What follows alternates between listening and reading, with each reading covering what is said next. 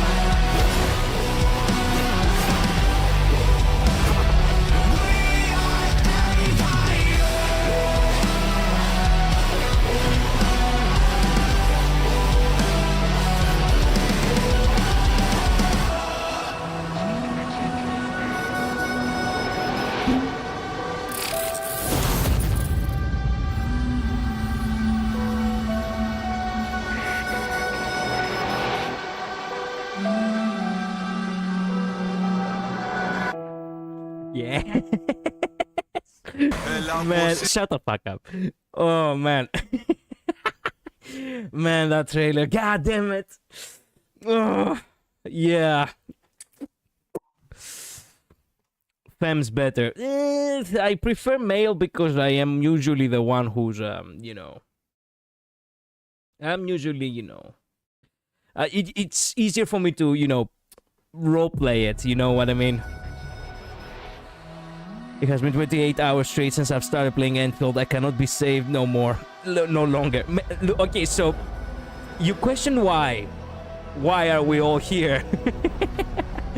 Well, let me tell ya. Let me tell ya.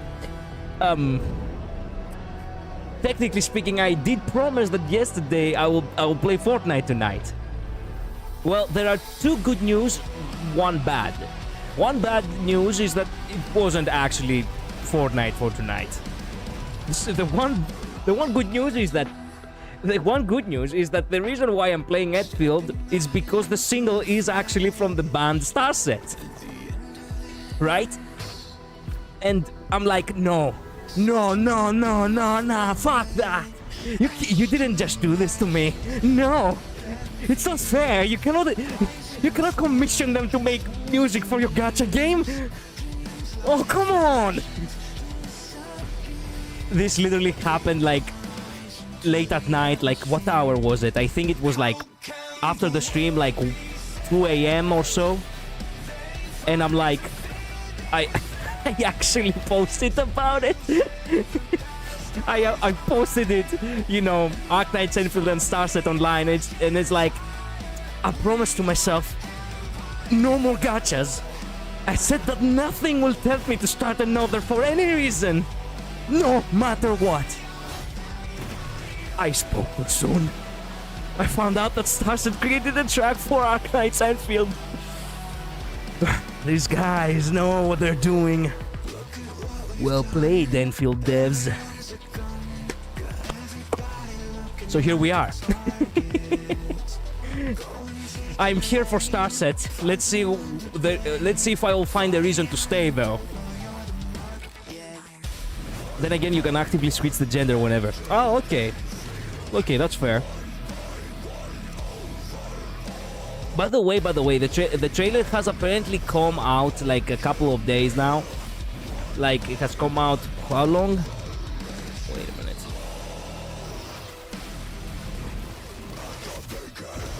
It has come out, yeah, 2 weeks now. And I didn't know it had started, you know, on it until I saw just yesterday. Technically speaking, it's still today if it was only hours ago. That, you know, they uploaded basically their own, you know, their own their own lyrics video about it. And I'm like, you did... Yeah, I was taken by surprise. Also, I'm downloading ZZZ, how cooked am I? ZZZ is a really good game. Really nice story. Really appealing characters. You are cooked. Your goose is cooked, alright, yes. Also, side note, I did make one other post, which I came to find out only today because I had, you know, I got it on my feed. Limbus fans, the Doomsday Clock has been set 85 seconds before midnight as of January 27, 2026. That is all. Have a nice Doomsday. Which is, by the way, a Starset reference to their other, you know, to their other song, Degenerate. One of the lyrics of that song literally goes, "Have a nice Doomsday." Yeah, I saw that. And you didn't like it? I guess people would have probably considered it a little too sensitive. But yeah. On a side note, did you hear about Fortnite and HSR collab? Yes, that's the second good news I wanted to mention. That, hey, I may not be streaming I may not be streaming, you know, Fortnite, but I am gonna, I am gonna stream more Fortnite because they're gonna have an HSR collab. Also, by the way, it's actually hilarious. You know, whoever believes me, okay? But, oops, I don't have the game open. Wait a minute, let me close this. Let me open up the... I could open up the game, but then again, there is something else I want to do real quick. So, might as well. So, I was thinking this very morning, damn, Fortnite has Kizuna Eye now. I literally I cannot actually, you know, realize it still. They have added so many characters. Their catalog of iconic characters is massive right now after so many years. How many more characters can they possibly add? They are eventually gonna run out. Like, are they gonna start, you know, putting, you know, gacha characters or some shit? Imagine if they had Trailblazer in it. But if they added Trailblazer, who else would they add? Yeah, like that's ever gonna happen. This is literally what I thought this very morning at work. And I get home and I see the post on the internet. You know, I actually did tweet it about it. I did tweet it about it.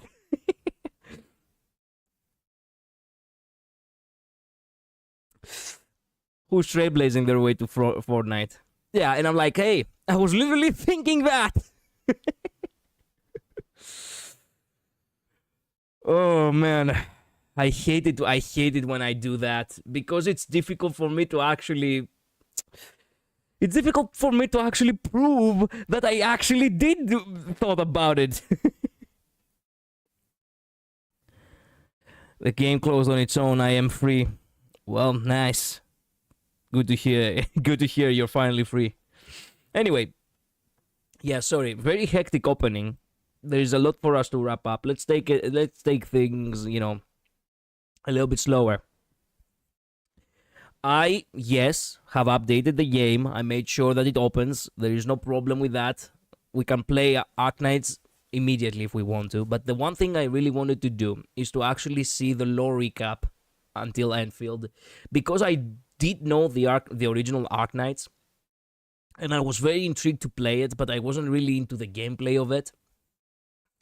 The thing is, the one thing that I loved about Arknights is that it had, you know, such rad music. It had such rad music. Like, there was this one music, how it was called? I remember it was... wait a minute. Arknights. How was it called? It was called something, you know, ad music. It was like so famous for a time. It was so good. It was like so fucking good. There it is. Code of Brawl. Is that it? Yes. That was the music.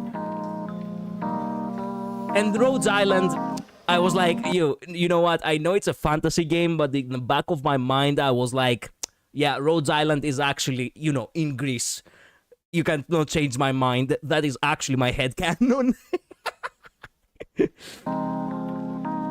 This music was always like... Can I find the ad, maybe? Look around you, everything's black and white. Oh, how simple is that? Don't you know that? Where's the ad? Where's the ad? I can find the ad. There was the ad. It was so short, but the 2021 ad. No. It wasn't the 2021. Wait a minute. Maybe I can find it if I type the name of the song. Ooh, who's that sexy devil streaming right now? To 2 giga chads. Code of Brawl ad, maybe. There we go. Arknights Code of Brawl ad. There it is. This was... Fuck off. ただいま。モスティモ？久しぶりに戻ったけど。相変わらずめちゃくちゃだねみんな。This was playing all the time for you know, back in 2021, I think, 2022. それこそ数えきれないほどにね。But the best part of this, it's actually this part right here, right? There we go. This part right here. This brings back old memories, yeah.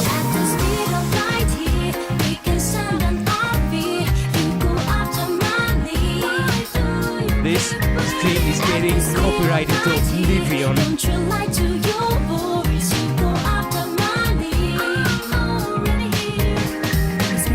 It's so sad that I didn't like the gameplay of Arknights, because the music, as I said, it was so rad. The second track that I love so much is... How was it called? Renegade. That was an awesome track when it came out. There it is. There it is. 5 years ago. It was 5 years ago. I remember when it was uploaded like yesterday. Oh, I'm grown old. Oh. My years are passing me by. Want the basic spoiler-free resume of Endfield's base lore? I mean, I have already this video I really want to watch. All the Arknights lore you need before Endfield. It's 20 minutes. I'm gonna go ahead and watch it real quick. You know, because I really want to go in, you know, knowing where I'm getting into. But listen to this a little bit. The edginess in this track. Yeah. She's a mercenary, yeah. You can't ride with her unless you're revolutionary. It is a little bit, you know, on the, you know, on the hip hop, but it has this part right here. This part right here. Live a life of sin. Try again. Is she bound to meet a violent end? Don't think twice, better be brave. Like a soldier, do what I told you. When it gets more melodic, it's so good. For renegade, I gotta warn ya, I gotta warn ya. The only thing that you gotta know is that I do what it takes, do what it takes. Gotta bring him down to take control. I'm gonna do what it takes, do what it takes. I'll make you believe that the choice is yours. That I'll change and tell the roles reverse. The only thing that you gotta know is that I do what it takes, I do what it takes. I'm a renegade, I'm a Anyway. renegade. Yeah, you get the idea. Anyway, that's Arknights lore, not Enfield lore. Well, yes, before you need... Look, the Arknights lore you need before Enfield. I hope the guy understands the assignment. God, I remember that song. I know. And I'm like, I was always in the sidelines. I was never part of the, you know, part of the Arknights, you know, fan base, I guess. But these tracks literally are rent-free in my mind. I remember it. What do you mean I remember it, Symphonic? Welcome to the stream, by the way. You can... Look. How about this? Jinx, you can go ahead and give me your recap. And then I'm gonna, you know, in between, I'm gonna also watch this. Because I want to be into it, you know, full package. In order to know what I'm looking at. Every time I get to talk about Arknights lore, I am so happy because I legitimately think it's one of the best stories I've read. And with Endfield coming out, I'm glad that By the way, wait a minute. Is it Arknights? I'm pretty sure it's Arknights. I have heard lore from multiple gachas, but I think it's Arknights. That the protagonist of the game actually lost his memories, and he's basically like more of a goofball after, you know, post amnesia. But, you know, in his older days, he was actually a ruthless, like, fucking mastermind or some shit. Transmission No is like one of the biggest Arknight Limbus fans. He knows what he's talking about. Oh, you know the guy? Wait a minute. You know this? Okay, if you recommend him, then let's go. Ricardo, hello, welcome to the stream. I have written your name in the Book of Vengeance. Shit if I give. You think copying me, Mighty, actually will do what? Give you more power or something? Nah. The copy will forever be weaker. will show an interest in the lore of it, even if it's only to get context for stuff in Endfield, which is what this video is. Essentially, I want this video to be a quick, well, the word quick is relative, but I wanted it to be a quick pick-me-up for the lore leading into Endfield for people that have not been able to get into Arknights, or who play it and don't have time to read the story that has a longer word count than if you were to read the Bible 3 times over. Now, with this being such a wide range of explanations, there are naturally going to be spoilers for different events in this video. However, don't worry about that, because anytime I do go into spoilers, which most of the video is gonna be, I mean, like, come on, just look at the Under title, Session 5, I will mark out what events and stories I am spoiling for a Big Brother Arknights. And when responsible by later I death. discuss Enfield's current story and my speculations about where the plot is heading in it, I will give out more warning. Listen here. Ricardo, my boy. I am strife. Submit or die.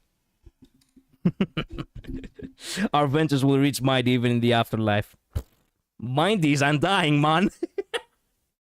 Actually, lore-wise, he is technically, man. Hey, but you know what? In all honesty, hey, I appreciate the roleplay. Also, to clarify, the information on what to explain is based on the story of the game from the second closed beta, which started November 28th. Now, I doubt the story is going to change much for the final release of the game, considering there isn't that much time for big sweeping changes, so I'm not worried about that.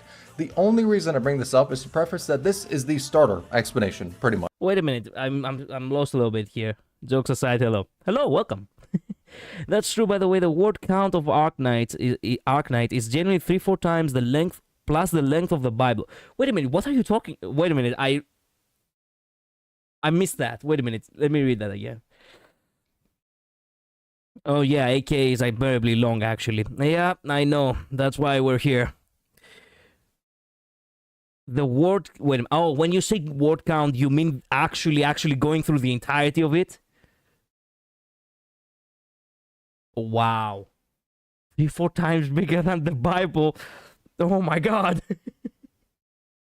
Oh my man. Because the future updates like 1.1 or whatever bring up more story that relates back to Arknights, like faction name drops or whatever. This video will not be going into that. I'm just here to give the prep work and maybe make you a bit more interested in trying out Arknights after you've enjoyed Endfield. Basically, I just don't want you to feel lost going into Endfield if you haven't played the original like other people have. So this is my best attempt to cover what I think the story will go into, so when these plots... Okay, excuse me for stopping again, but Arknights came out in 2019, right? When did its story concluded? It concluded its story, by the way, right? They didn't just create another game like as a side project, like a spin-off, and they're actually going both of them. Hello, goodbye. I overslept, so I gotta rush shore. See ya. See ya, U53. Hello, V. Is that Ricardo? Yes, it is. Arknights is about 30-40 minutes of text cutscenes, then a 2-minute fight, followed by another 30-40 minutes cutscenes. Yeah. It hasn't. It hasn't! No, what the fuck? Oh, yeah, there's also an adaptation of Arknights. As of July 2025, the anime has 3 seasons. Highly likely the anime is probably the best way to experience this.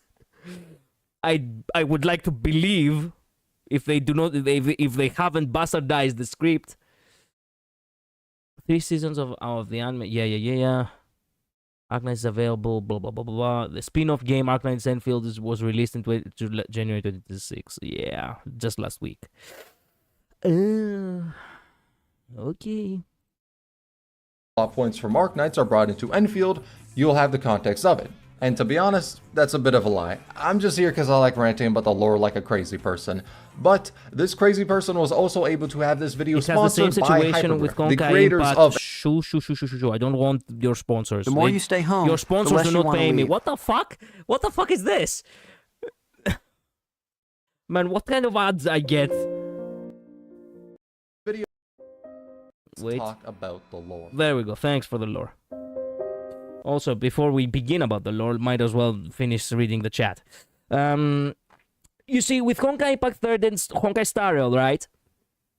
Honkai Impact 3rd technically concluded its it concluded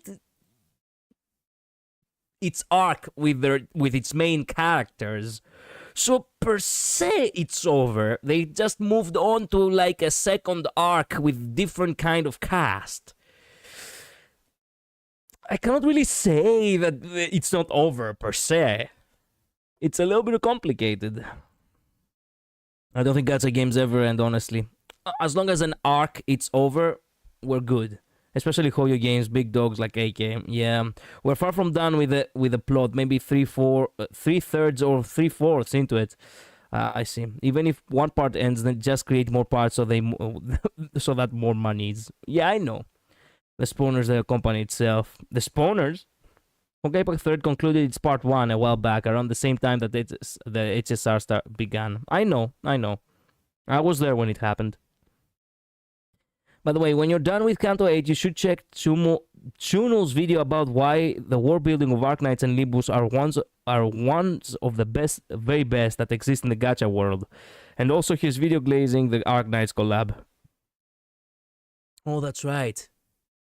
I forgot, Arknights and Limbus actually have like intertwined universes now. And I don't have the chance to play it! Oh. Why do you have to remind me again?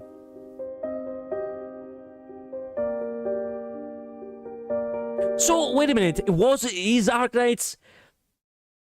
Nobody answered to this. Is Arknights the cruel mastermind, protag that post... Amnesia, he actually became a goofball? Or am I confusing another gacha and I thought it was Arknights?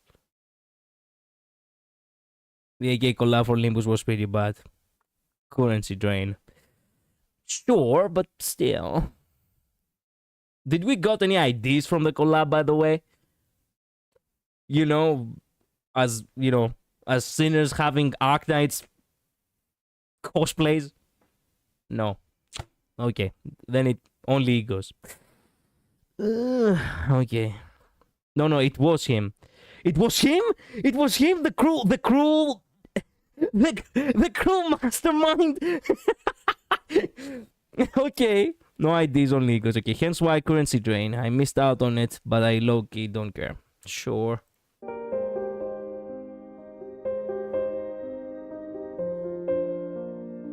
I'm gonna have to stop pausing or else this is never gonna end. As a story, definitely multifaceted. You have stories of people seeking the future no matter the cost. One of someone's lone journey throughout the world in a desperate hope to save it. Others take an influence in their storytelling and changing their narrative style to be similar to the storytelling of the region they're based on. like some of the Sui events emulating a narrative style like Chinese folklore, or another focusing on fairies and fantasy to be more similar to Irish or European folklore. And then you have some that are stories of a logistics company owned by a talking penguin, or a slice of life in what is undeniably one of the worst places in the world to live. To really bottle the stories in Arknights to one particular saying would be difficult. But what I think a lot of them revolve around is, no one should be able to judge the value of human life. Everyone deserves the ability to survive. And this plot point is integral to both Arknights, Endfield, and probably many future projects within the Arknights world.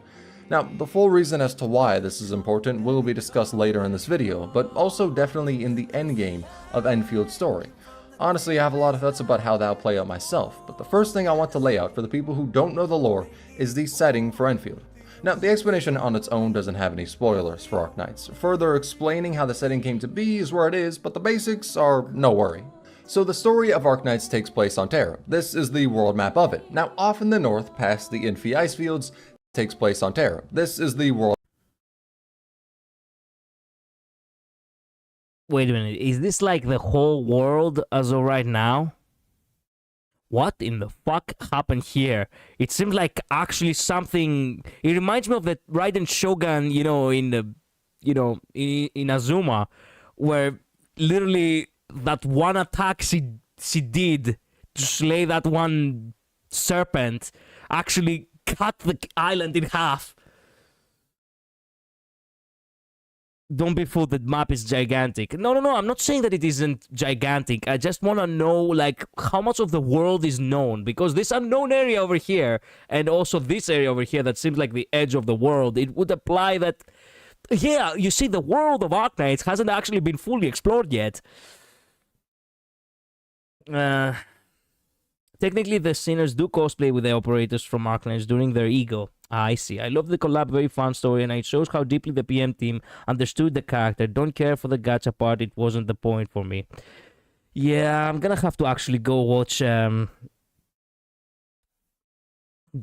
story of the collab at least. Seaborn, I think. Oh yeah, Yellow. That's where the collab happened actually. Excuse me? Wait a minute. Did this happen because of the collab, or it just so happens that the collab was there? Yeah, that's the Seaborn, and that area pointed at was the collab area. Yes, but did this collab area actually happen because of the collab, or it was there and we just so happened that we were transferred there? Nah, collab was there. We didn't do that. Oh, come on. That would have been so cool. Yeah, you don't mess with the fabric of time, boy. You don't mess with the fabric of space and time, or else shit like that happens. They are lucky it wasn't the entire world. That would have been awesome. The collab happened there. It was like that before. Ugh, man. What such a wasted opportunity. I'm so glad. I'm surprised that I got the collab area all of a sudden. And if you plan on watching the collab story, do it after Kanto 8. Thank you. Remind me when that happens. Seaborn fucked over and made that area like Island Hells. Then we jumped into it years later as Limbus. Oh, okay. Map of it. Now, off in the north, past the Infi ice fields, there is a portal. Don't question why it's there. And why? This is the portal that teleports the Terrans to the planet Endfield takes place on, Talos 2. Well, actually, wait, what? The portal that teleports the Terrans to the planet Endfield takes place on, Talos 2. So we are not actually in Arknights world, we are actually in Talos 2 planet? Well, actually, it's a moon of Talos, if we're being particular. Now, for reasons we'll talk about later, the portal is pretty much the only way for Terrans to get to Talos 2. However, during the events of Arknights, the portal, called the Stargate, doesn't work. But some years in the future, the Terrans are able to open it during an operation done under Rhodes Island's oversight. Then they take the wormhole to Talos 2, and 5 years after that, the portal was cut off and the people in Talos 2 have not been able to reach it. That is the current situation. All in all, a pretty rough one. Okay, so basically everyone who's in the moon of Talos 2 are stranded there. And in the world of Arknights, shit still keeps happening. Interesting how you can create a spin-off. I have to give them hats off to that. It's still like the same world, the same universe, but it's cut off parts of that universe, I guess. I mean, Collider is doing good on Kantos. He just needs to invest in better units. Other than that, he's got better progress than other streamers. Really now? Man, I love it when I know that I have surpassed competition. Yes. Anyway, really just invest in more better IDs, 000s, and maybe save lunacy for WAP. Man, you know that I'm grinding as much as I can, right? We don't talk about the portal, and yeah, like I said, we're on another world. I see. Okay. Here's a great question. Why don't we talk about the portal? Yes, I want an answer. We're all grinding, man. I need 40k currency. Look at lunacy. I see. Have you seen the 000 trailer for Limbus? No, don't worry. We'll see it, but not tonight. We're gonna see it in Monday. I do not want to stray off too much from the subject. We just don't talk about it.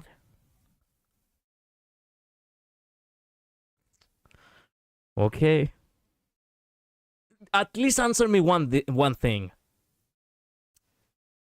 Is it alien, or did people created it? Is like extraterrestrial, or it was actually created from someone in this planet, whoever that someone may be. The same reason why we don't talk about Lovetown. Fair enough. But can I at the very least know how it came to be?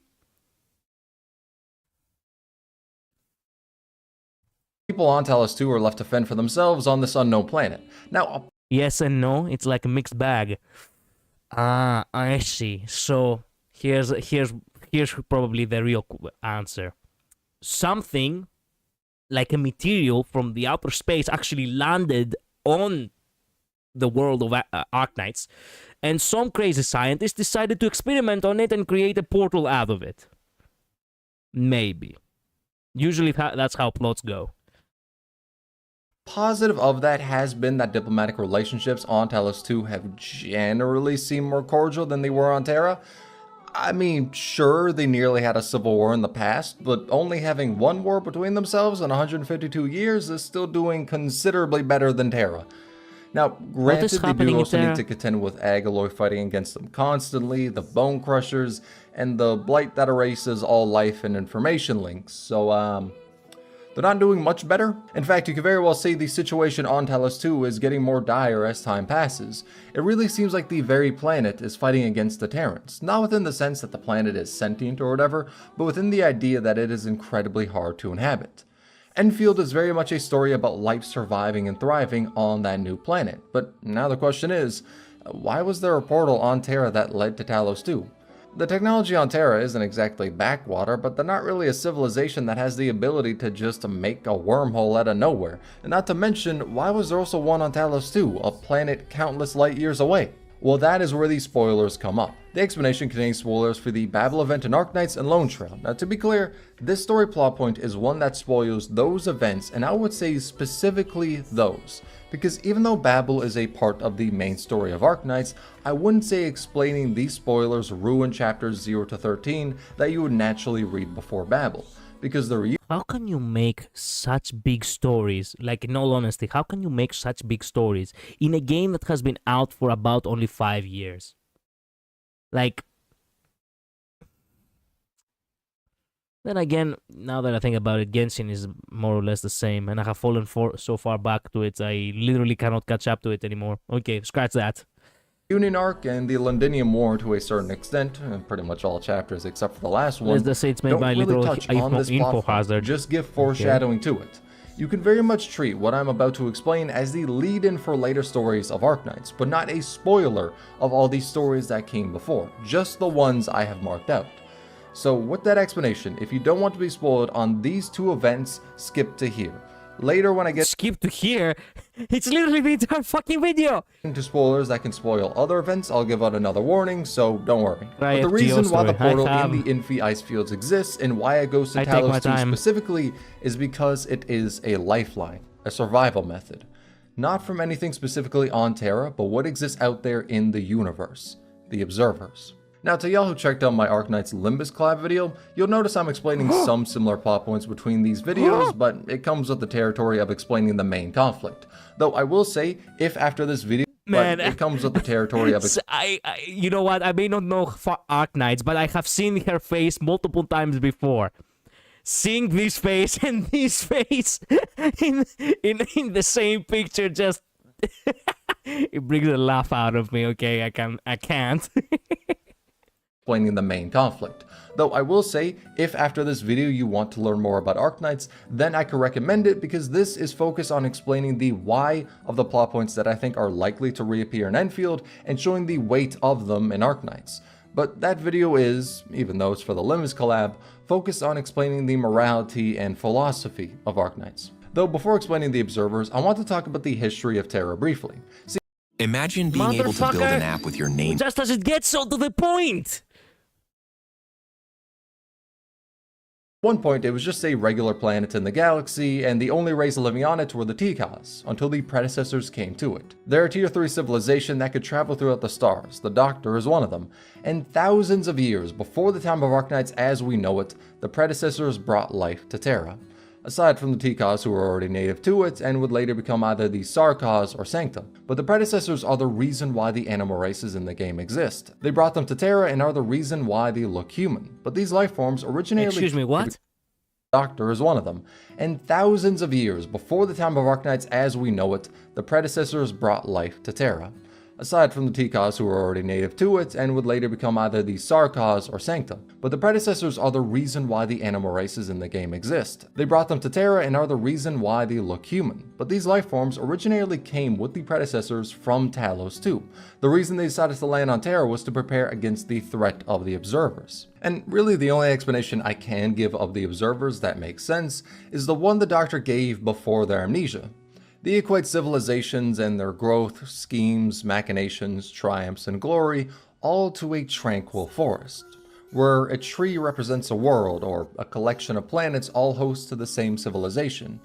That tree represents all of its people on it. And in this forest, the predecessors are also just a tree, and the observers are the lumberjack. The trees do not know the origin of this lumberjack, do not know why it cuts them down, but they can do nothing to stop it. That is the difference between them.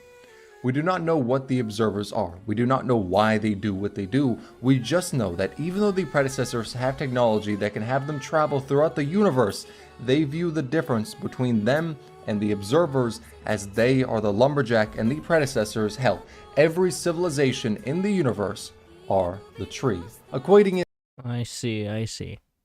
It reminds me of Destiny 2's it reminds me of Destiny's, you know, lore kinda, where basically the darkness is just trying to hunt the Wanderer, which is basically the light that actually gave power to the Guardians. And you do not know why. They just like, you know what? That is our purpose. That's why we exist. To hunt. Or something.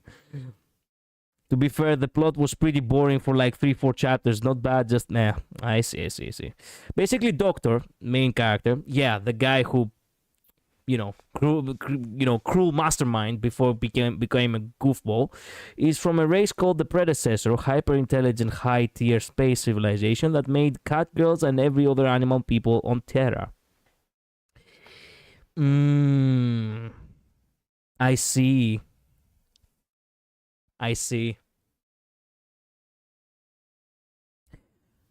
So wait a minute. Why did they make the animal people? That is an excellent question. Like, now that I think about it, only one answer really exists. They wanted cat girls. No, that's not actually the answer. I'm fucking with you. They just needed more hands to actually work on the mines.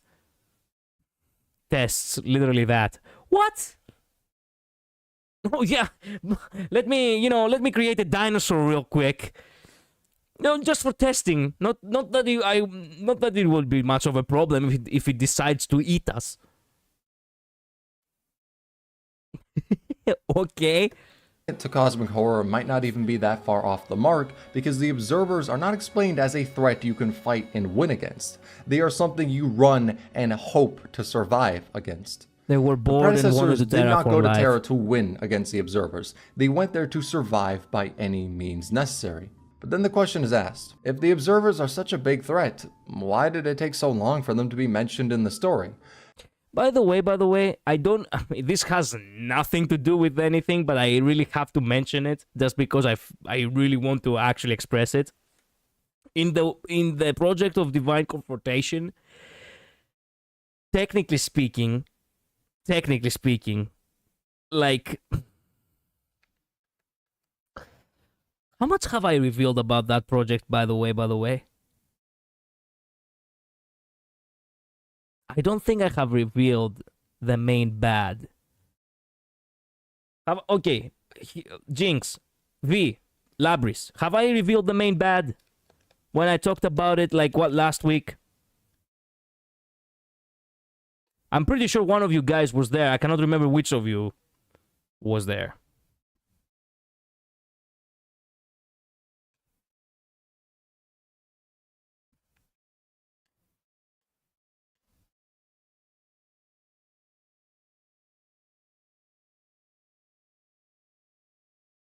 I'll take the dead silence as a no.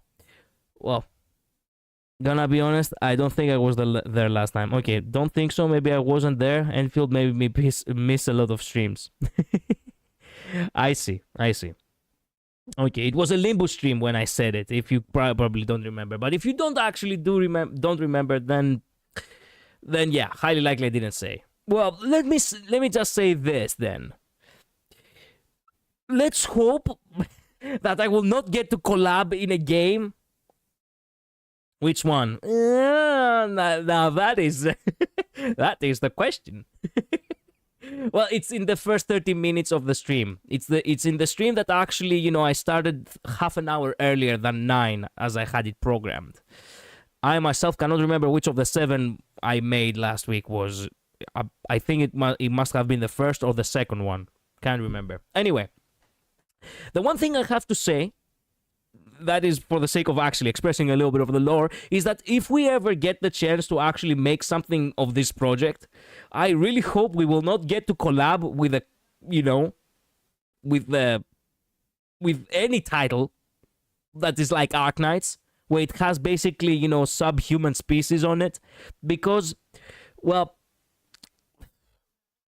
shit will hit the fan real fast, as a matter of fact. Depending on how, how things will actually escalate.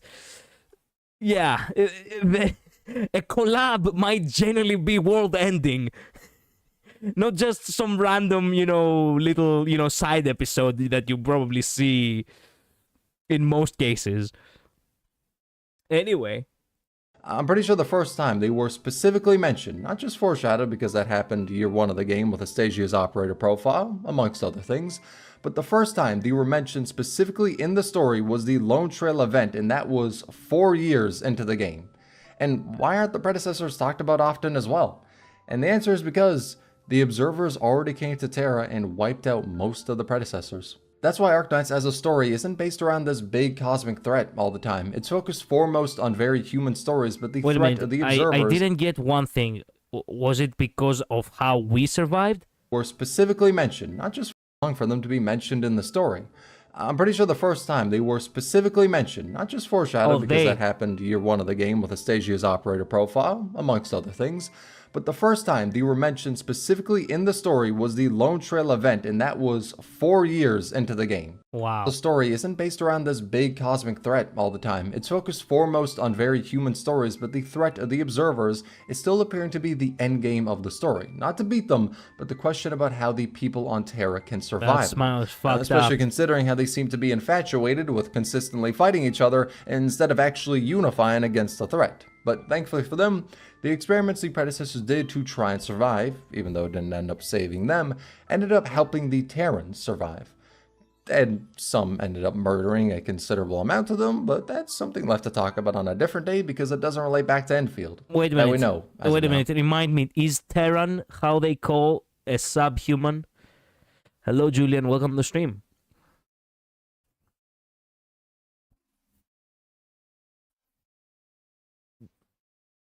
So, man, it's a little bit difficult for me to actually put things together, but I'll learn. So the plans the predecessors had that I'll be talking about are the Preserver Project, Starpod, Stargate, and Originium. First up is a Stargate, as that is what leads into Enfield.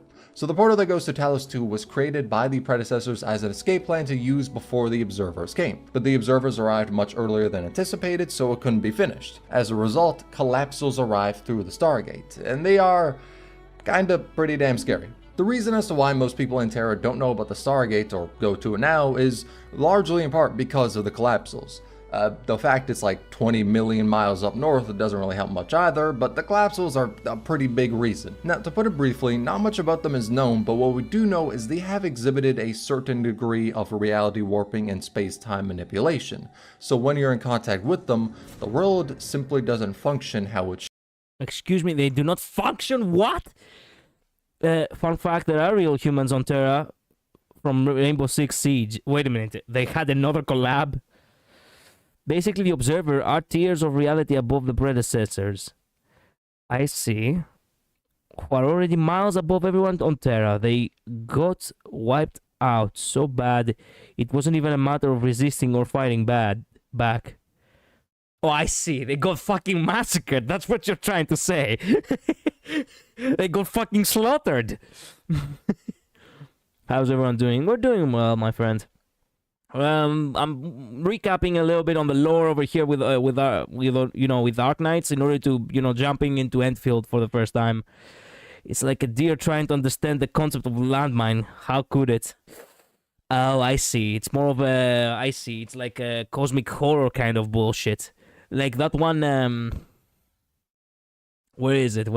I have to show it now, this is probably one of the most awesome creepypastas.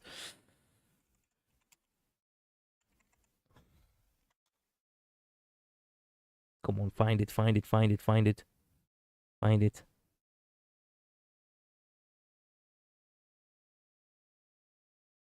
Nope, no, that. Come on.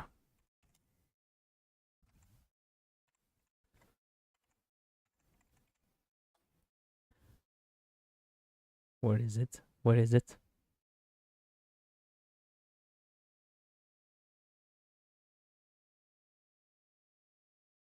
Oh. Is it a meme? Can't remember if it's a meme. Yes, there it is! There it is. Literally this. One day, while doing nothing particularly out of the ordinary, because of natural laws he was completely powerless to understand or intuit, he was instantly killed in a horrifying way by forces vastly in excess of anything he was ever designed to experience, for no reason, to no one's particular surprise or upset. In this, we are more like him than different. Literally the very definition of cosmic horror. Anyway, now that I gave you nightmare fuel, back to it. What we do know is they have exhibited a certain degree of reality warping They and had two Rainbow space-time Six manipulation. collabs with Arknights. So when you're in contact with Wow. them, the world simply doesn't function how it should. We also know they don't need to hunt for food or a need to eat. They're just incredibly aggressive regardless of that. They've been known to cause the total loss of a person's ego and emotion. They're capable of mind control, hallucinations, mirages, and when someone succumbs to them, they become... What? Oh shit, I pressed a number. I forgot. I cannot use the... Vents, and I would say specific... Man, I forgot. I shouldn't press the toggles because it affects the fucking... Where were we? There we go. There we were. They're just incredibly aggressive regardless of that. They've been known to cause the total loss of a person's ego and emotion. They're capable of mind control, hallucinations, mirages, and once someone succumbs to them, they become incredibly violent and are able to infect others with this as well. However, they seem to be unable to interact with the world unless they are being observed. But this comes as a double-edged blade because knowledge about them and emotions, such as fear, in turn power them. So most knowledge about them is heavily restricted. Humanity has been able to fight against them. For example, all major nations on Terra have one incredibly elite fighting force. For Victoria, it's the Steam Knights, Ursus the Emperor's Blades. Yo, this guy was actually rad! Incredibly elite fighting force. For Victoria, it's the Steam Knights. Damn! Man, that looks like an awesome Dark Souls boss. Basically, yeah, Cosmic Horror, you don't understand. Like, you're a tree and they are lumberjack. Here's a great thing. I have heard the word lumberjack many times. I have never pinpointed exactly what it is. Wait a minute.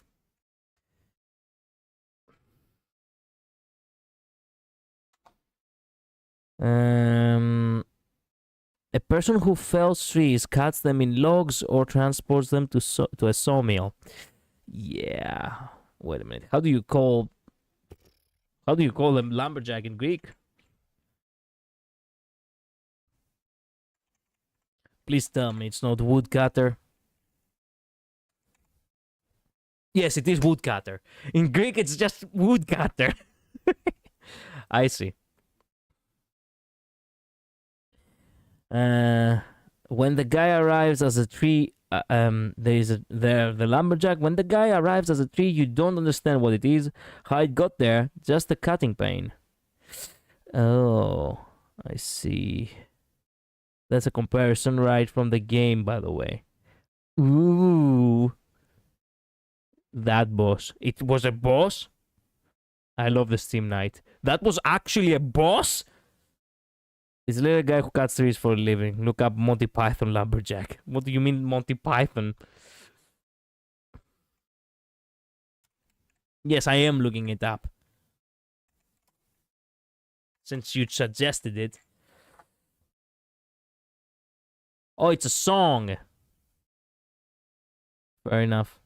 Versus the Emperor's Blades and Laterano the Apostolic Gun Knights. And the ones fighting against the Collapsos in the north have been the Emperor's Blades from Ursus, Snow Priest from Sami, Tianchi from Yan, and Wendigos, though they face extinction soon. But the reason I bring this up is because Collapsos come from an interdimensional space that does overlap, albeit partially, with real space, and it's known as the Ether Side. Or Aether Side, really, which other one?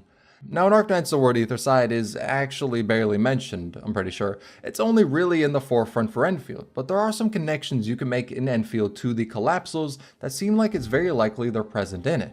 Now I'm going to link a Reddit post in the description that I'm pretty sure is where this theory came from, but if not, it is definitely the best source of information about it. Now, there are some obvious things like, since the Collapsos came from the Stargate, of course there's a possibility they'll come through the one on Talos too as well. Even if the people on Terra eradicated the ones in the north similar to how the ones down south in the Hotlands got clapped, from what we know, the ones on Terra are very likely just the vanguard for their forces. So I doubt many efforts on Terra would make the possibility of them appearing on Talos 2 zero. Where did Limbus Company come from? Did they come from the Stargate that is on the south over there? Fuck the Emperor's Blades. Fuck them. Who are the Emperor's Blades? Sorry for so much sidetracking. I feel like you might not understand anything with all the interruptions. That's okay. That's okay. I am also the one who stalls. I am partially to blame myself. That is okay. The more I have as info, the more easily I can conceptualize everything down the line. I just need time. They arrived through other means. Other means? Did they got eaten by Mephistopheles finally? And Mephistopheles literally shitted them out on a different universe. Can you imagine? Olympus just fell through a hole in reality made from an abnormality. Oh, they fell into the back rooms. But they, they dubbed back rooms Arknights. especially considering the state of the Stargate in the North is currently unknown in Talos 2. But then another point of the theory is in Levitane's operator profile. Demons are mentioned a lot, and it's confirmed later on in that profile that demons was an archaic term for describing aethermorphs, which are aether-side organisms or entities. And in A Walk in the Dust, Kelshi brings up the term demon in explanation and concern for the Emperor's Blade, as they are super soldiers created by Ursus that use the corruption of the Collapsals. Now, this next point has spoilers for Zwillingstrom im Herbst, which, listen, I know it's German, I know I butchered that, but I tried my best and I think that's really the only important thing here. Don't feel bad about it. If you do not want to be German. spoiled on it.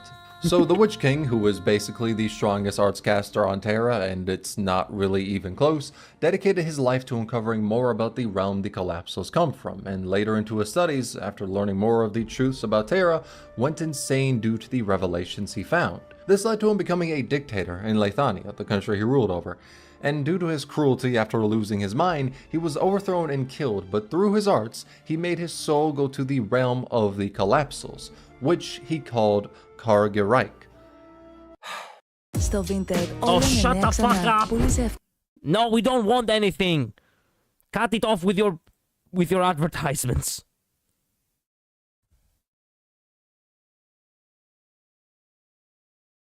There we go. Back to it.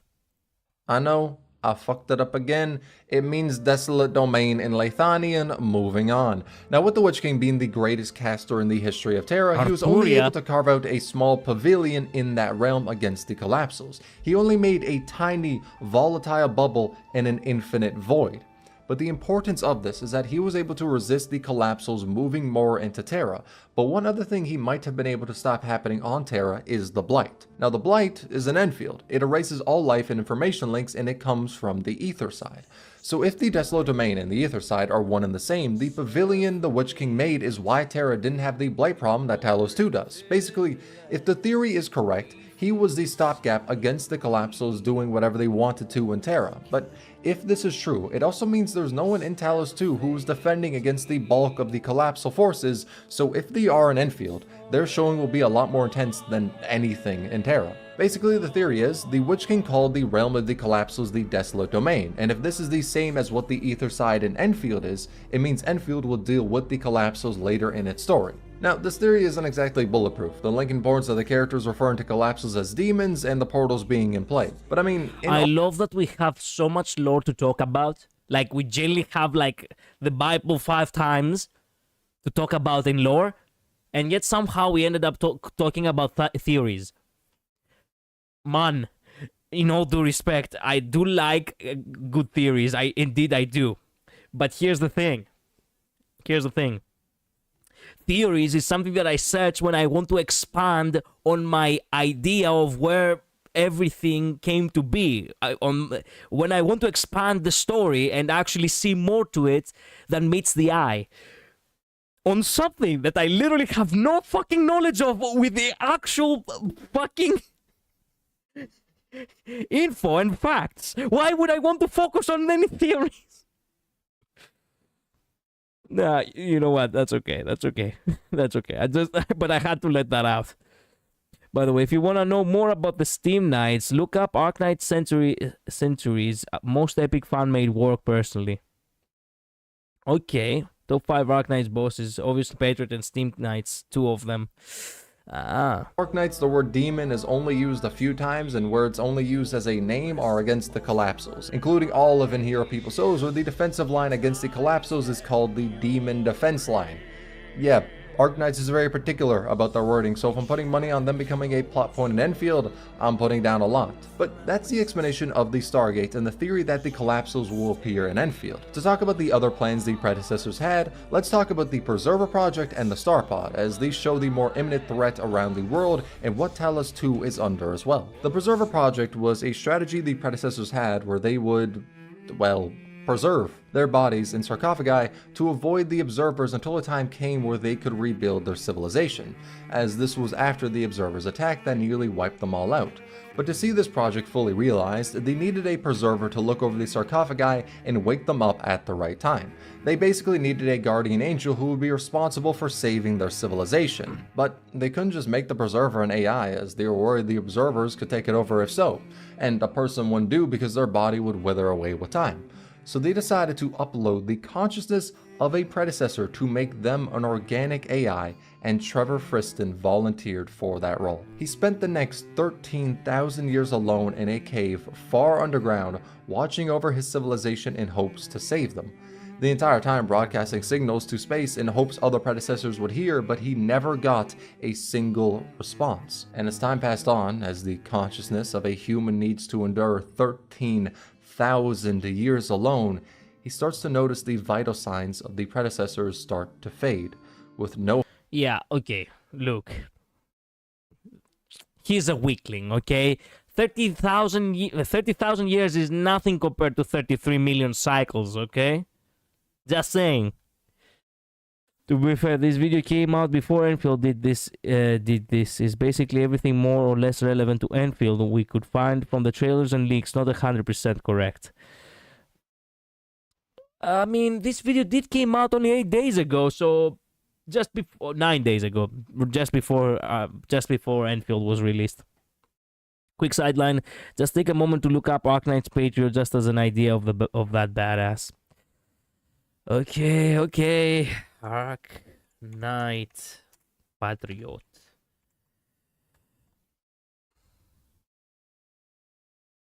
Ooh, god damn. Okay, the guy is wicked. Whoa. Not my style, but hey, I can see the appeal. Whoa, crap. Okay. You have to find the strongest in all... You have to find the strongest in all of Terra. Okay.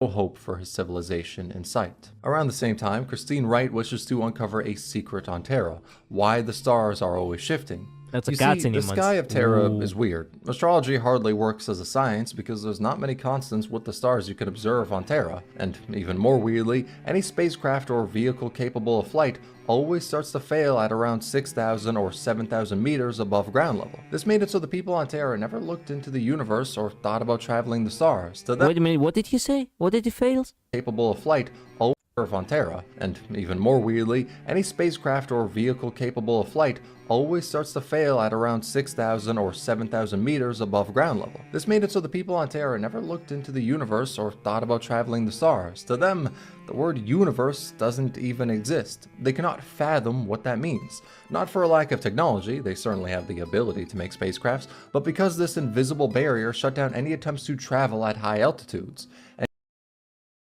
Yeah, well, let me tell you something. Surprise, surprise, if you're actually a smart person, you can actually literally calculate it. You don't really have to see it with your own eyes. You can actually conceptualizing it by actually using the numbers, Mason. I shit you not. Literally, the Greeks actually created astronomy. Astronomy is a Greek word, man. Literally, we knew of universe in ancient Greece, motherfucker. And we didn't have spacecrafts, let me tell you that. I'm pretty sure. I hate... Look, as much as it's an interesting concept, you cannot really sell it nicely on the idea that this civilization is advanced enough to have technologies bizarre such as this. I have no idea what the fuck that is anyway. Or have aircrafts or any of that. But at the same time, they cannot conceptualize the universe, man.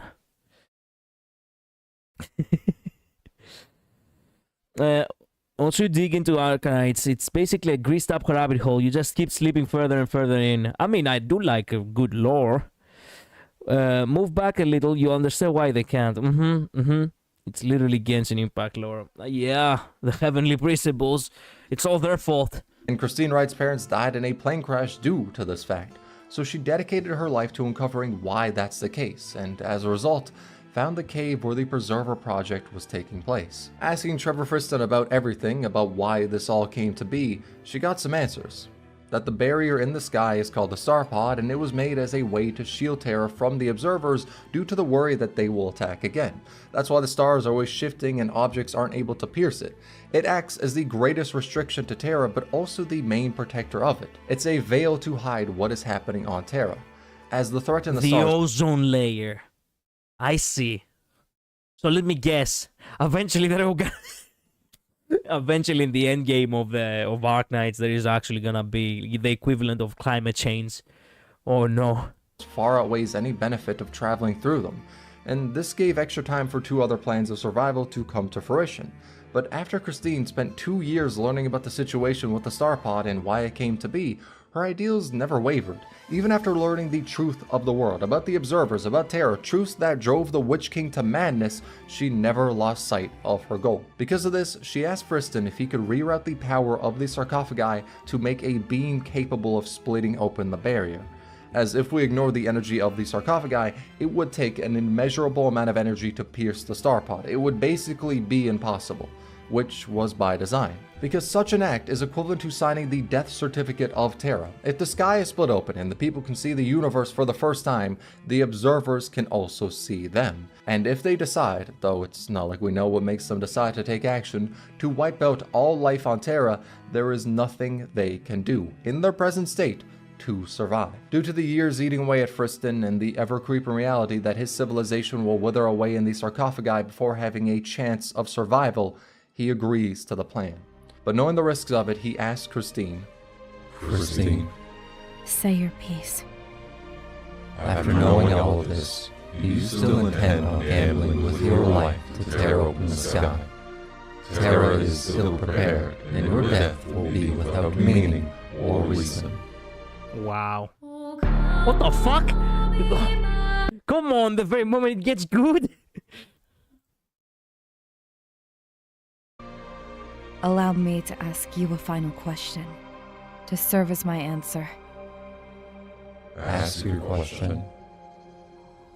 Our careers, cities, homes, art, as well as our cruel history, suffering, war, catastrophes, and the arrogance that destroys everything. Trends of thought and ideals. Greatness granted by others and equality gifted from birth. The civilization born on this tiny patch of wilderness, and everything that we have ever loved without compare. What do they inevitably mean? And what is it that life ultimately seeks? Why does life slumber? the answer is the future. If life on Terra is going Why does life seek? What does life seek? to evolve, then this is the push they need. So she follows through with her plan, aiming the beam against the Star Pod, and in a showing that almost the entirety of Terra can witness, from the Seaborn in Iberia, the musicians in Laterano, the nobles of Victoria, all see Christine Wright tear open the sky and show Terra that they have been living in a protected bubble surrounded by an incomprehensible universe.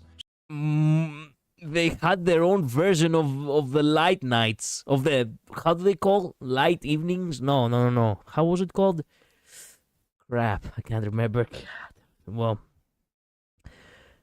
also I cannot believe that she deliberately cut a hole in the ozone layer. How can you do that? Like, how can you, like, I know it's meant to be your story, girl. I understand that.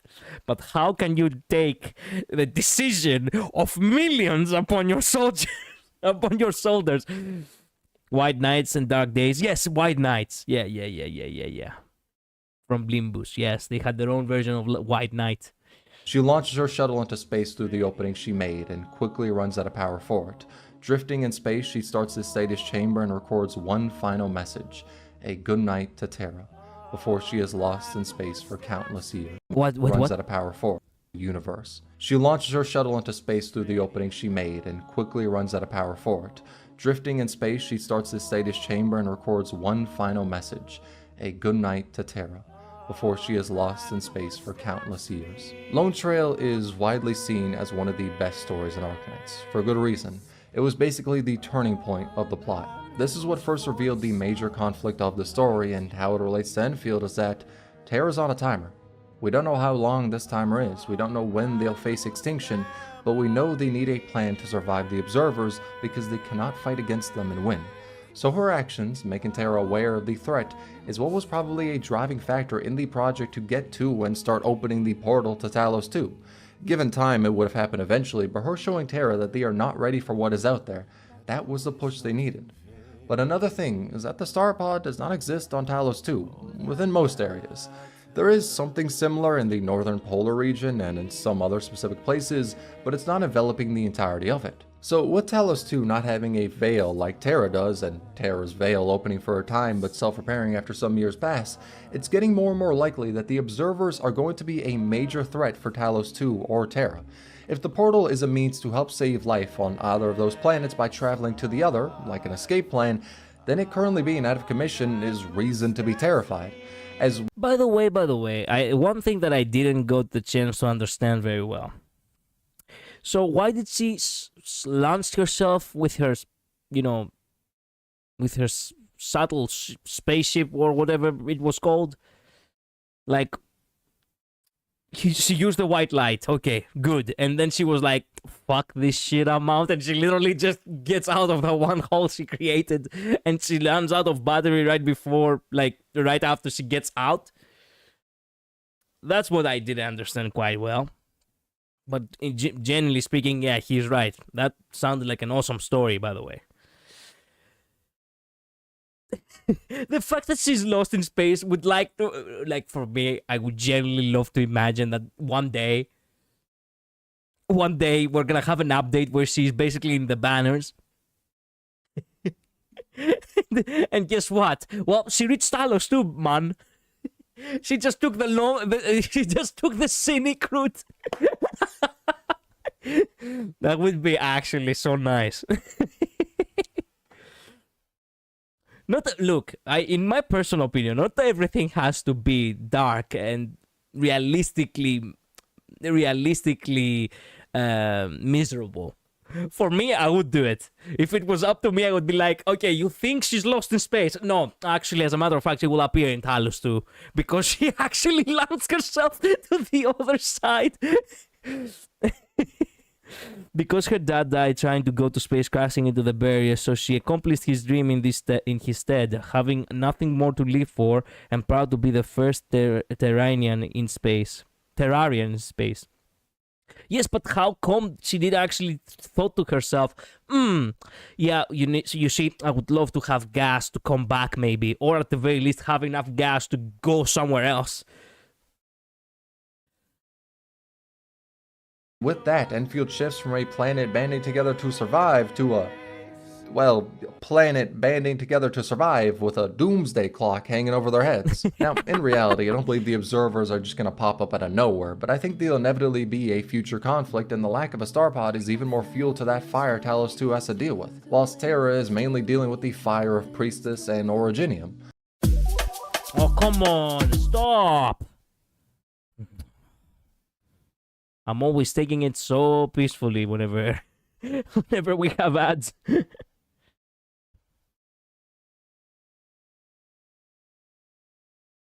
Okay, here we go again. Deal with, whilst Terra is mainly dealing with the fire of Priestess and Originium. Which, on that note, time to talk more specifically about Endfield, and mainly the Endmin. Man, I gotta say, that name is still gonna take some time to get used to. But this point is going to get more into the weeds of a later plot revelation at the end of Valley 4 and Endfield. Valley 4 is the first region to go through. This is just one line and definitely doesn't spoil the entirety of Valley 4. In fact, it's pretty obvious this is the case before the story states it plainly, but I just want to give out a heads up in case. Though what I will be discussing about it also travels into Chapter 15 spoilers for Arknights, so if you don't want to be spoiled for either of those, then skip to here. But at the end of Valley 4, Neferth calls the Administrator, the main character, Child of Originium. In case you don't know what that is, it's the rocks that are the cause of many disasters in Terra. They've resulted. Okay, she didn't plan for enough fuel because it was the first time. She was by herself and severely underestimated how much further space actually was. Skill issues. No, I don't think it was skill issue. I genuinely think it was fucking stupidity. How can you be so smart? In order for you to actually create a beam, in order to tear up the fucking sky that was meant to protect that was meant to be used as a shield to actually protect the planet from a cosmic horror, and not have the very specific fundamental survival option of having enough resources to return. Like that is something so fucking stupid. To have skill issue is to actually not have the experience or the teachings in order to actually bring something to in order to succeed in something. To go on right ahead and do a fucking mistake just because you didn't thought about it, that is stupidity. That is not skill issue. Well, she didn't make the beam. The depressed AI predecessor did. Oh, she just went, okay, but what if we did though? Okay, but what if we did? Wow. And catastrophes forming, people becoming infected, and so much death. But it was originally made as a way to save humanity, another plan of the predecessors, though the two specific ones who made this plan were Priestess and the Doctor. Before Terran civilization came to be, the two of them Excuse me, what? were Priestess I locked in the very moment I heard Doctor for a second. Of the predecessors, though the two specific ones who made this plan were Priestess and the Doctor. Before Terran civilization came to be, the two of them debated heavily on what they could do to survive, and the results of this debate came to form Originium. It may just look like a rock, but what it's capable of doing, what its purpose was, is to store information. It can store vast amounts of information, and inside of Originium can create an assimilated universe. The idea was to assimilate civilization into Originium so they could escape the observers and survive. But there was a rift in how the Doctor and Priestess viewed this project. Priestess wanted all of civilization, in its entirety, to be consumed by Originium, even if people did not want to be consumed by it, basically signing them to die by Originium but having the information of their civilization live on instead of being wiped out. While the Doctor had a more reserved approach than what Priestess suggested. They knew the benefit it provided, that it may just be their only chance to live, but they were hesitant on subjecting all of Terra to be consumed by Originium. On one hand, if it is, they will survive the observers, but on the other, if you just survive as information, can that be called living?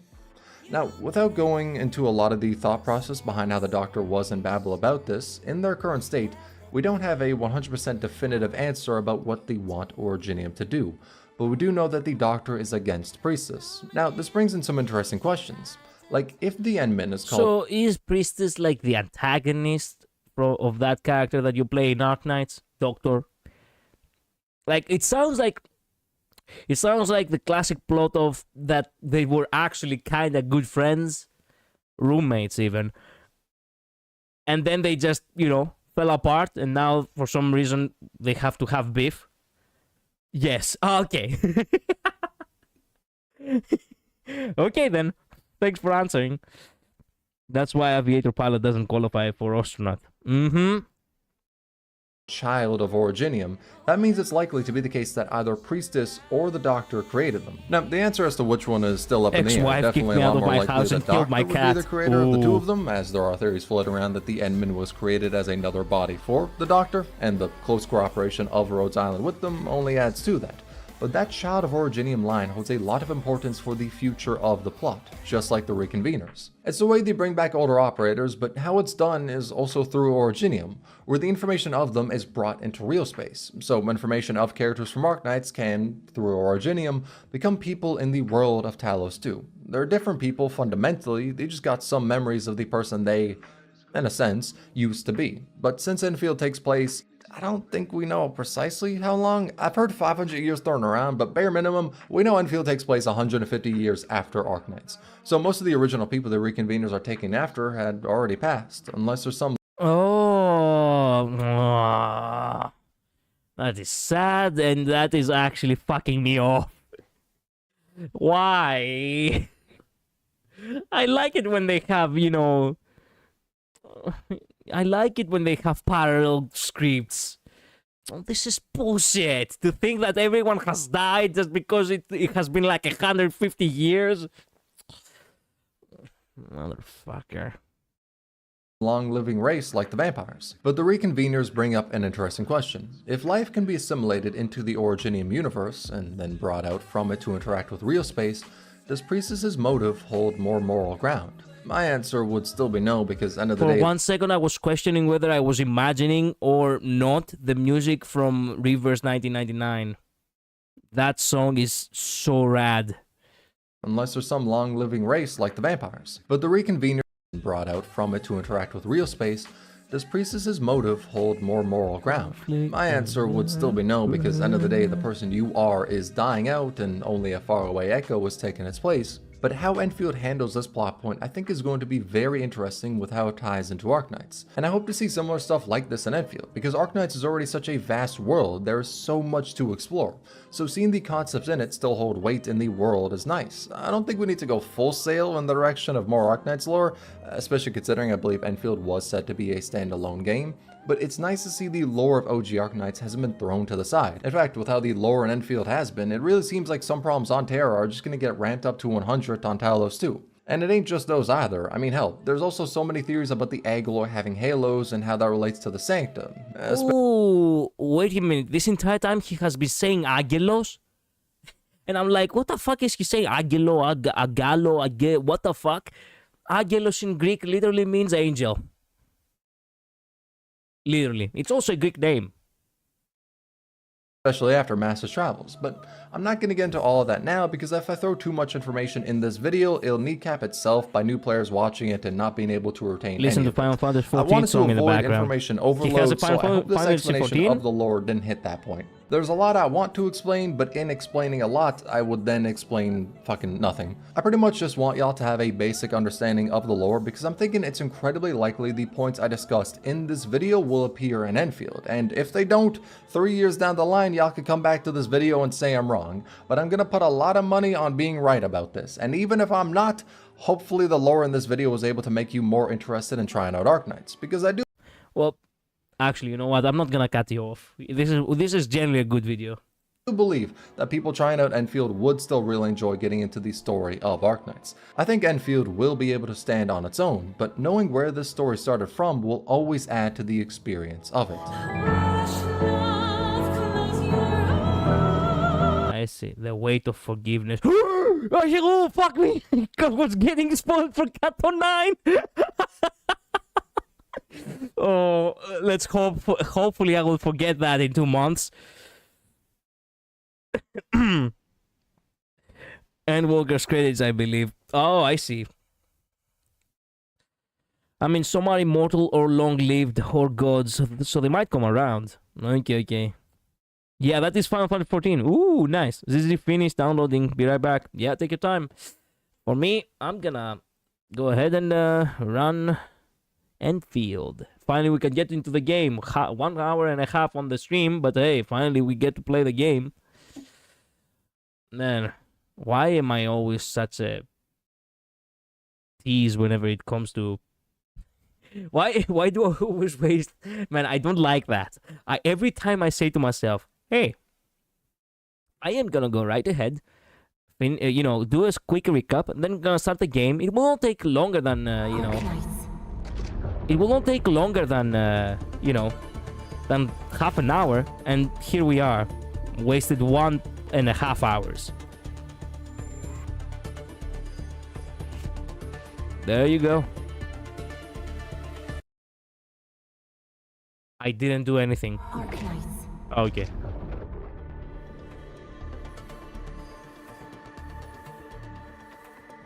Shaders are being compiled, please wait. Yeah, the shaders always lag the shit out of my PC for some reason. And yeah, he makes deep lore analysis about every Kanto's lores and hidden stories. Ooh.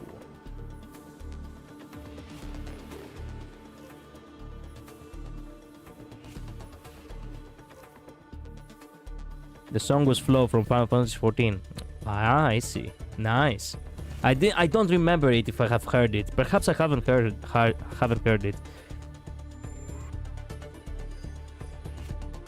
Don't worry, shaders lags everyone's PC. Good to know.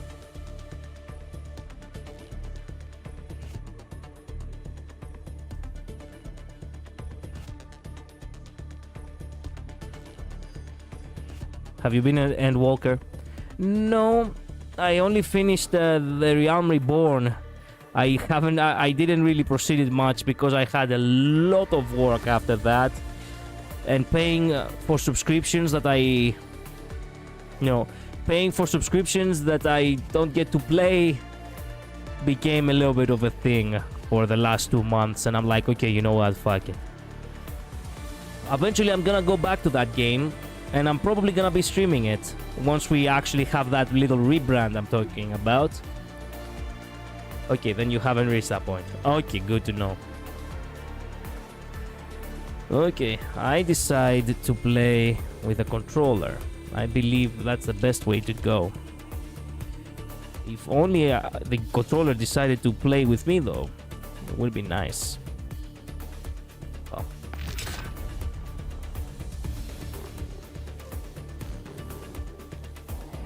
But it's a theme for a certain fight, a fight that everyone remembers. Ah, okay. That means it will become special for me too once the time arrives.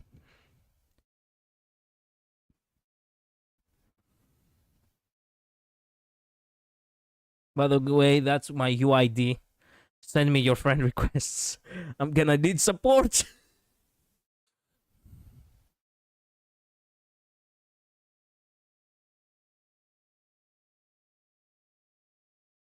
I'm so glad that I actually have a day off tomorrow. That means I'm gonna actually be able to play for the next 3 hours, 4 maybe, depending on how much fun am I having.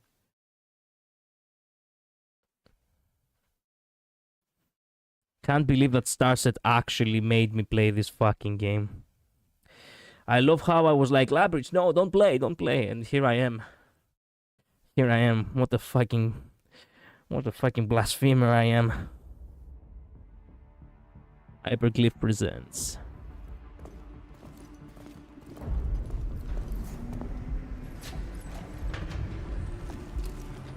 Thunder Day, Data Lost, Depth, North Pole, end of the expedition. Administrator has arrived. There are 2 of them? Are they siblings? I thought it was only 1 of them and I choose who to be.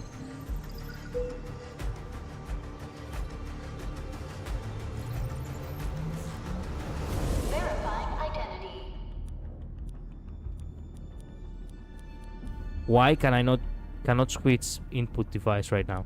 Okay.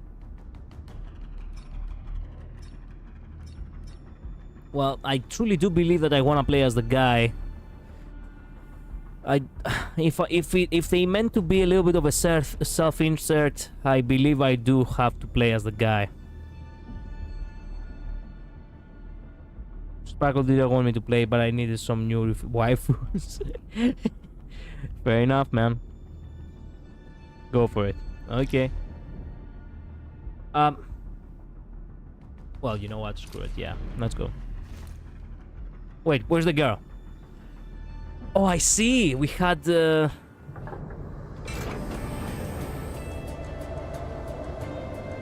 schizophrenia. I see that. That's the thing. No way. We immediately start? Oh, thank goodness. I thought the game was gonna be like, okay, begin. What took you so long? Kept you waiting, huh? I was held up. Originium. A blessing, solely yours, but stolen and tainted. John Endfield, enter the scene. Your fate isn't confined to one path. This time, leave no regrets. Fuck off! That is... Fourth, Administrator. That is so Honkai style. Shut the goddamn... We do be switch controller? Yeah. Ooh. Originium is the pillar of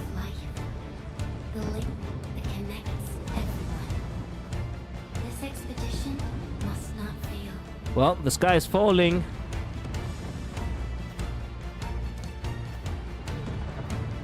Man, the game looks visually stunning. I cannot believe it that it runs so smoothly on my PC. You were right, Labris. God damn. Okay then.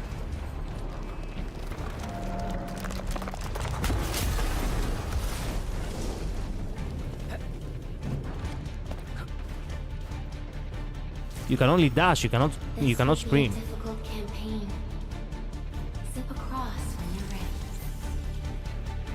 ready. There is no difference between the two other than voice. Oh, okay. I pick the female MC because most of the time I pick the male in games. Fair.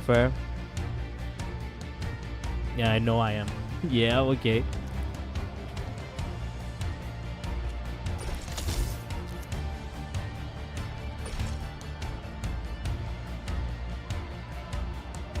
Ooh.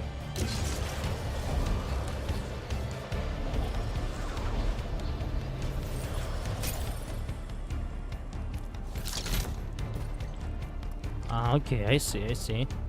There are small devices. There are devices like that.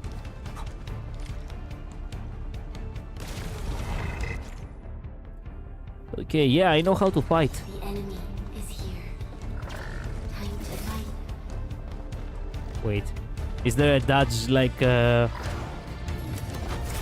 Oh yes, that's not awesome to see.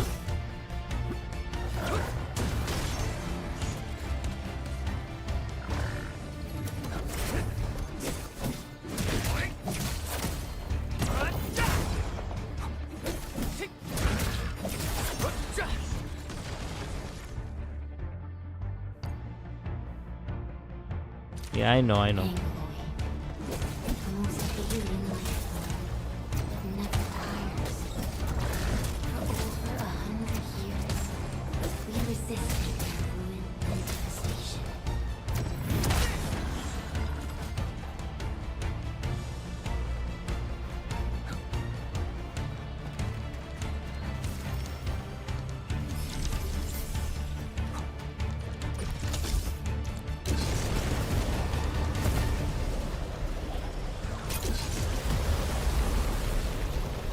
Yeah, okay, you don't have to flex the visuals now. He just passed by under the fucking... Whatever. Zero hesitation, he didn't mind it. Also, it's built back together. Okay then. Ooh, nice lands. Holding down press to cast a battle skill. Ooh, nice. Casting a battle skill consumes naturally or recharges when hitting enemies. Pressure. Press on. This challenge cannot stop us.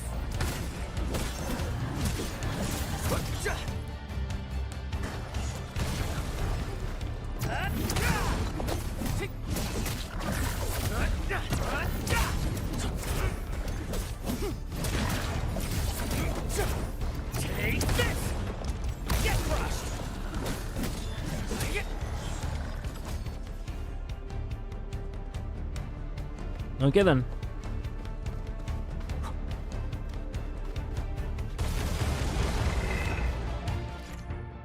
There's an ultimate? Of course there is. Nice. Shows over.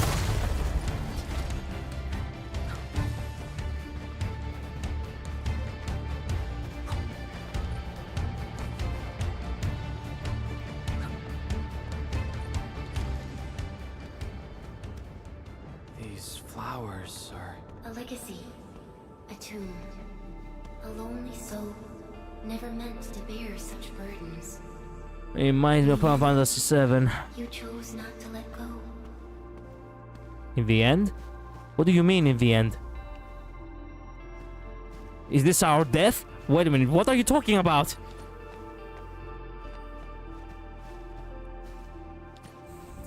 The ominous messages about something happening that is gonna be relevant at the end of the story. Or at the end of the arc, I guess, because gachas never end, as we said.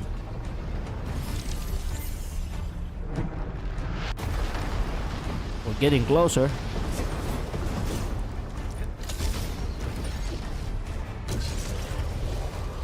As someone with 150 hours in the game, Perfect Darts is by far your bestest friends. Bosses are mean. I know. I do like dodging a lot. I know I have the fundamentals from the Dark Souls games I have played. We can no longer retreat. Let's strike forward. Whoa, whoa, what the fuck? Forge a path for the living. Let me use the cannons real quick. Don't mind me.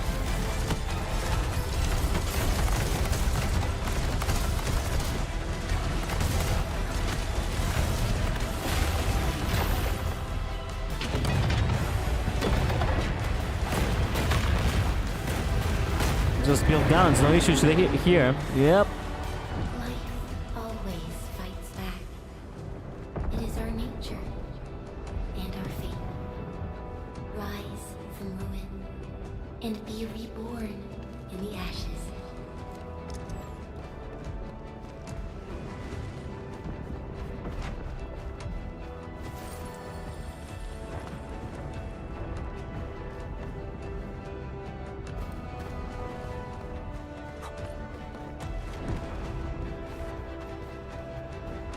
The end draws closer. Cross this chasm to face your final trial.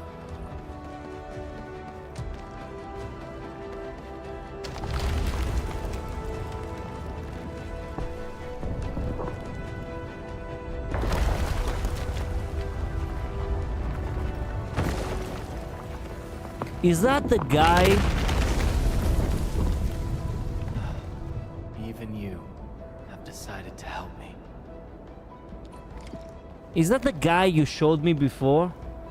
So there's a little Easter egg in the graveyard. I wonder if Collider will find it. In the graveyard? Wait a minute, in the graveyard I was before? Yeah, I was looking around for it. I didn't understand if I found it at the end of the day.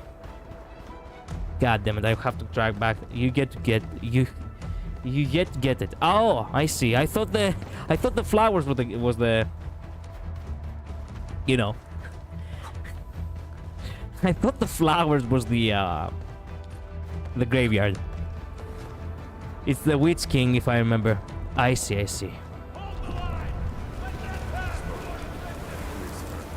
Yeah, we do have schizophrenia. Quiet, voices! Quiet!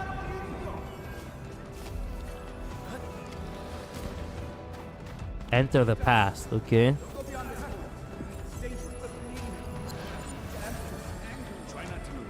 You might have a fracture. You're the administrator. Here's a great question. Was these all lines we were actually gonna hear in the future of this game? Oh, hey. Graveyard. Still breathing. Safer. Stay with me, child. We won't leave you. Right here. Feeling cold? Here, come closer. What am I not seeing? This place, there is an Easter egg. Yes, can I explore around or can I see it only now? What is that shining over there? On the right. Yeah, what is that shining over there? I have seen that. I have seen this on, you know, multiple times. You know, I have been looking at it for quite a while.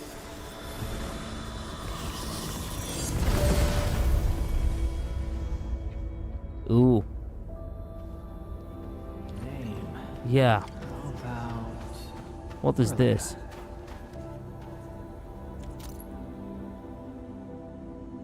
Words of different languages overlap upon this tombstone. You try to make out the letters, but you realize that they are flowing, colliding, and fighting each other. Your head hurts from this attempt. This is the history of countless individuals, and it recites the same tale. Everyone now rests in this place. You must press forward. Who? Who are you? Actually, wait a minute. That is the only one I can interact with for some reason.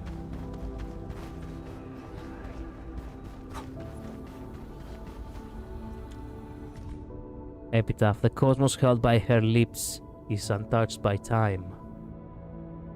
Beyond portals guarded by the deathly kind, she continues to wait and bide. Okay. Who are you?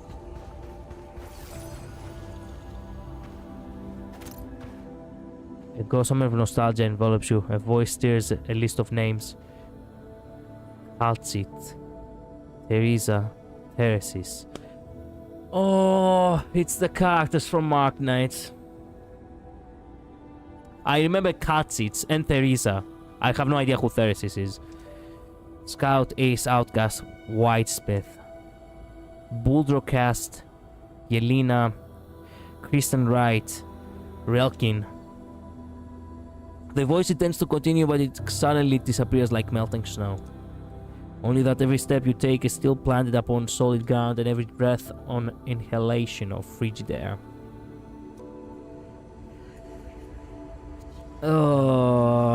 Let me guess. If all of these names who are, you know, right now just expressed, these people did die after, you know, in the 150 years gap.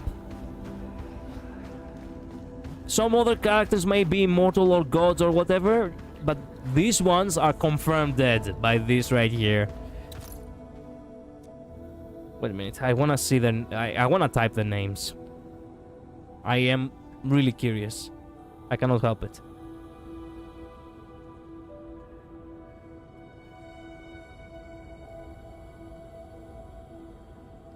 Okay, this is the first. This is the chick who actually flew into the air, isn't it? I think, at least.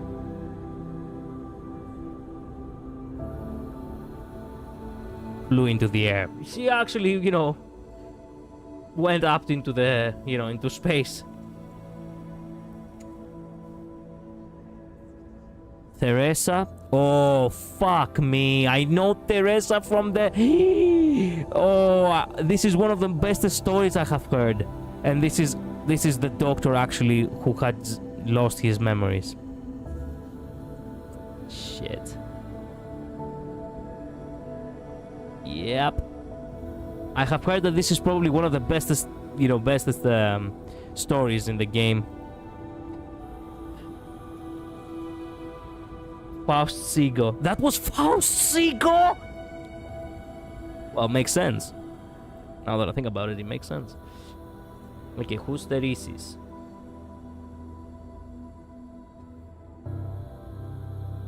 Oh. This guy looks badass. Oh, I see. He died. One picture where he's normal and then one picture where he is actually corrupted. Well, okay then. Okay, who are the other names?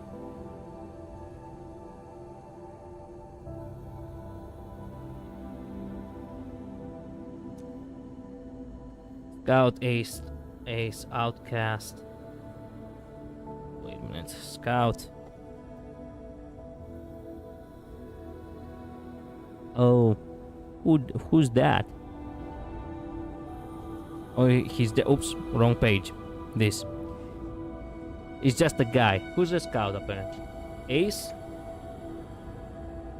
Another guy. Okay, then. Outcast?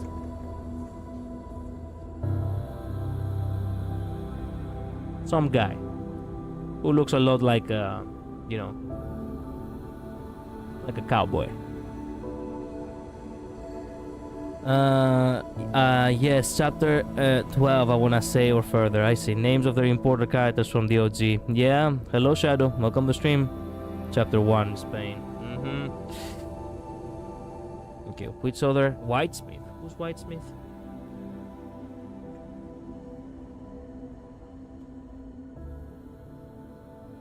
Who the fuck is Whitesmith? And why is she only on Why is she only on some comic? Was she ever a character or no?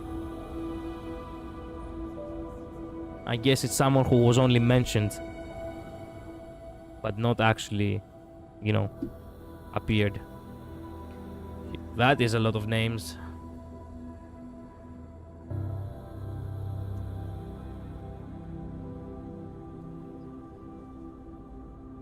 Oh, this guy. The Patriot is Bulldog Casti. I see.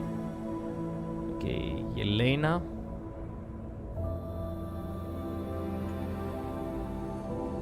Oh, I see. These D2. They all rested in peace, alright. Kristen Wright?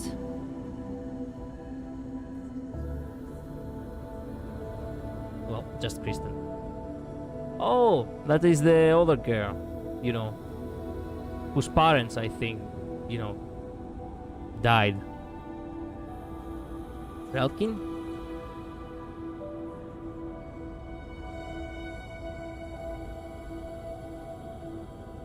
Okay. I see. Well, all of these characters have perished. They served well. Some of them served well. Others, they were just there for the plot progression or something. Playing ZZZ right now, I'm really feeling the difference in optimization. Yep. Fuck, Forster Nova and Patriot was like father and daughter in a sense. Oh. I see.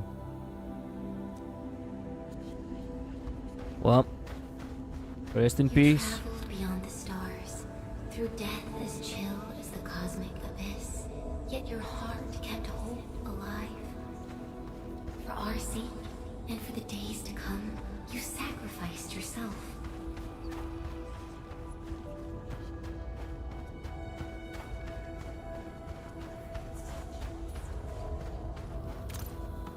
You cannot remember these names, but they trigger a sense of sorrow that brings slight pain to your chest. You try to think back, but only recall fragmented images. You see a crumbling ark, silently steering away from the ravaged land.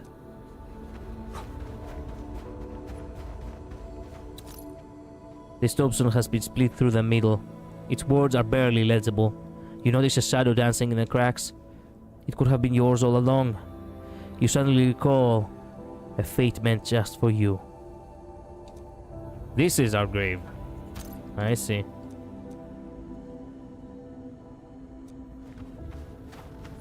Well, nice to know. Nice to know we have a place to get buried at least. That means we will not disappear.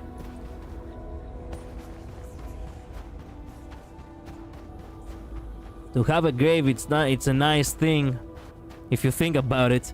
Imagine actually going into a place which basically resembles like a graveyard of fate or some shit, and you not finding your grave, implying that on the bright side, maybe it implies that it's a good thing, you know, that it's that maybe you became a god and you survived or some shit. Then again, maybe that's not it.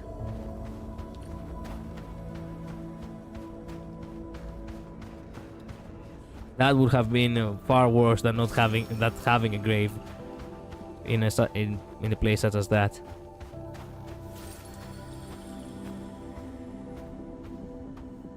Truth be told, I've always wished that you would find the answer on your own.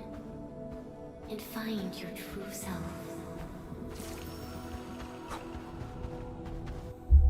Boss fight? Please tell me it's a boss fight.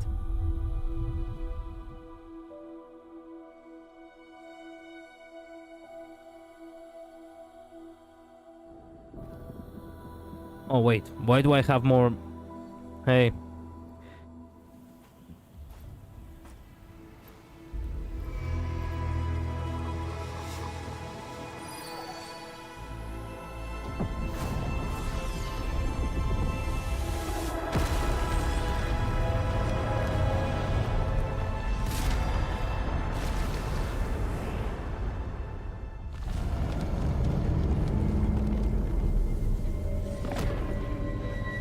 What the hell?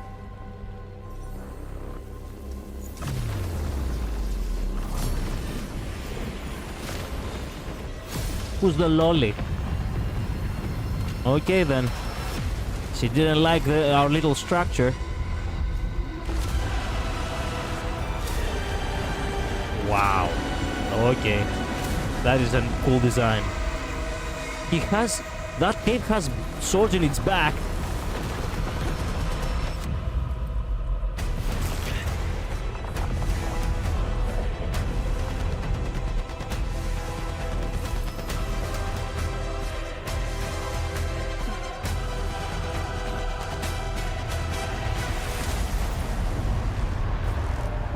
The chick on the left over there, I wanna pull for her. Careful, don't get hit.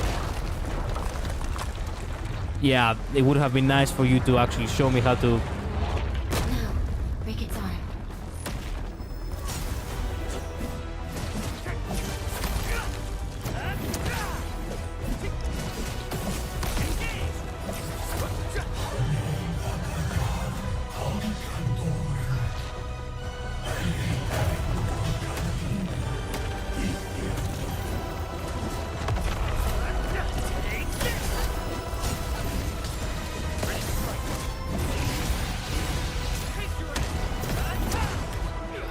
Oh.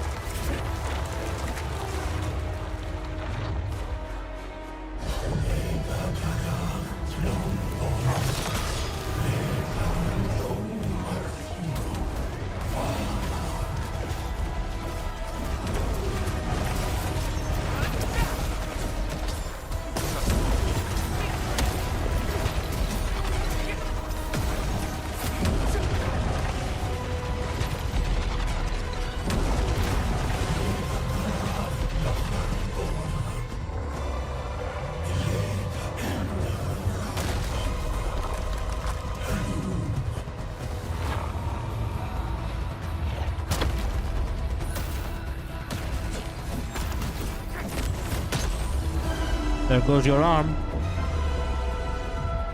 You didn't like that, huh?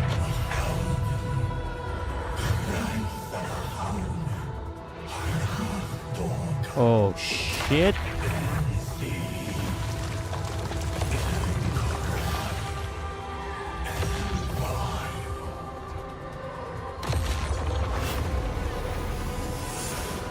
How do you dodge that?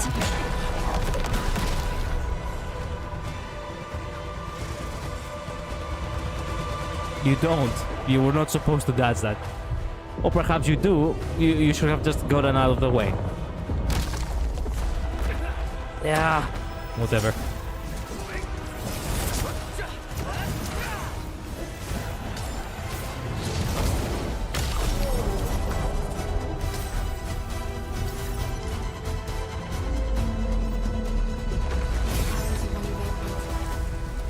Unleash your full attack.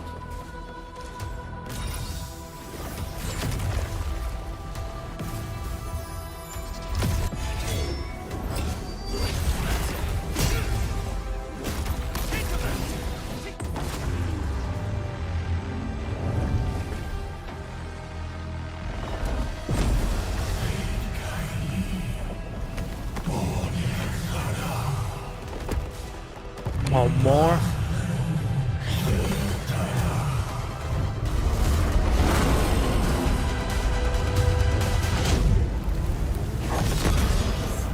Must stop that countdown. Death is nearing the shore.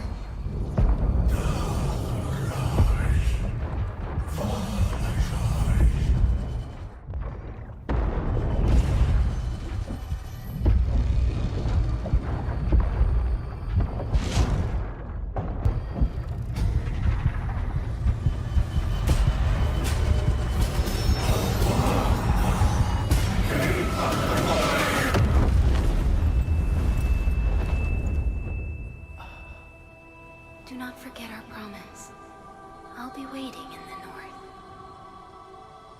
North?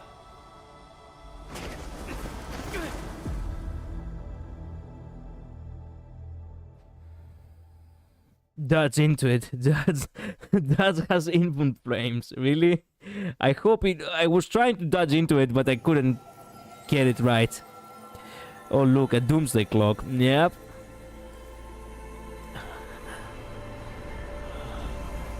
Levitame is peak. Got her on my last ball. Ooh, nice.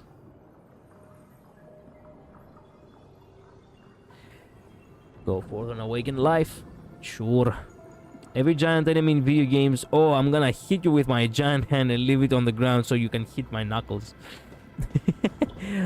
Yes, they do that. They do be doing that, yeah.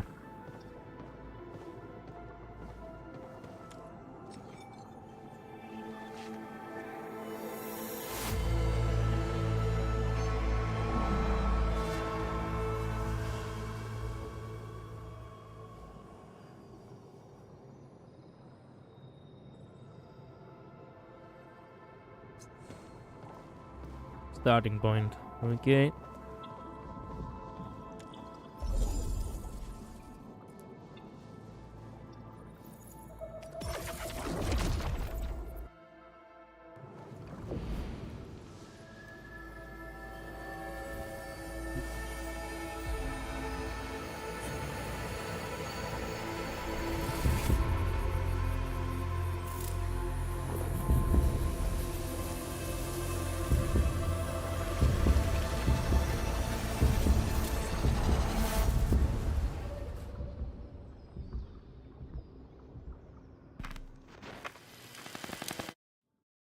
Hey, we got 7 seconds.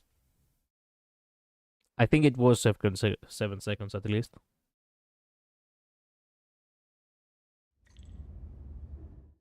Do not forget your mission.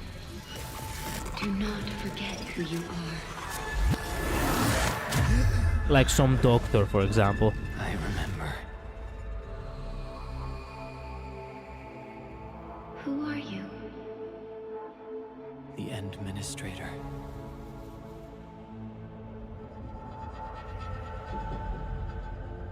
And you are. I am.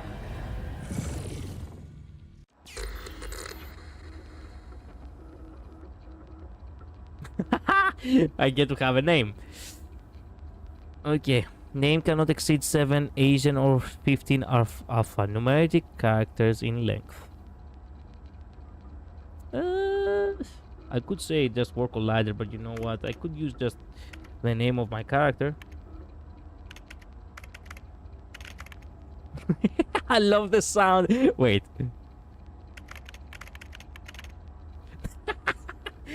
It sounds like I'm actually typing something really important, but... Sorry. Should I go with Alexander or should I go with Work Collider? I usually do use the, the name because the name is something that is actually, expressed by other characters in the story, and it throws me off if it says, "Oh, hello, Work Collider," which is just a title. It's not really meant to be something like to be addressed by. I'm back. Welcome back, Julian.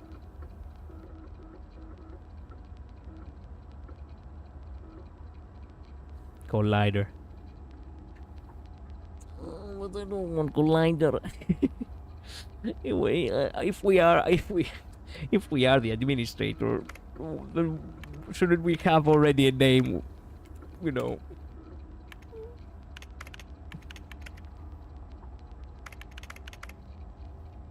Yeah. I can't remember my name. Alexander's, and there's just no way I'm gonna fucking Americanize that that name. Alexander is a Greek name. I prefer it the way it is. Alexanderson. Have you noticed that literally in every country there is actually a specific ending in names? Like in Greek it's obviously os. I have become aware that in America it's son. Literally they have every name ending in son, man. Why?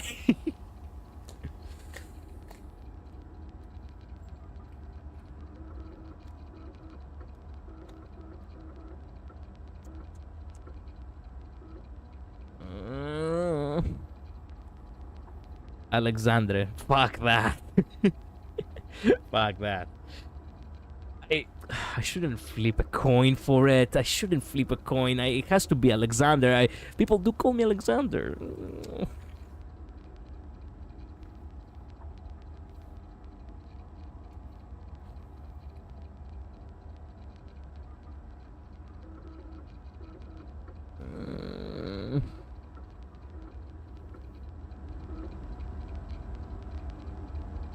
Heads or tails?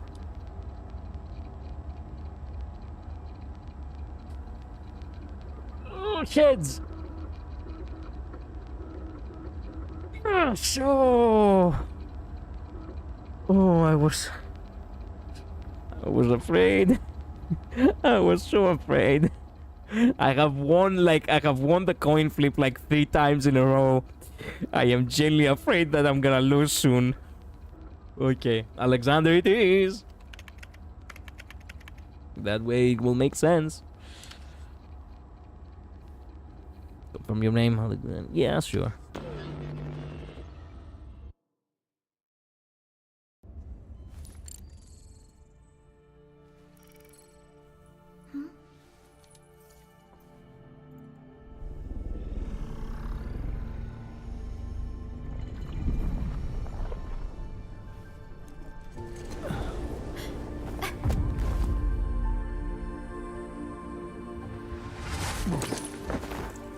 Administrator, Endman? It's alright. The Endman's just a little weak. He passed out and he cannot breathe, but okay. Quite a while.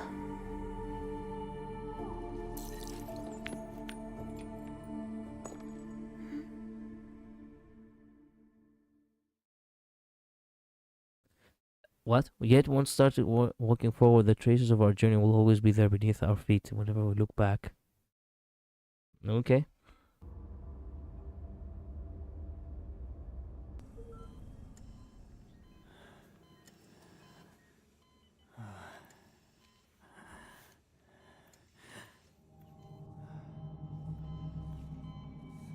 Did nobody thought to remove the fucking mask from his face?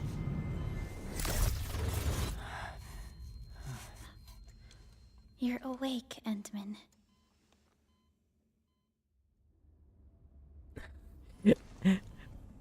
Why my mind autocorrects to admin? Right. We're at a safe place.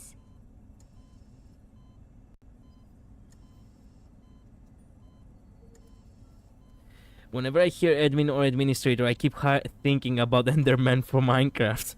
For me, it autocorrects to admin or anon because admin doesn't roll off the tongue. Yeah, true. Admin. Appreciate the peeled apple texture. Yeah, it was actually surprising. I didn't put attention to it, but hey. Awesome. Why the fuck? Oh my god. Why the fuck are her pupils the pinpoint of Google Maps? Oh. Now I cannot unsee it. Oh my goodness. Oh fuck. That's an awesome character design and they fucked up the eyes. I cannot believe that.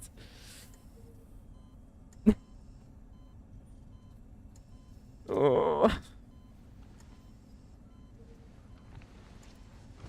Where am I? This is the ENVtuber, the base of Endfield Industries, and our home. Man, fuck those eyes. Di-jung. Because she's your destination. Figure. Yeah, good charm check, man. You didn't pass, but it was a decent attempt. We can work through this at your pace. Sorry, I wasn't. I did it with teaching Endfield. Oh, he questions where we are. Okay. This is your destination.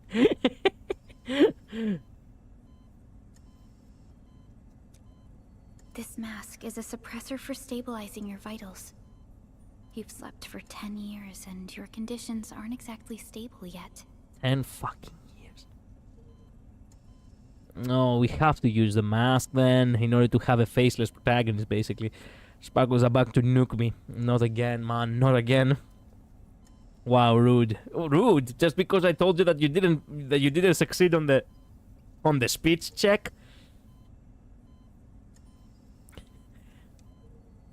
I can hardly recall anything. Who are you? Oh, that hurt her a lot. That smile, is full of pain. My name is Perlica.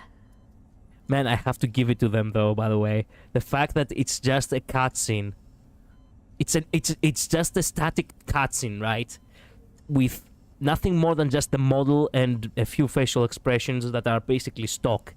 And yet the movement of the eyes as well as the textures of it, like, fuck me. I wasn't, like, this was taken aback, the way that she actually so realistically just... Fuck me, god damn, this game actually has some good work going on it. How did we went from gacha game who just has... Man, we live in weird times. Maybe, man, fuck me. Maybe I just need to make, instead of make Divine Confrontation some, you know, YouTube channel project, instead I should just make it a gacha. How did we went from gachas are basically glorified visual novels with a little bit of basically, you know, basically some mobile game gimmicks in order to provide some sort of entertainment to them, to a full-blown like RPGs with cutscenes and all kinds of stuff. Well, I can't help it. The lady on the screen right now is kind of hot. Well, you bringing it on yourself? Good expression work and definitely good texture work. Yeah, you'll see how nice they look later. I mean, unfortunately, companies figured out where the money was. I'm not sure if it's a good thing or a bad thing. Like, I don't really hate gachas, but at the same time, yeah, it only takes in order for it will happen eventually. By the way, it will happen eventually. All it takes is for the gachas to actually start falling off, because their repetitive like, not scheme, that's not the right word. The repetitive structure of how things go is eventually gonna be also their end. There will come a day where some big gacha will actually fail. It could be any of the gachas right now, by the way. It could be Genshin, it could be HSR. They still hold well. It could be Endfield, it could be any big gacha, really. That eventually it's gonna be the beginning of the end, where, you know, everything seemed amazing until as things progressed, you know, life happened and things didn't go as planned. Or also market saturation, I guess. Technically speaking, that one game, I cannot remember how it was called, the Infinite Nikki, I think it was called. That game already became like a harbinger of what's to come, if you ask me, for, you know, for gachas. Everything rises and falls eventually, okay? Let's be honest. Everything rises and falls. Gachas probably still have, like, what, maybe 10, let's say 20 more years of life. But they are gonna fall eventually, I'm pretty sure. Nikki shot itself in the foot repeatedly. Yeah. And it's only a matter of time until things happen to other gachas. Infinite Nikki was originally a good gacha, then it went crap. Yeah, that's what I'm saying. It doesn't have to start bad. It starts good only to end up bad. They are gachas after all. Things might not work out in the, you know, in the production down the line. It's not a full-fledged game, so you cannot really judge it by normal means, as in beginning and an end. You can only judge it by patches. And the saddest part is that once servers go down, everything goes down with them. your account with all your characters, that is, and all the currency that you had farmed. So I hate to say this, but it is the truth. I genuinely do believe it, that the day will come where people will actually get tired of that, because nothing is gonna be guaranteed any longer. You don't really own your account. That's the thing. Once the servers go down, everything is lost. You cannot play offline. Even though it would have been nice if some company out there, despite the fact that it is a gacha, could actually have an offline mode, man. It's not all about pulling fucking characters, you know. Nah, it is pulling about characters, because that's where the money's at, right? I am the supervisor of Endfield Industries. While you get reacquainted with this place, I will also be in charge of your well-being. How did you become supervisor at such a young age? You might not remember this either, but you've always been the leader of Endfield Industries. You are the paragon and most important companion of every Endfielder. You may not remember this, but you were a boss. Because you see, you are what we call in this world protagonist. Nah, the real money is in the cosmetics. I would love to agree with that. But is it though? I cannot say. Apologies. My mind's completely blank.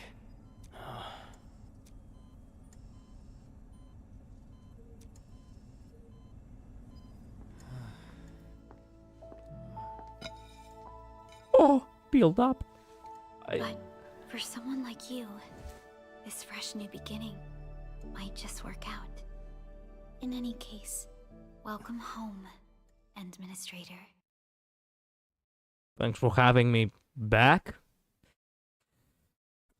They really are pushing the waifu material a lot. Also, by the way, I like apples with the peel. So next time, even though I find it very considerate of you, do not remove the peel, pretty please. Just wash the apple well, if possible. Thank you very much. Look at code. Yeah. Code, it's its own hell. I get the feeling that the reason she actually removed the peel, that is a special characteristic. She knows that the administrator actually liked peeled apples, perhaps. First artificial geostationary orbits. I couldn't read all of it because I was talking. Everyone is a fucking animal. Okay, that is the SpongeBob meme, man. We can now take you on a tour. That is how I look, unironically, that is me. Yuri, not Yuri. Not Yuri. Wait a minute. Can I find it? Can I find it? Man, I shouldn't actually do this all the fucking time. Man, I'm getting tiring, but I cannot help it.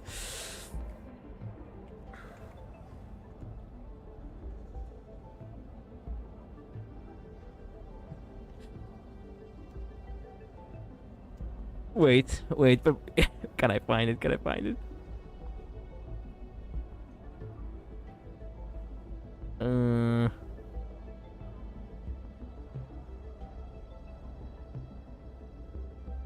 Oh, there it is, there it is, there it is. There it is, there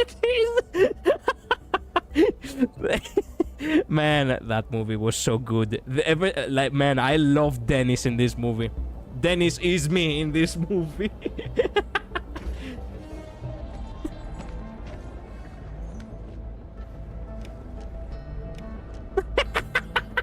It just improves the classes. No, that's not how it went. That's not the correct... Well, whatever. You get the idea. That wasn't the correct scene, but that's okay. You get the idea. He actually removes the glasses and it's another prayer below. Apparently in the betas, they had the guy in the background. The people reported it as a bug, so now they gave him a close-up to prove it was intentional. Oh, really now? Wait, they actually thought it was a bug to actually have a second pair of glasses below. Nah, man, the guy has just the true. He's the very epitome of swagger. Okay. I'm fairly sure it is a reference to something else too. Really? I actually know it only from there.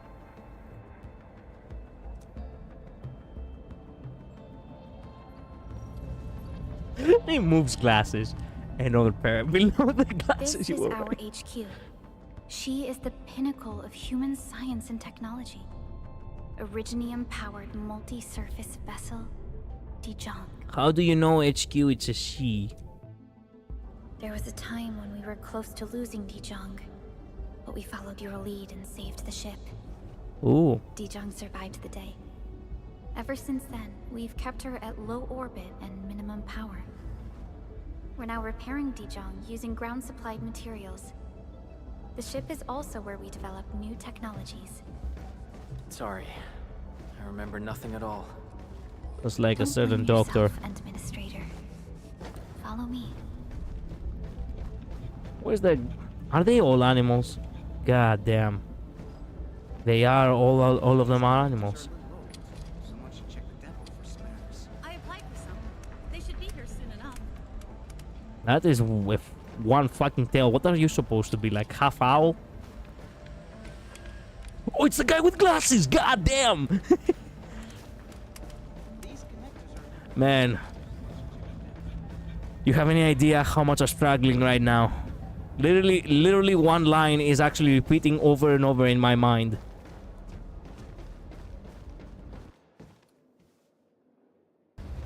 Can you guess what line actually is repeating itself in my mind?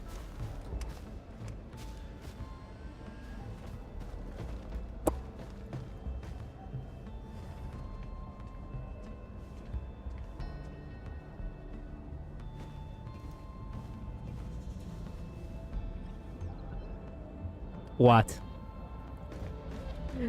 You know what? I'm gonna let you think about it. I'll get the chance to say it maybe later if you don't find it.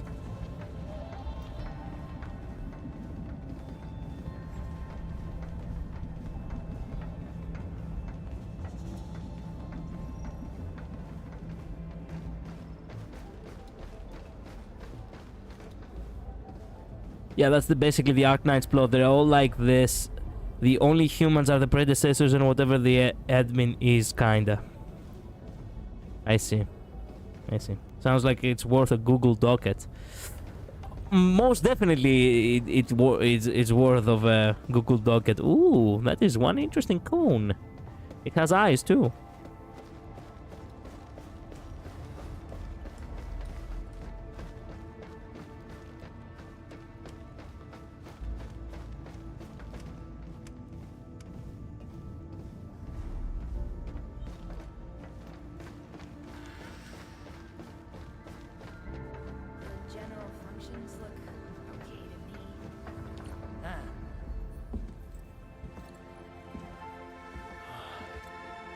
That reminds me of the cones for FNAF games. True!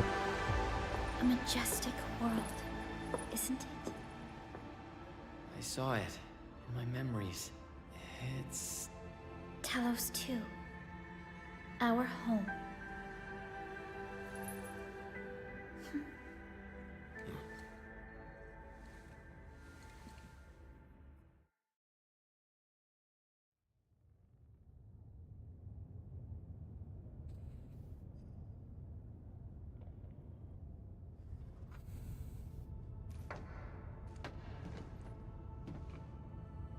Everyone calls Talos 2 a planet.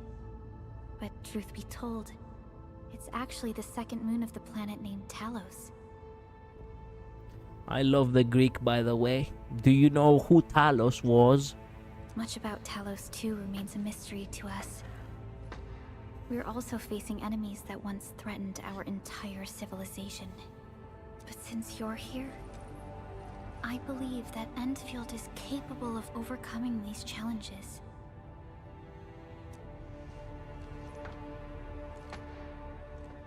You once carried this piece of Originium with you everywhere.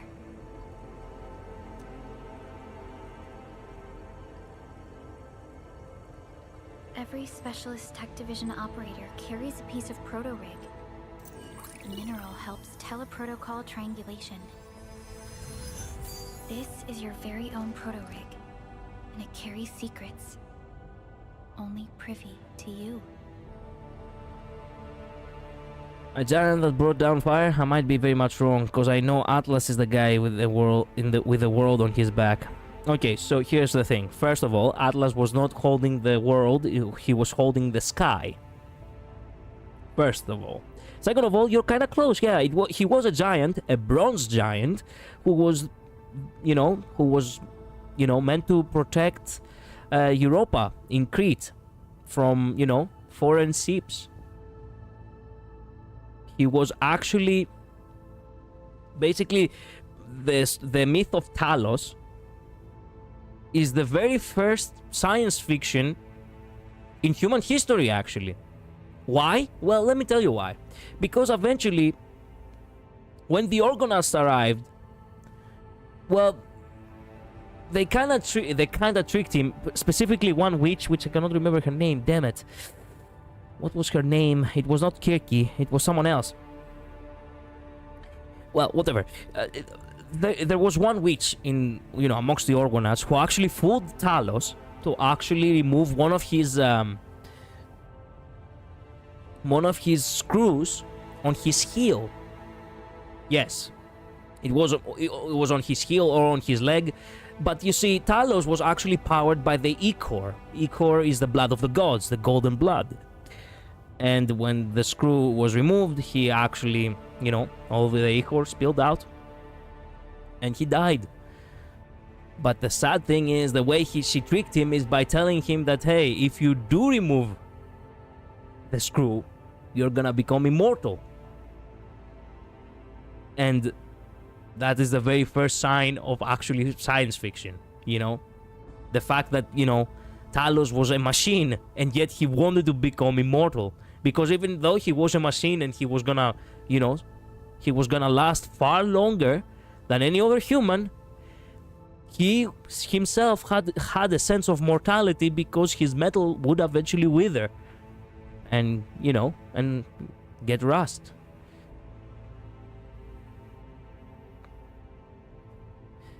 Because I remember seeing in past games the name Talos being used for very large machines, golems. Yeah, pretty much. They gave the robot a weak spot. What is this, Metal Gear? Well, it was meant to be just, it was just meant to be science fiction, mythological science fiction back then. But they didn't really give him, technically speaking, everyone has per se a weak spot, you just have to know where it is. It's responding to my call, and it seems to know me really well.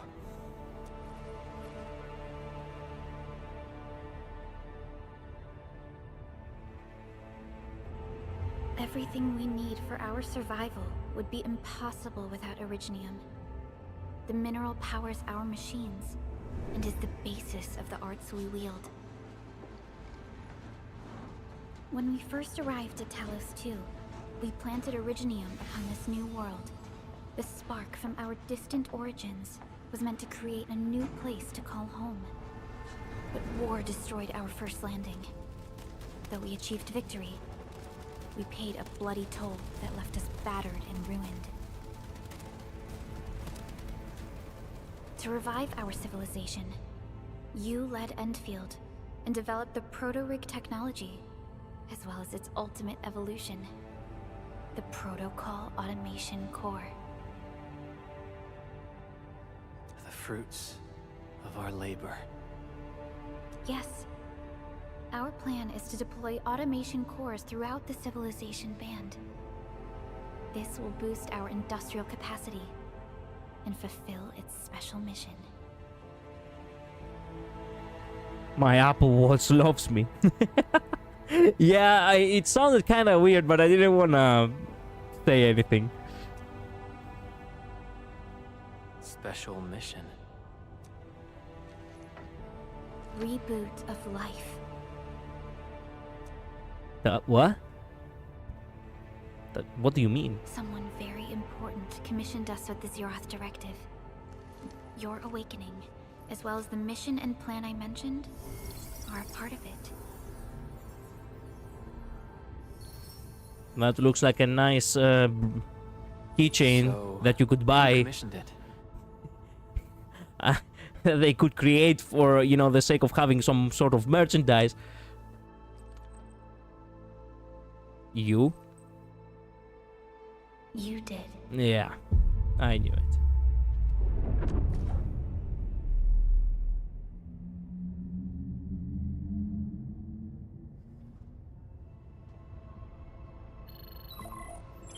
Supervisor Perlica, we got a situation. Is the administrator by your side? If I were civilization, let the people develop the product technology as well as the ultimate evolution. On the course to other civilization band, this will boost our industrial capacity and fulfill its special mission. We will apply someone is very important mission as with the mission and your awakening as well as the mission and plan I mentioned are part of it. I see. So we wanted to wake up. We ordered them to actually put us in a stasis or some shit. Yes, the Endman is with me. What's happening, Fiona? We got a max level alert. Our planned landing zone. No, the entirety of Valley 4 is in danger.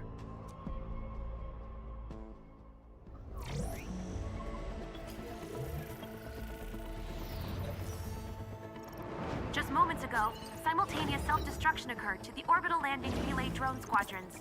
The communication blackout is expanding towards Valley 4, and the status of facilities along the route is now unverifiable. At the same time, we are picking up extremely intense angeloid energy signals in the area. That's in Greek, but it's not angeloid. So far, they haven't responded. The whole place is offline. The plan was to bring the Endman to the base in 10 days. But the hub... We can't wait that long. Fiona, prep for my drop at once. Wait, now? Okay, I'll run the checks. There's surface interference. Current situation is too risky. Unguided emergency drops might deviate. We'll drop you to the area near the base, out of concern for safety. Director Chen and Andre are at the hub base. In accordance with the contingency plan, they will take control of the scene as critical events happen. Fiona, keep hailing the hub base, regardless of whether we've received any response from them. Inform them that I'm coming soon. Also, tell Operator Chen to rendezvous with me there. Roger, we're prepping your drop. Wow. The briefing presentation is pretty cool. Indeed it is. Initiating alignment. Target, Valley 4. Anyway, by the way, Systems green for landing. what they call Agiloi, it's actually Agili, and it's plural for Fire away. for angels. Destination, Talos 2.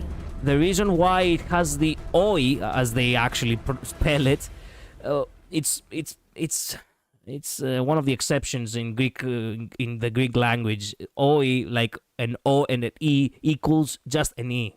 The O is not meant to be sound, you know, it's not meant to have a sound. It's how we basically write something that in plural. Like many words in Greek, actually, when they end in plural and it's an E at the end, is actually end with an O and an E, you know, in an I. So hearing them actually say Angeloi makes me cringe my life out. But you know what? Hey, valiant attempt to actually name them Ageli, as in Greek. So they got in half right with the ag pronunciation. Yeah, but not the rest. Pretty much.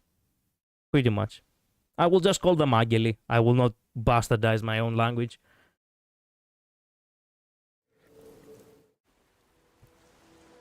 Very ominous to call these fucked up things angels, by the way. Need a progress update, Fiona. I'm still trying to re-establish contact. Yo! She knows how to drive a bike. We have multiple unknown objects coming in fast. Watch out! Anchors?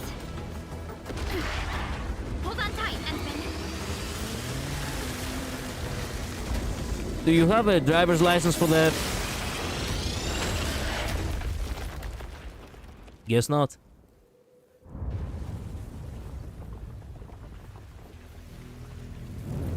Yeah, never let a girl drive, especially if she doesn't have a driver's license.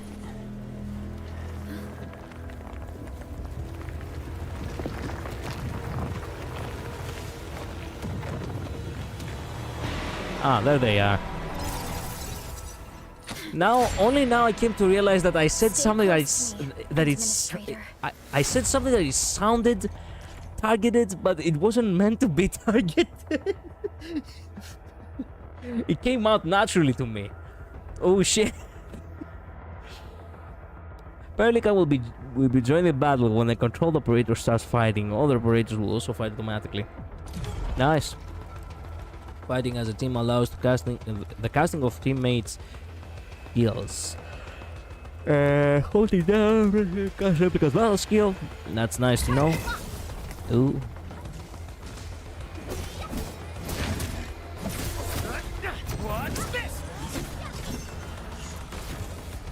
We are no longer level 50.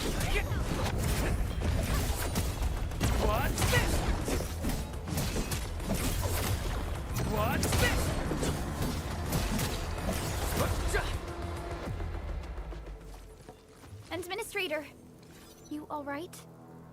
Are you hurt?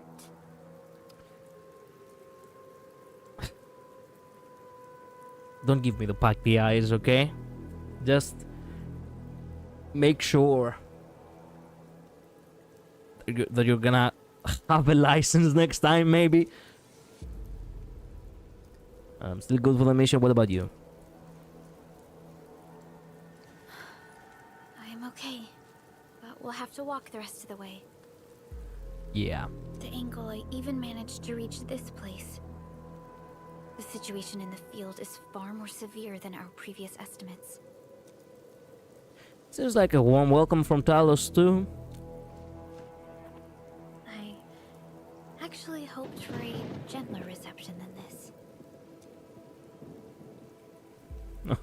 Marvel dialogue right there. The Broken Lands, Chapter 1, Process 1. The hub base still isn't picking up our calls. We need to hurry. Thanks for giving me goodies, man. That bike. I love how they actually polished it so nicely. What is that? Oh, it's nothing. It generally seemed like that was shining with something. United Workers Syndicates of Talos 2.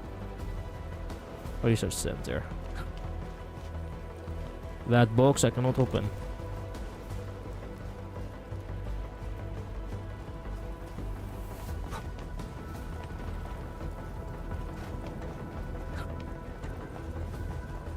Nice to see that they have gone through the effort to actually make the whole scenery so nicely detailed.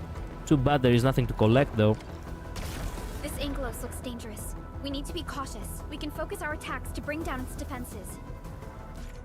I love how when they say Ageloi, they say it correctly, but when they say as one, instead of calling them Agelos, they call them Aglos. It sounds like actually they are actually saying Aglos, which is completely wrong, by the way, because in Greek Aglos it's the Englishman. Yes, England in Greek we call them Aglia. We call the land Aglia. So when you want to say that someone is, you know, an Englishman, you say that he's Aglos.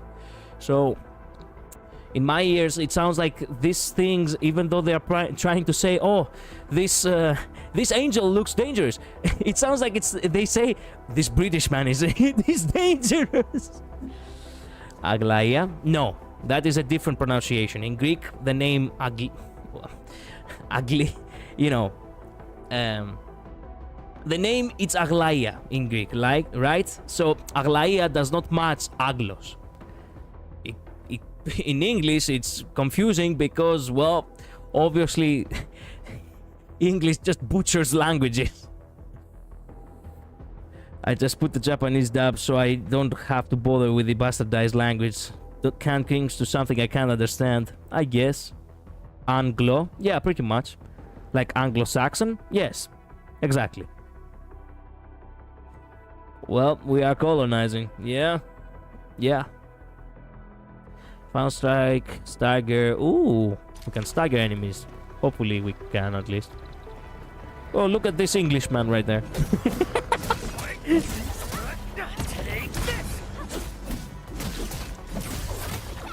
Take this. I see. When the stagger is full, the enemy becomes staggered. Cannot move. Takes more damage. There is a finisher. Perform a finisher that deals massive damage. Ooh. That's it, Administrator. Let's use the same tactics to take down the remaining enemies. Take this. Watch this. Gotcha. This ends now.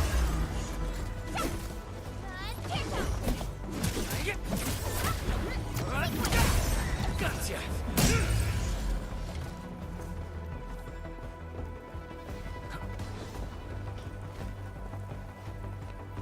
Well, nothing to collect. Might as well not waste time.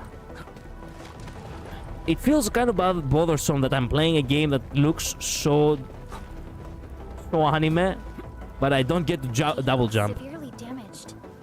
I don't think we can open it. Administrator, let's look for another way around this. By the way, the voice actors who voices Pericla? Oh no, what was your name? Wait. Wait.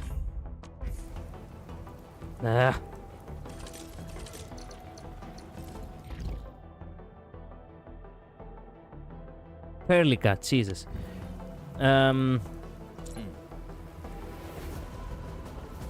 It sounds like the voice actors of Morgana, isn't it?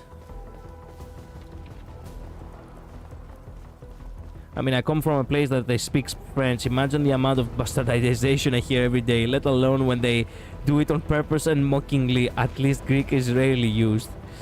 I don't know about that. Greek is used a lot, actually, especially in English. And it's actually kind of bothersome whenever I hear people say something thinking that they are saying it correctly, only to come to realize that they actually got spawn camped by their own ancestors. Because something that they almost were about to say correctly, they actually failed it majorly at the end. This rope looks sturdy. Some of the survivors probably left it here. She voices Rover and Varesa. Who's Varesa? I remember Rover. Let me guess. She's female Rover, right? Oh, from Genshin. Oh, I see. It's the cowgirl, which I tried to get and I couldn't. Yeah, no, thank you. Yeah, that character really was interesting because it had different proportions from other characters. It was a little bit of a chubby character, and it was actually a pleasant change to see. What's that sound? There's something in the skies. Anchors. It's the anchors. Call the base. Hurry, everyone. To me. Over here. Move! Ah! Okay, that kind of sounded like ass. Not many times I have heard bad voice acting, but I think the way this was recorded, it was actually making it sound far worse than it actually was.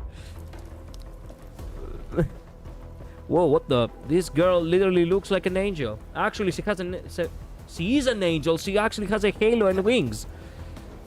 She's a real Angelos. Hello? Hello? Dr. Chan isn't picking up the call. Forget it. Let's just get ourselves out of here. Maybe we should use this rope. But it's a long climb up there. Zip it and start climbing if you want to live. Quickly! Something's coming! Okay, that wasn't that bad as the previous one. Well, poor girl died here too.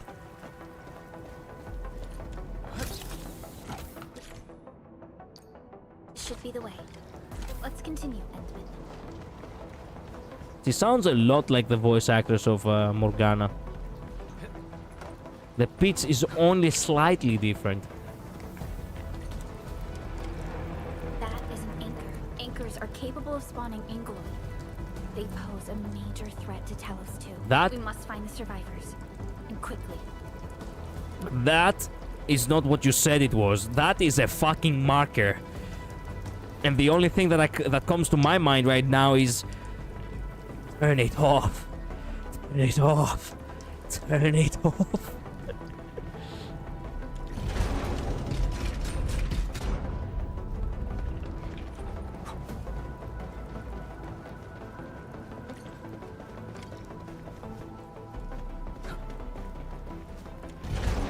Make us whole. Exactly. Make it sound much worse than it actually was while standing next to dead bodies. Yeah, I We need to guess. break through here ASAP. Time to adopt team combat tactics. Team combat, okay. Combo skill, casting criteria must be met. Final strike, last basic attack sequence, hit enemies will find Thanks, Endman. Okay.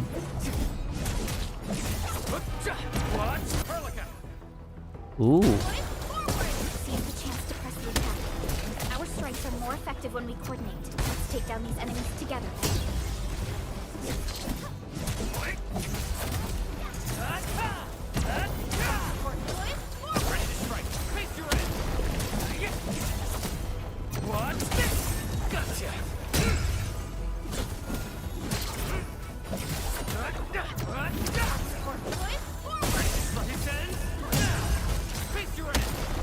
Wow. Okay, the combat is interesting. The damages are so severe. Director Chin has always kept the hub base in good order. But if she lost control of the area, things inside the base could get bad. I hope for the safety of our people. Collaterally said, get over it. Yeah, I did. Emergency action, please keep clear. I'm pretty sure this is enough emergency, but... Okay then. Yeah, I cannot jump over it. Can I jump over this? No. Okay then. How did you die? Do you have any silly log? Begin. Oh, he's actually still breathing. And also, interesting gun. Too bad we do not use guns. We only use swords. Because they're cooler. Look there, Endman. We must act now. Man, Endmin. Jesus. What is this tower defense? Nonsense! We got a big one incoming! Get to cover! We need to fall back and regroup! Leave them to us. Careful. Alright then. Lock on targets. Press again to cancel. Setting controls, camera correction.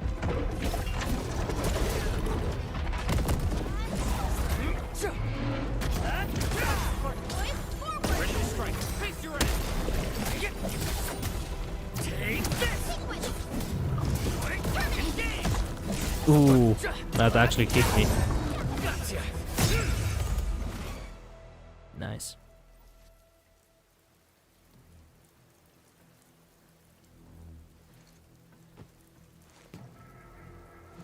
Supervisor Perlica, you arrived at just the right time. Our temporary defenses have been breached. If you weren't here...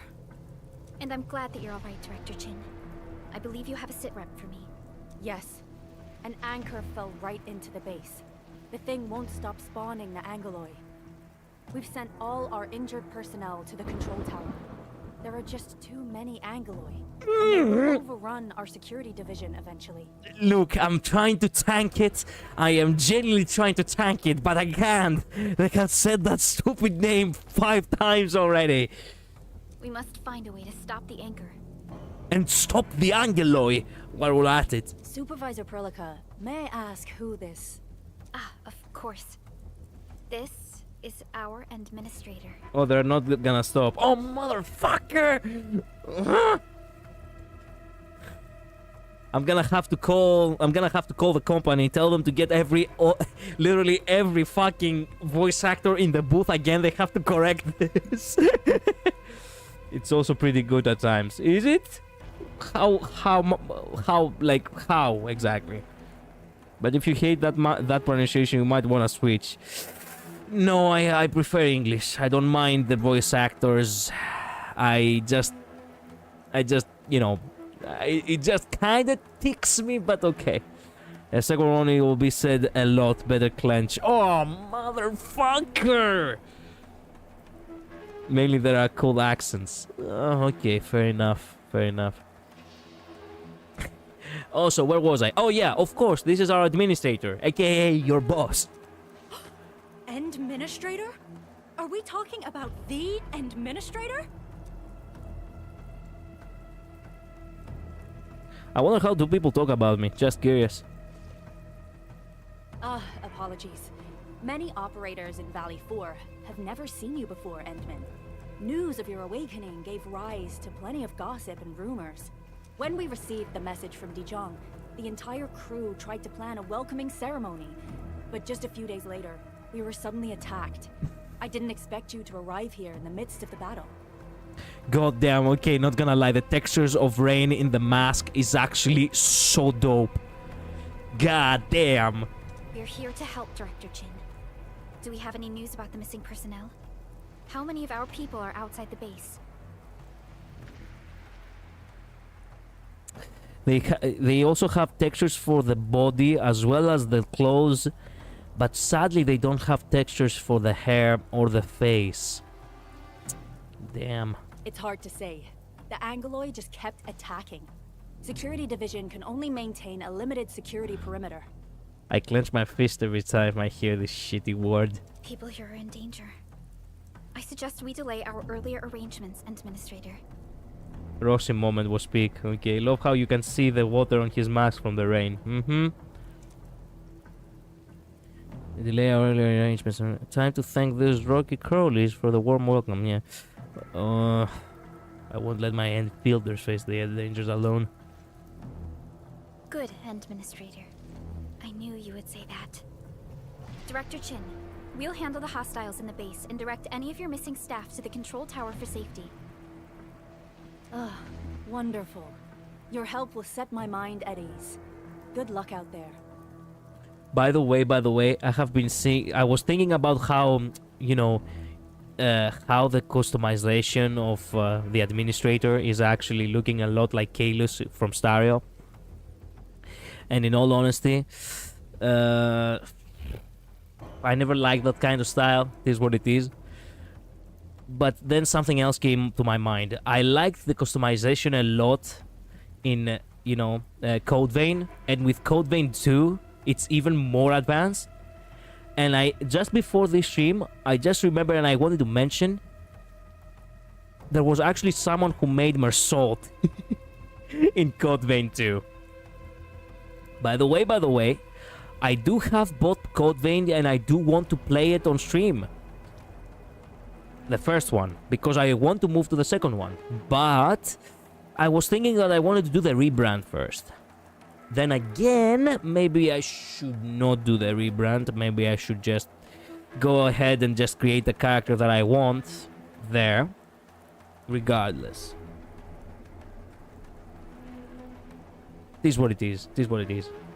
I don't know. I'm still considering. I have so many games and I'm talking about another game on the first stream of a new game that I'm playing. Okay, moving on. By the way, I'm not seeing Mr. Andre anywhere. Where is he right now?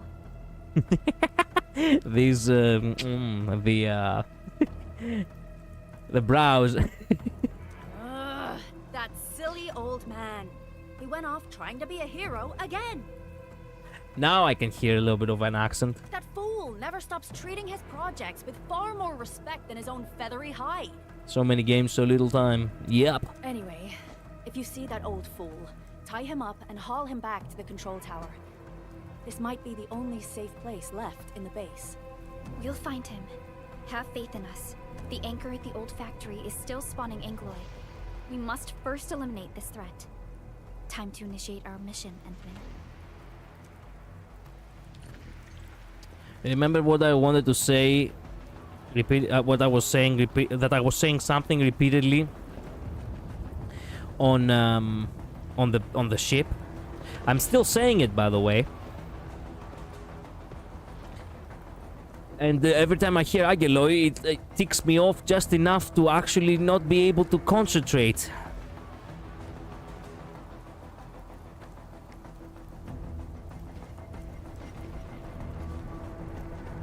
I saw them a sword on goddamn. Yep. Yep. They really have done an excellent job in the customization in Code Vein. The first one was not half bad either. Okay. Our security division is fighting hard to keep the threat at bay. We must hurry. Okay, so I guess don't straight off the path.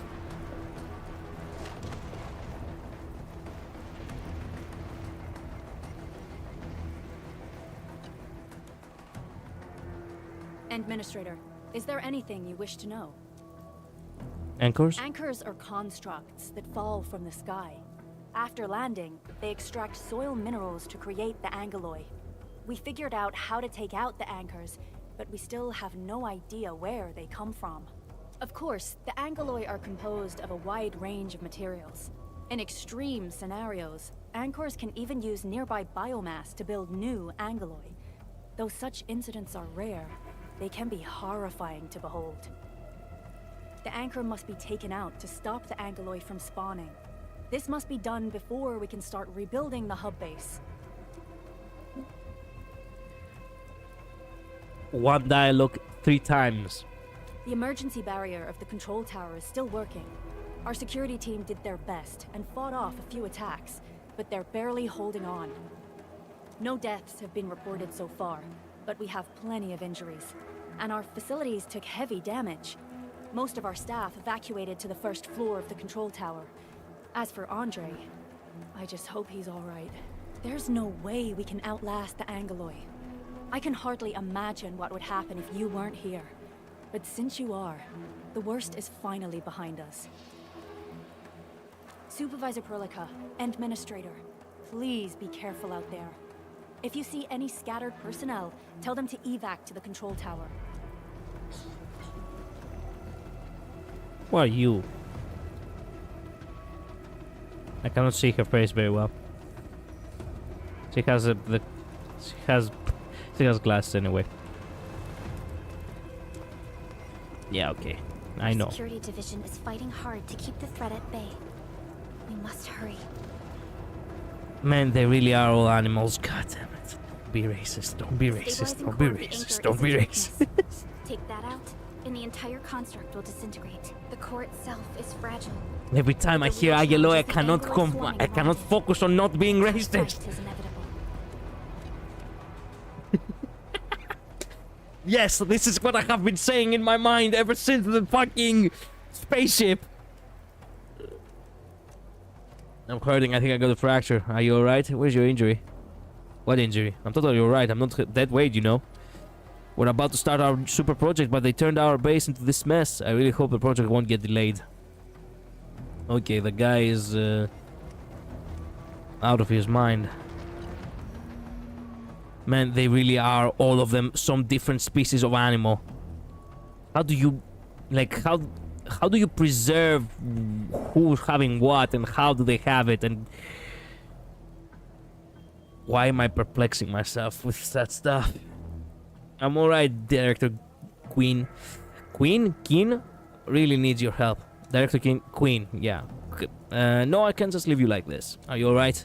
Administrator, you're here, I'm alright. But Salman, I'm alright. Cretan, give our admin the C-trip.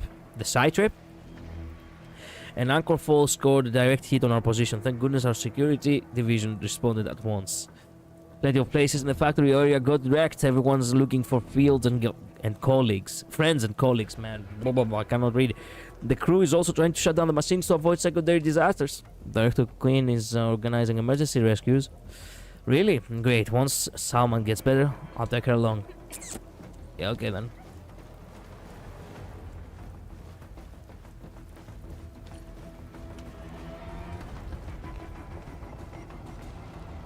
That guy is bigger than everyone else. This is probably the one character which I've seen so far which actually has, you know, a masculine body. I wish we actually had that model instead of this, you know, teenager model. I couldn't save my what? Ooh, that was dark. You can sit down here. Nice.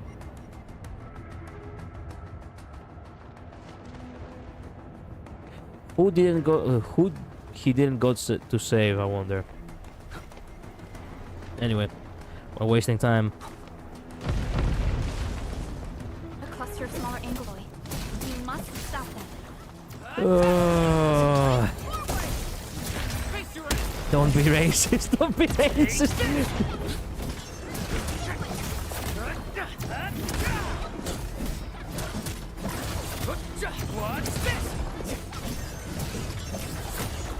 Okay, we are level 4 now. We're rising levels fast.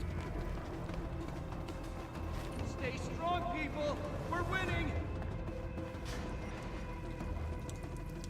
It's so hard for Collider not to be racist. Yeah, when it comes to anthropomorphic animals and clankers, I just can't help it, you see. Two more. Stay in the fight.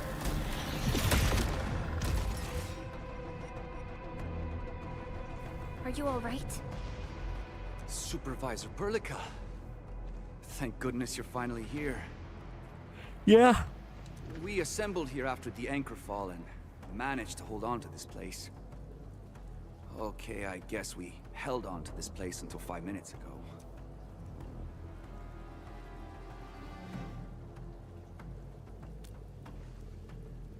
I understand, but I must tend to the wounded. Wait. You're injured as well. This is where we grow buckflowers. Buckflower powder is a common pharmaceutical ingredient, and it's easy to make. Take some. They'll come in useful. Thanks. I'm glad I wasn't racist to you.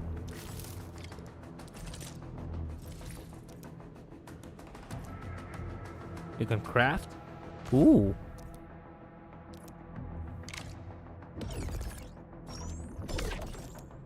Oh wow, okay.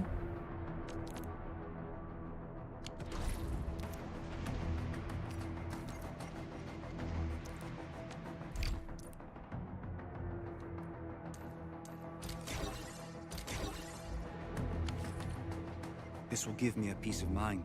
I'll stay here and care for the injured for now, and then join up with Director Ching when we could start moving again. I look forward to your good news. Chin, not Queen, Chin. Damn. Welcome back, Julian.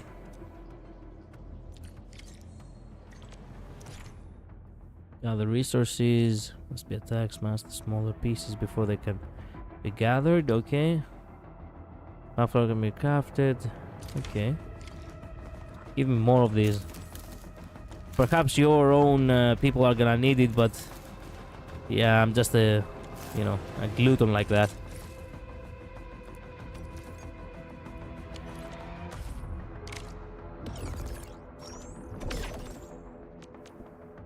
Actually, can you make more than... There we go. Make some. Now we have 10. What does this do? Oh. We don't know just yet.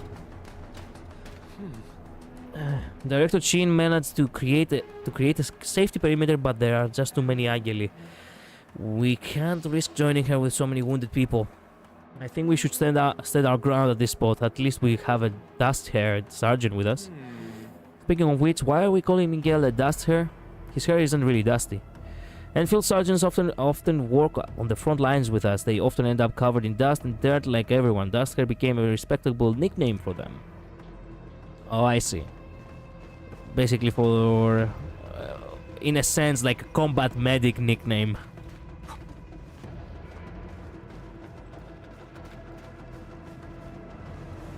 The woman must receive treatment.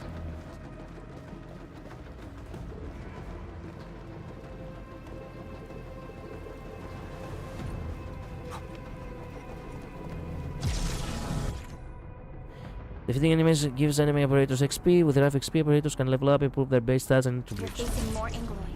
They must be neutralized so we can push through. What's Our this? support ready. Ready to strike. Face your enemy.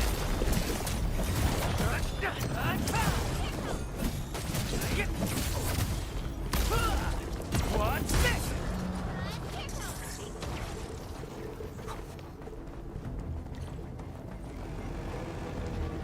The marker. Take him out.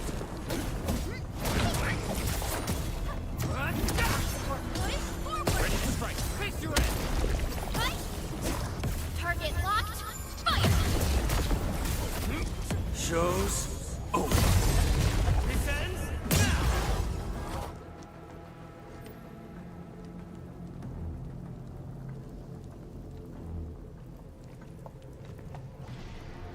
This is the anchor. But its core is not here. Why? Should we try to break that glowing structure? No. All active anchors give off that light.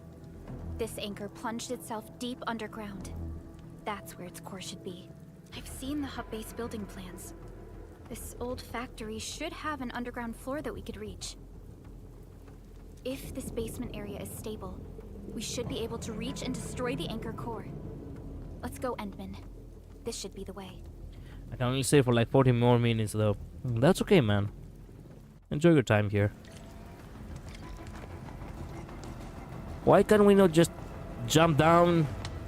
The pair of stairs is there. I'm pretty sure we can take the landing. Yeah, okay. Let's just go the long way around, I guess. Any... No. I wanted to see if there are any... Our security division is Ooh. fighting hard to keep the threat at bay. We must hurry. We actually bumped into her. Wow. Nice attention to detail.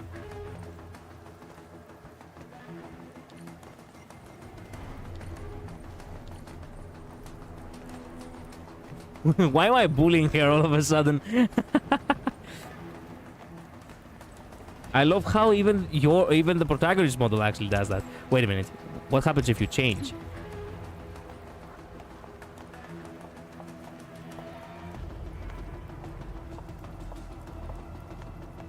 Does she have the animation of bumping to someone?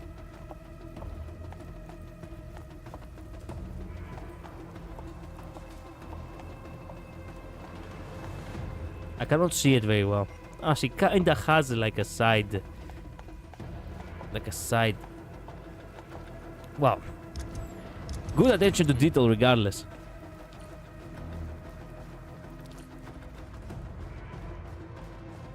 Crafting before use items. Also, why? Ooh. All charged up. Event has the requirements to unlock global special portrait reward. Requirements to unlock portrait frame.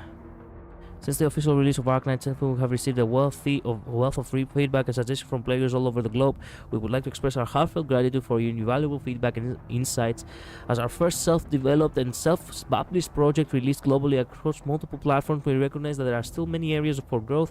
Please rest assured that we will take every piece of feedback seriously. We are committed to continuously improving game features, optimizing the overall experience to deliver even higher quality content to all our players. To date, Arknights Endfield has surpassed 30 million downloads.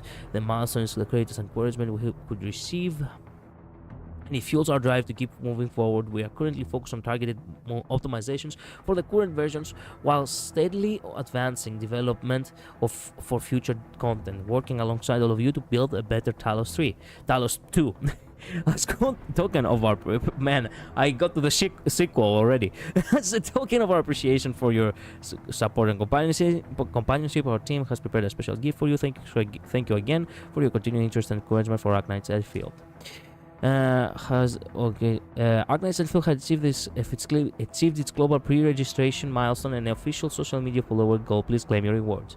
I'm pretty sure I had actually pre-registered for this game, so yeah. Nice, I got some pools, baby. Landbreakers? What are they doing here? Landbreakers?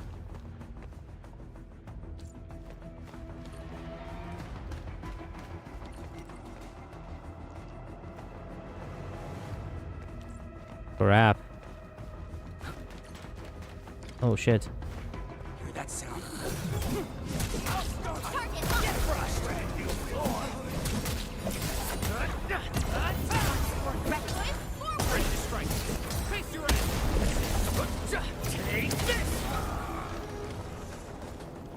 They're not that tough.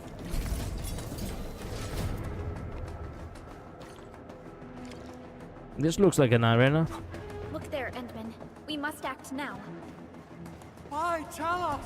Supervisor Perlica! The anchor! Take out the anchor! Who are you? Oh, it's a fucking ferry.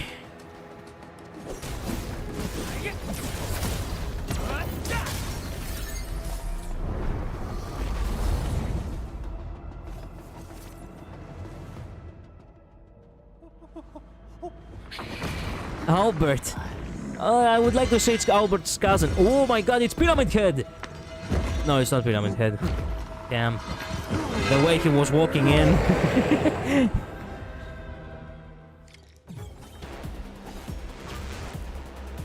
Ooh. Fairy? You mean owl? I mean, fairy as in, you know... Well, as in, you know, a grown, oversized... don't be racist, don't be racist! Oversized species of... that is not really humanoid. Yes! Charge skills help you around them. They charge up the skills. Enemies casting a charge skill can be interrupted with any damage dealing skill. Successfully interrupts stops the enemy skill and ooh.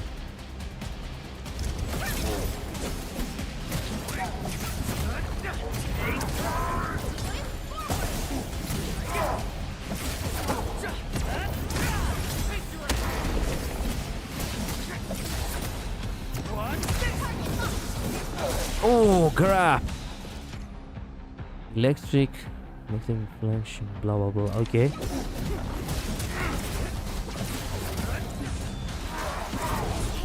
Oh crap! God damn it!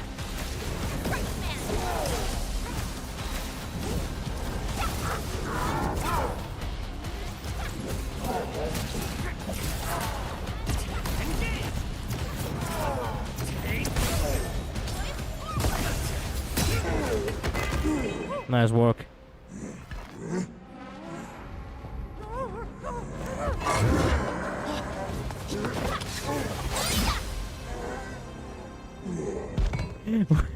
His last act was to want to kill. Special Operator Chen. Am I the first to arrive or what? Interesting design. His last act was to actually go ahead and kill the owl. Why are you so rested? I mean... Nicely done, Endman. And thank goodness you arrived on time, Chen. It's in my blood, you see, so... I have also been very much ticked off by the Agiloi. Awesome, right? What do you think of that move? Precision's deadly, very impressive. You can use a better, more stable landing. Oh, so you were familiar with swordsmancy? Yeah, I swung it a little too fast. Anyways, I'll show you an even deadlier move next time. Back to business. Endman, I'm Chen Chenyu, or Chen for short. If you got a problem you need trimming, my blade is yours to command. Okay, well met. Don't be racist, don't be racist! Well met. Yeah. Oh, Perlica also told me about you. Every time she mentions the Endman, she just goes on and on and on. Yo, what the fuck?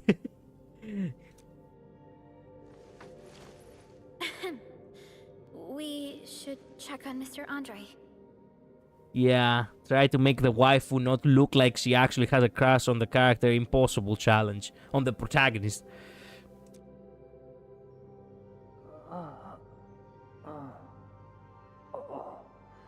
This hurts.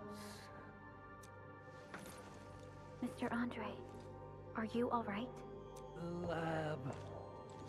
The prototype. Enemies! Did you fight them off? You are... Interesting stickers.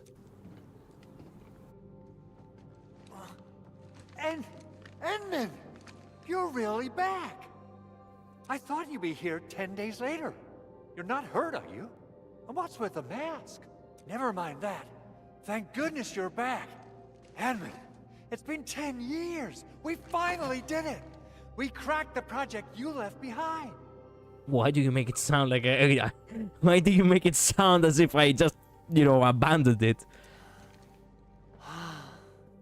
Puccini and Popov can finally rest in peace. Who's Puccini? During their final moments, they lamented that they couldn't deliver this solution into your hands. Endman? Popov. This is Who are Mr. they? Andre, our resident Endfield technical expert at this site. He is also the chief engineer of the Automated Industry Complex. Huh? What's with the formal intro, Supervisor Perlica? Wait, did Endman really forget? Yeah, sorry about that. My memory loss is a very real thing. This isn't fair. Why? Why does suffering always happen to... Ugh. We should set aside the details for later. Now, Mr. Andre, why did you risk your safety to rush to this place? That's because I saw the anchor crashing into the old factory. So I rushed over here to check if the prototype was all right. Look, here it is. What is that? Is this the contraption you were protecting? It looks really expensive. You must have spent quite a bit of time on it. It would be unfair to say that this is my work. A friend of mine left this prototype to me. I'm very grateful that you came here and saved it. Now that the anchor has been taken out, there shouldn't be any more Angoloi around. We should quickly get our base back up and running. Leave it to us. By the way, Director Chin requests your immediate return to the control tower. Oh, so, what was she like when she asked about me? Was she angry?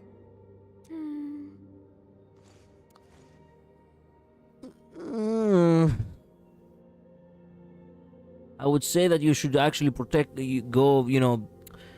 your hide or something, but you only have feathers. Well, I'm not sure what to say. You're gonna lose a couple of feathers though, that's for sure. Oh, dear. I'm finished. This is an all-channel broadcast. I repeat, this is an all-channel broadcast. All security division combatants are to assemble at the base entrance ASAP. I repeat, assemble at the base entrance ASAP. Over. I believe Director Chin needs help at her place. Go and assemble. I'll be with you shortly once I'm done checking the machines. Are you sure you're not gonna be trapped again? Chen will keep Mr. Andre safe. Let's go and support Director Chin. Assessing exterior damage is difficult. I also need to check the interior structure. Gotta figure out a way to delay the meeting with Director Chin. Oh, dear.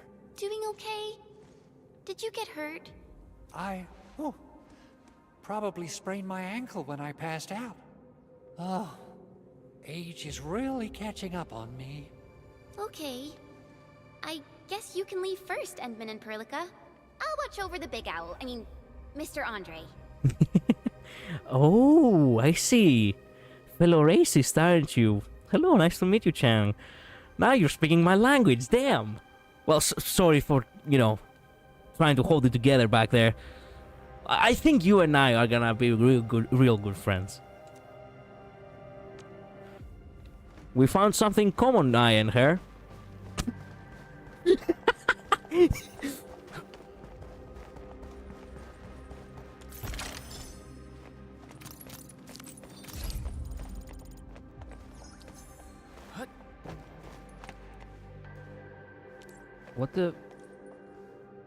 What was the symbol above your head?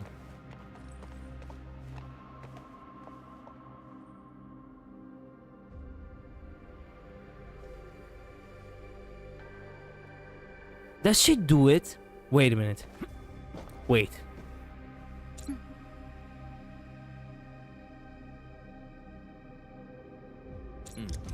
Wait. No, wait.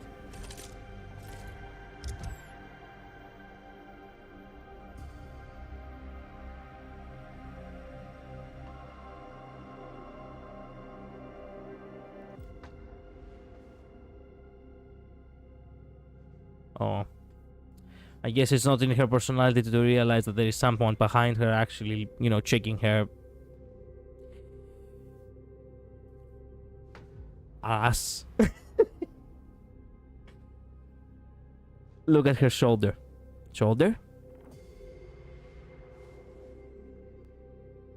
What? She's hiding her face? No. No fucking way. She's hiding her face.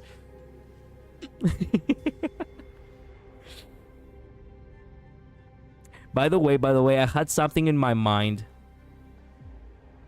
which was really like, I had something in my mind which unfortunately now I cannot implement anywhere because Endfield did it, and unfortunately, you know, then a little more. Yeah, they have responses to you trying to stare at them. Yeah, this is where Endfield actually got the most, you know.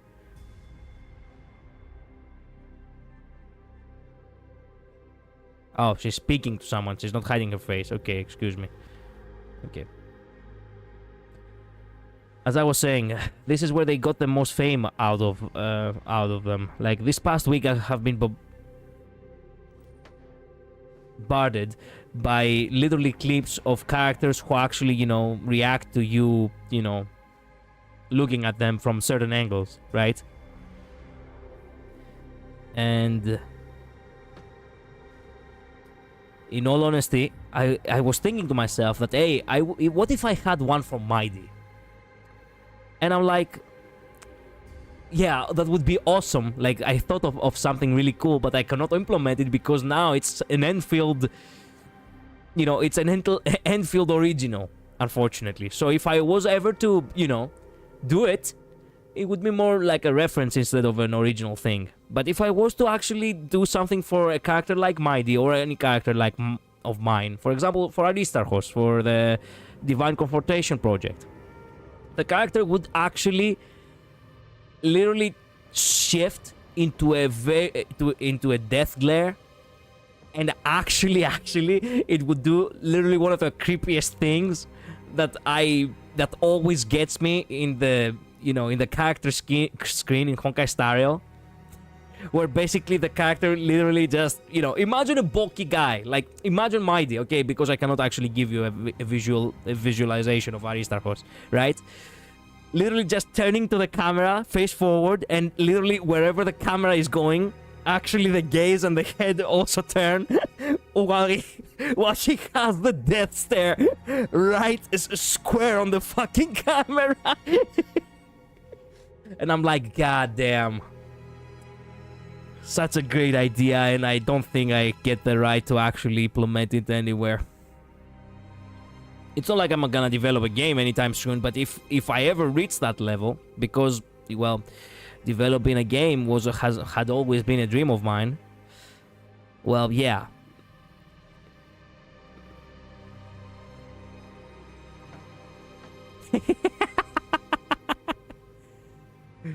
She was about to say something, but then she just kind of, yeah, nah.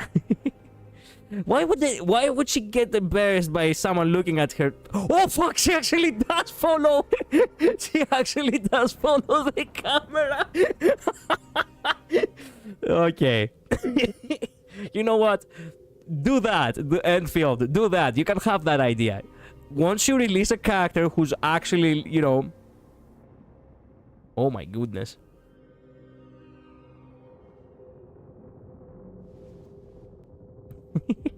Once you release a character who's actually, you know, gonna be, you know, the you know, the very, you know, edgy, silent type, actually give them that.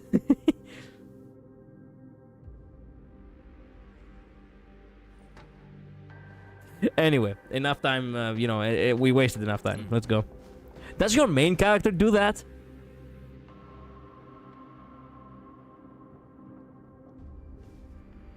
Wouldn't make sense why your character would do that, but...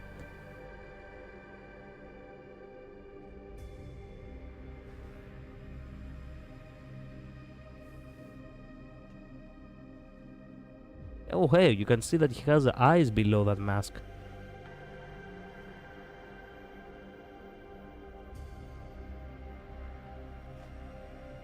See him up front, okay?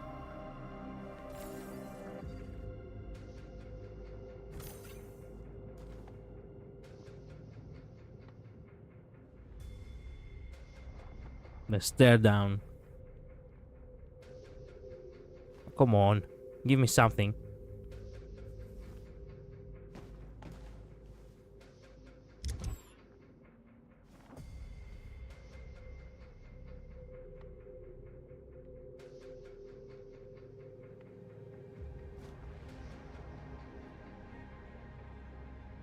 Yeah, it's not triggering. Sad.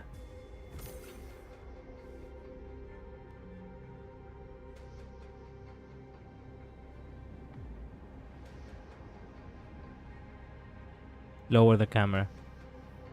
Like this.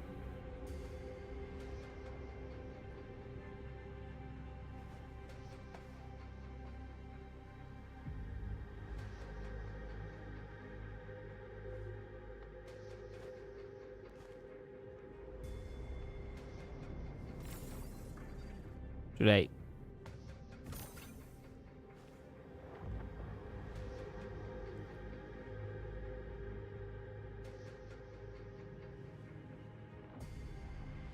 No, it's not activating. Damn.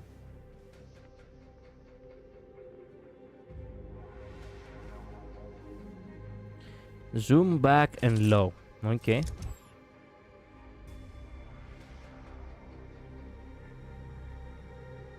Too close. Too close right here.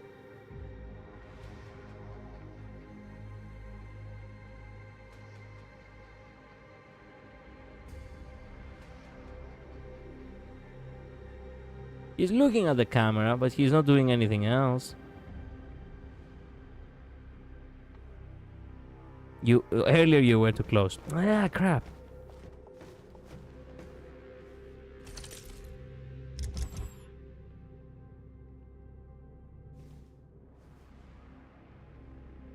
So it can be a bit tedious. I know, that's okay.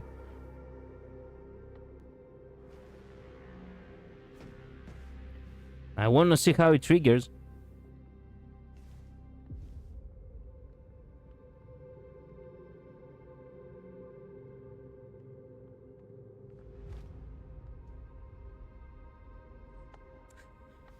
I cannot believe I'm wasting time just staring down characters, man.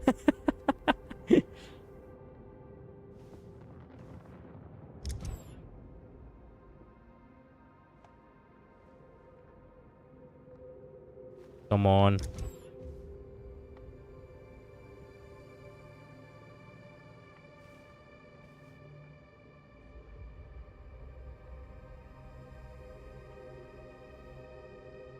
Oh. He is looking at the camera. Yeah, perfect. Perfect, but...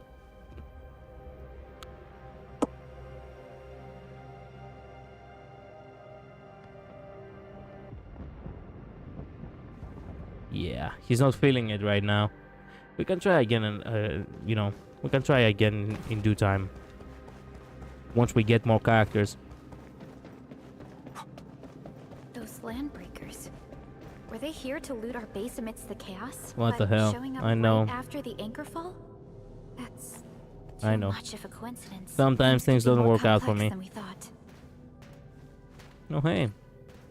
Really, really good, you know, walking up the stairs animations. Most games do not get them that good.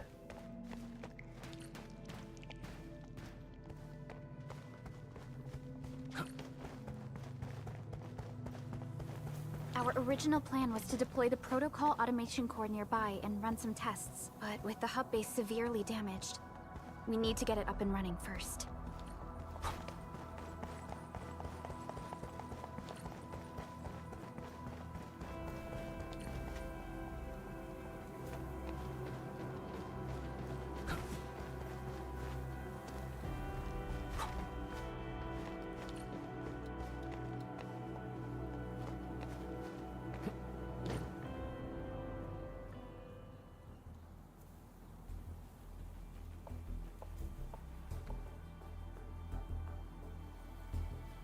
What's going on, Director Chin?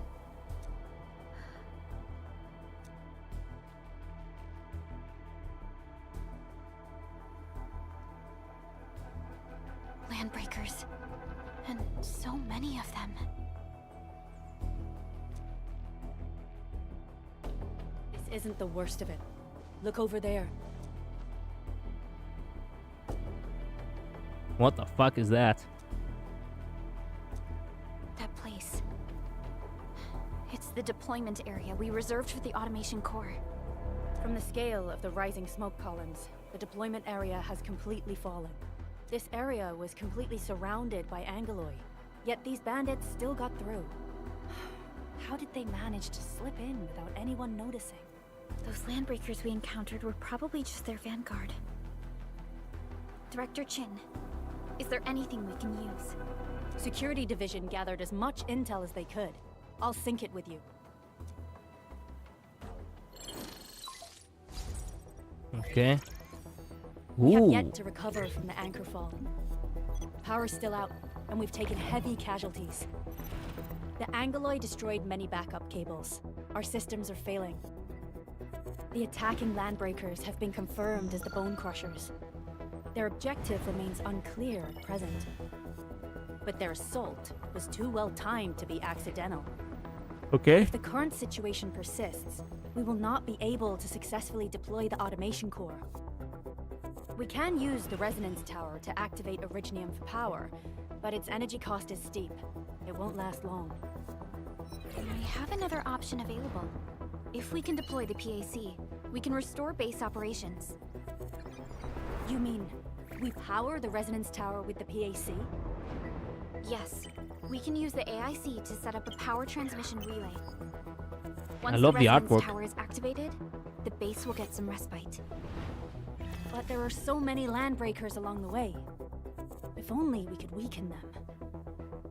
Of course we can! Landbreakers? Where'd you come from?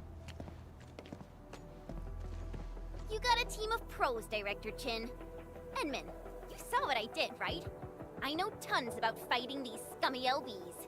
I'm afraid my creaky bones won't let me swing a weapon. But I can still offer plenty of help with the automation core. But should we come up with a more foolproof plan? There are just so many LBs outside. Have faith in us, Director Chin. Yeah, we are the protagonists, you see.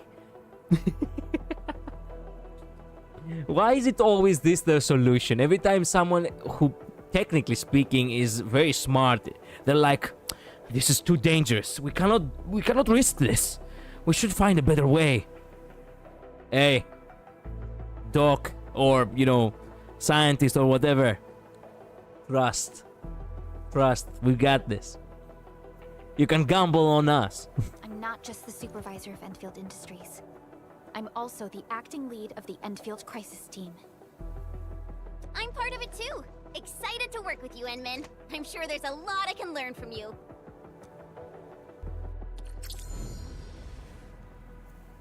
Okay, thanks for joining us. All operators accounted for. The team Houston. is ready for the mission. Get ready. Oh hey, who's the They're fourth always character? ready, as they never rest. Alrighty, now let's go and teach those pipe faces what happens when you mess with Endfield. What is she supposed to be? Like some sort of like wyvern, you know, anthropomorphic character? Administrator, I'd actually prefer it if you can just stay and rest here. Fighting the Landbreakers is very different from fighting the Angeloi. The conditions of your health. Yeah, pretty much. Okay. I'm afraid if you can stay here, the fighting the Lumberjacks is different.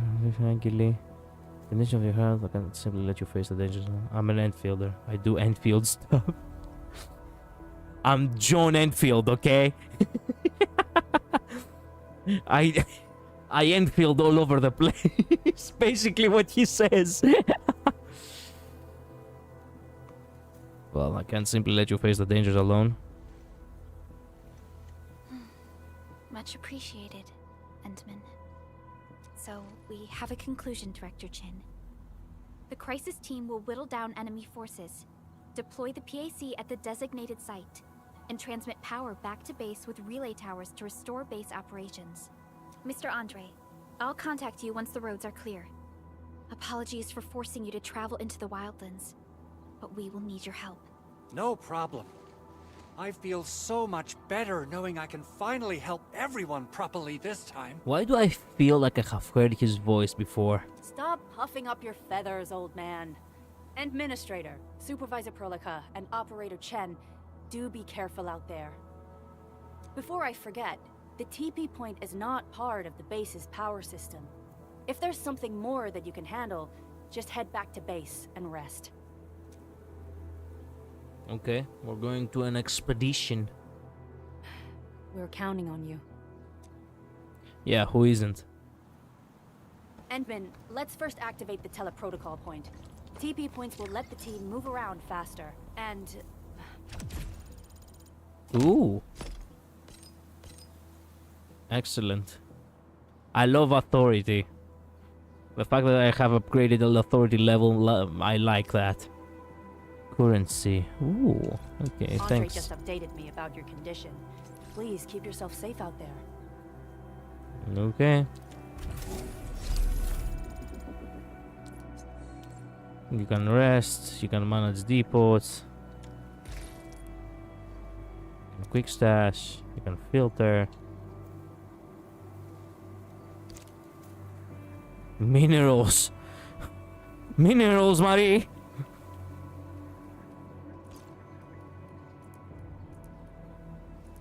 Nah, I think we can keep everything we have. Yeah.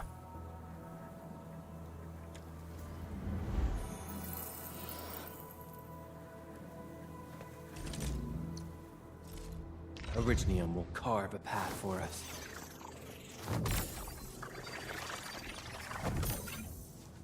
Wow, okay, that's quite the flex. Prepped and ready to go.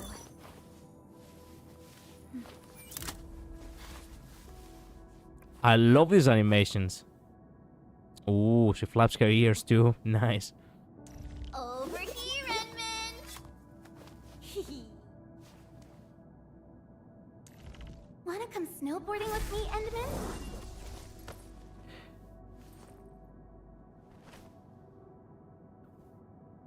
Why do we have her on the team before we... whatever. Orignium will carve. Let's keep things, you know, story based.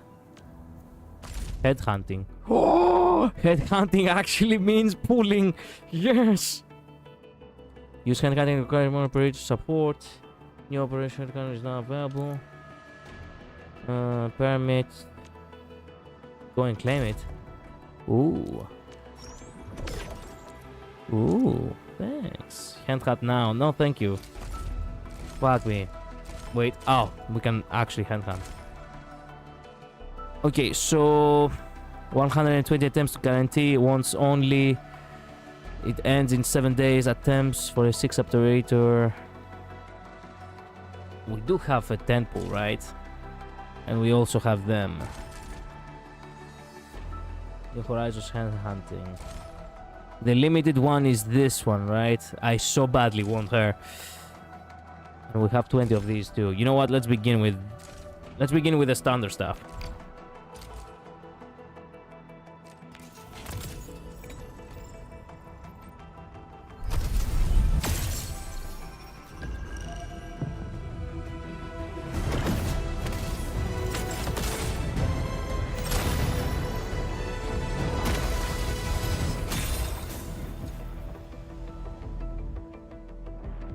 Okay.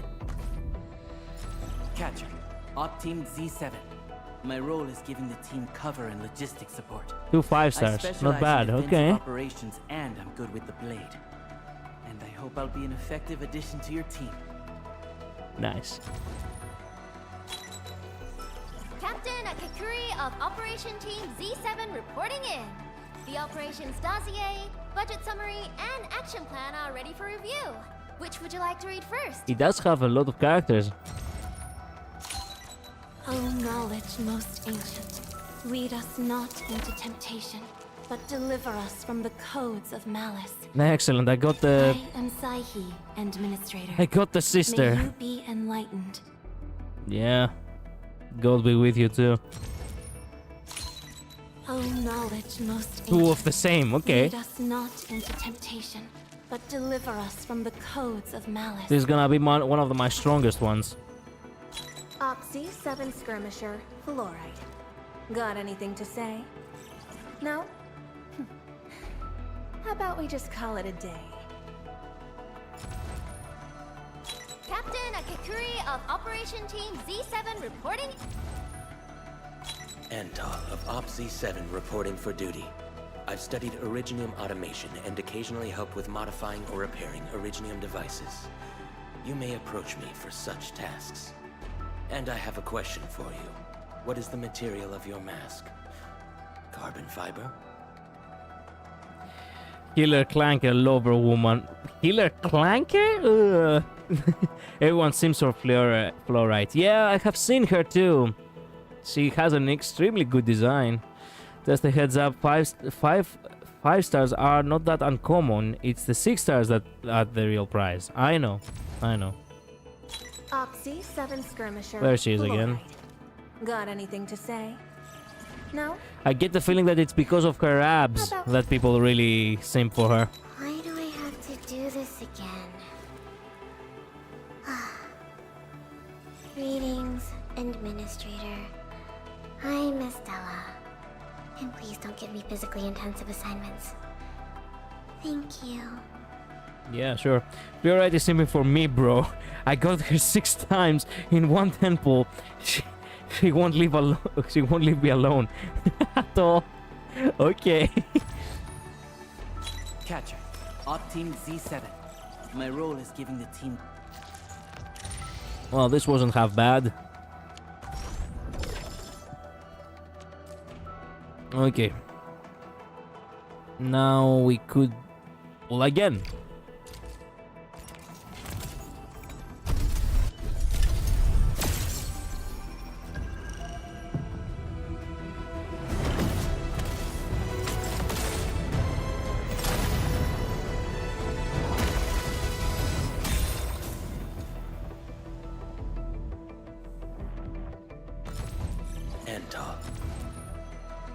Catcher, Op Team Z. Why do I have to do this? Greetings. I'm your operator from Rhodes Island. Codename Snowshine. I'm a search and rescue expert specializing in low-temperature operations. You used to be at Rhodes Get me on Island? the team if you have a mission in the ice fields or snowy mountains. In my every pool, I get at least 3 of her. Yeah. Do the top 10 roll. We'll see. I'll see. Why you get the character I wanted? I got 2 men. I wanted the men, not the women. Antal of Opsy 7 report. So is it a convener? Reconvener. I see. Okay. Why do I have to do this? Antal of Opsy. Oxy 7 Skirmisher, Fluorite. Why do I have to do this? Well, okay then. Nice. This one is a free 10 pool. I think it is. Well, you see, we should probably go for this. Actually, let's go to the exchange real quick. What do I have to exchange? Oh, it's an arsenal exchange. Wait a minute. Man, so many currencies for me to learn again. How many times do I have to learn new currencies every time I play fucking new fucking gacha? Okay. Please tell me which currency is the one which basically gives me more pulls. Look how many. Ugh. Look how many weapons actually are so colorful. Like, ugh, my eyes actually hurt. As you might notice, there's not that many 4 stars. Yeah, that's okay. Top 1, you get 410 rolls specially designed for only to the top 1 as you progress through the story. Top 1 gets 410 rolls specifically designed for only top 1 as you progress through the story. Okay, I see. I got the same dude like 5 times. I never get like a 5-star or once. I see.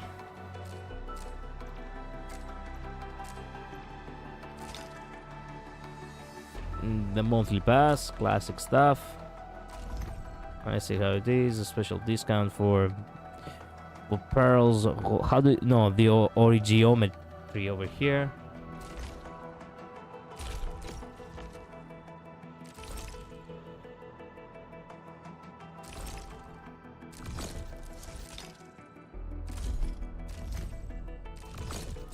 Okay, wait a minute. Okay, so what do I exactly change for pools? This is for pools, right?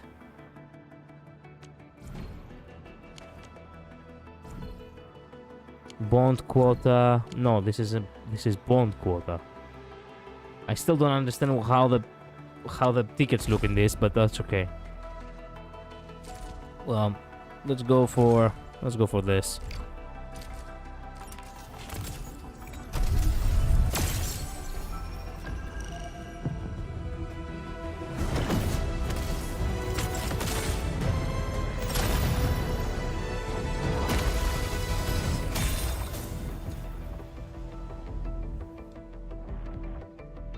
One 5-star. That's okay. Well, well, look who it is. The legendary Endministrator. I picked up a couple of whispers on my way here. Curious to know which one's the most accurate. Since you don't know me well yet, here's my offer. How about I tell you a secret in exchange for a little something about you? What do you reckon? Okay, so where did you pick up the accent? Australian woman. Ah, I see. From Australia. I see. And Why do I have...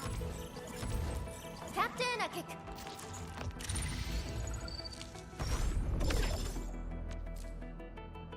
Okay, that is 1 pull. I need 5,000 for another 10 pull. What the fuck?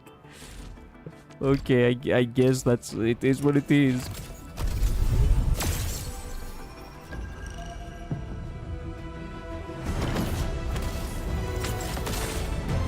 How come I always get only 1 5-star? God damn it. Well, that's okay. Captain, a kikuri of.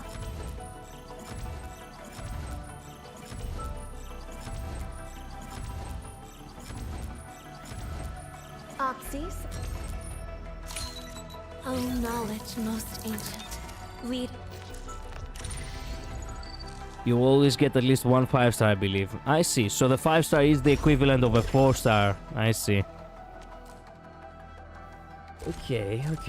I see how it is.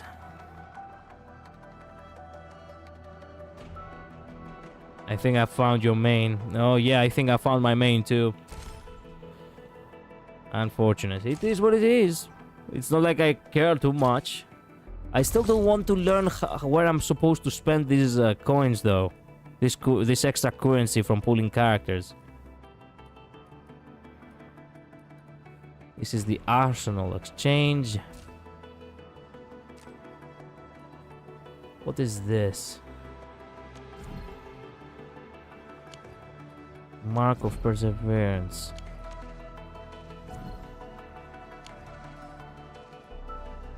How do you... Okay, use this to perform one-hand hunting. Oh, I see. So this is the ticket. This rare material, okay. Is a polyarm wielding strike who deals electric damage, okay. I don't have currency on anything else. Okay, I have only one pull from all that, basically. I could get this really awesome weapon if I actually gather just 280 more.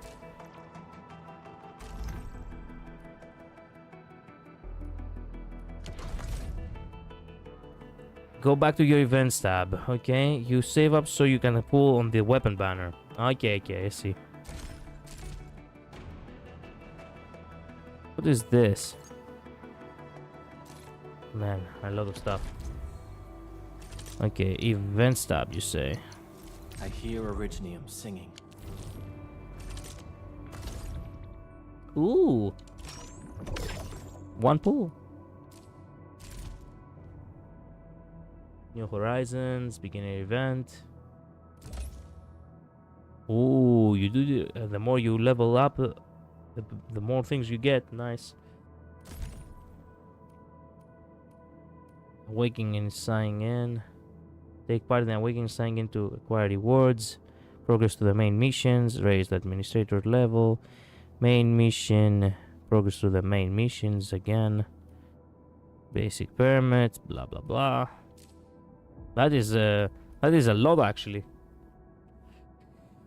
For the quota exchange, you do it after you max out the character's potentials and exchange the sparks for the shop currency. Okay, the New Horizons is the four temples on the special banner. I see. Okay, I see. So you have to progress through the story. Classic shit.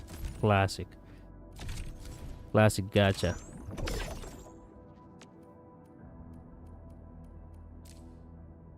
Yep.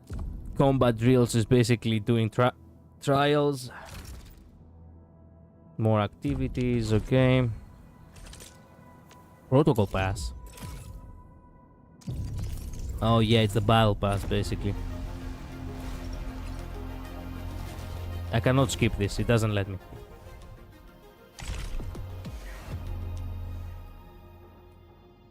There is a free version of that as far as I know. Yeah, that's battle pass, but it's cool looking. I know. I know there is a free version, the basic supply. The Originium supply is something that I can gather. The protocol customize is not really something that we need. If we maximize the pass and we only buy the Originium supply, it's good enough.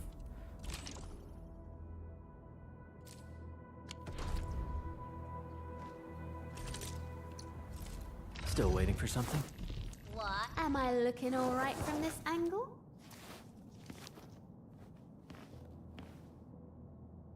Contemplation, computation, utterance, abandonment. Yeah, the chick is also, in case you didn't know, depressed.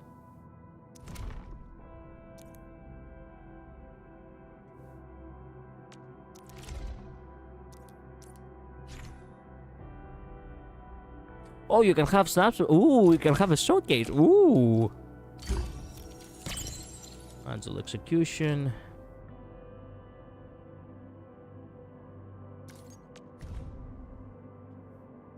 I see.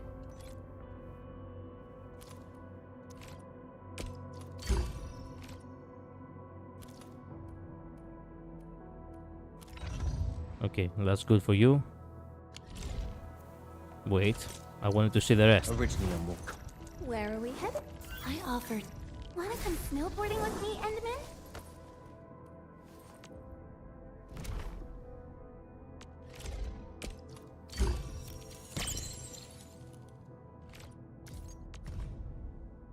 Okay. I only have one of you. Okay.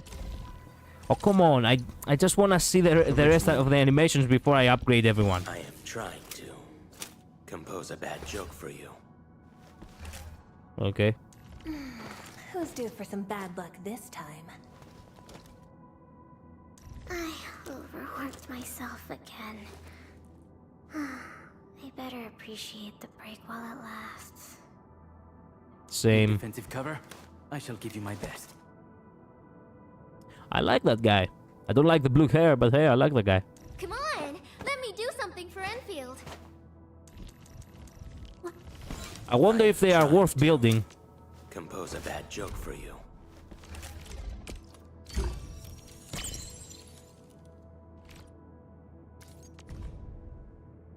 No, it's cool. It's cool art.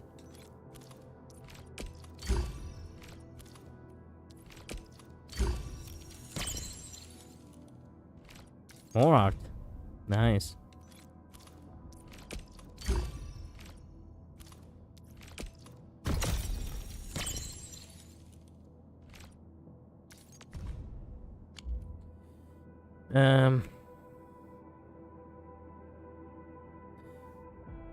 You don't have 2 tracks, but 3. If you press the pause button, I think it's pause on control. You can look at all the options. You get a new piece of art at your 1st, 3rd, and 5th double. I see.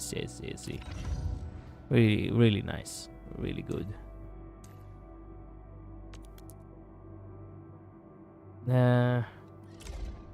No.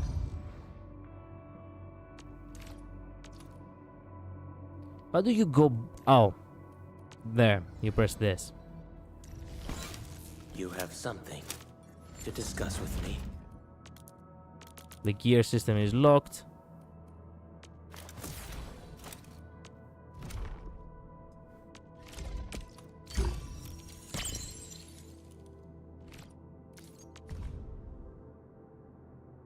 She's a lizard, isn't she? Okay, I see.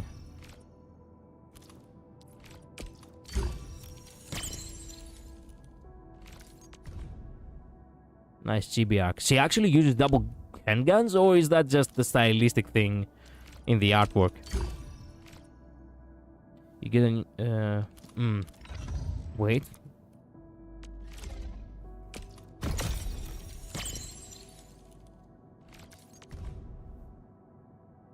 It does seem that she's using handguns, yeah.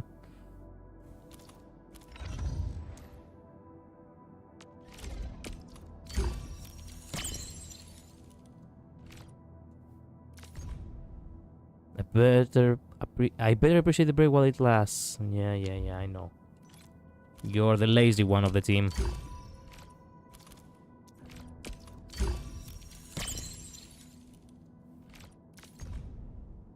Ooh, this is nice.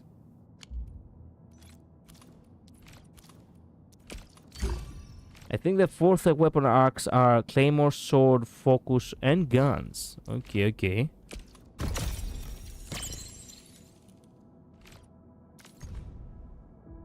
Okay, nice. Now you, my guy.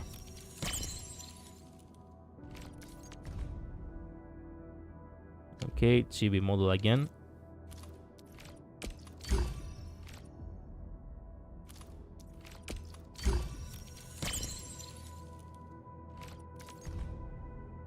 This one looks kinda cool.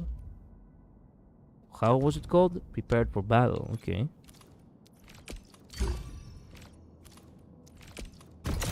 Choice without regrets. Okay, nice.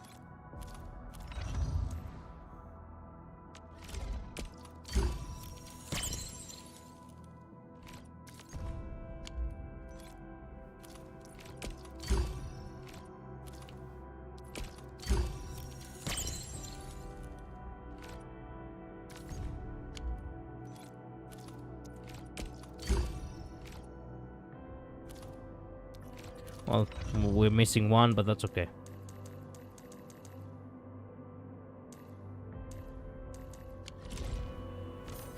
Is there anything... The tab doesn't really work on the controller, but that's okay. We have this. We have the wheel. Give me the front row this time. I want to be the first out of the door. I hear Originium singing. Enfield Crisis Team, ready for action. Your main character is considered 6-star. Okay. Enfield Crisis Team, ready for action.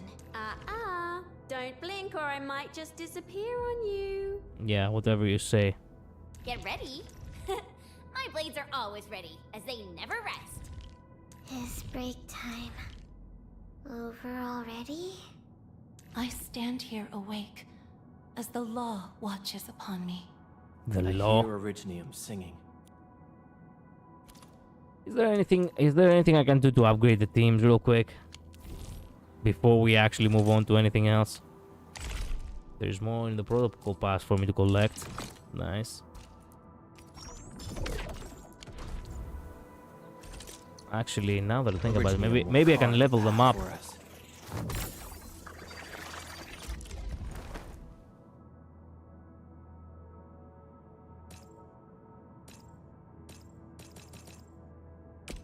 I'll never forget the sight of them. Nice.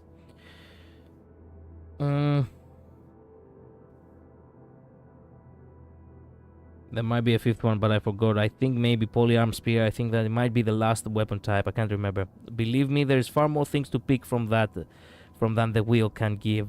Maybe it's because you're still in a tutorial that you can't access the pause menu at the moment. That's okay. Prepped and ready to go. We once fought on and never gave up. For it is our wish to witness your return. Over here, Edmund!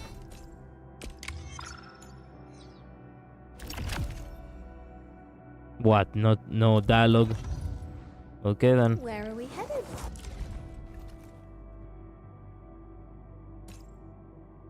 Will others get to see these fights? Some might recognize my lance. It's probably best if they don't know my name. Who else do I... Today's dialogue. You? Yeah, I want to upgrade you. What? I will upgrade you too, because why not? So many battle records. Endfield sure lives up to the industry's part. And I'll do the guy as well, because why not? But I'm gonna play Arknights Endfield. See ya! Enjoy the ride. Originium will carve a path for us. I don't think there is any weapon for me to change at the moment. Nor add any essence or something. Yeah. Actually, can it be upgraded? It can be upgraded, interestingly enough. Also, there is one weapon.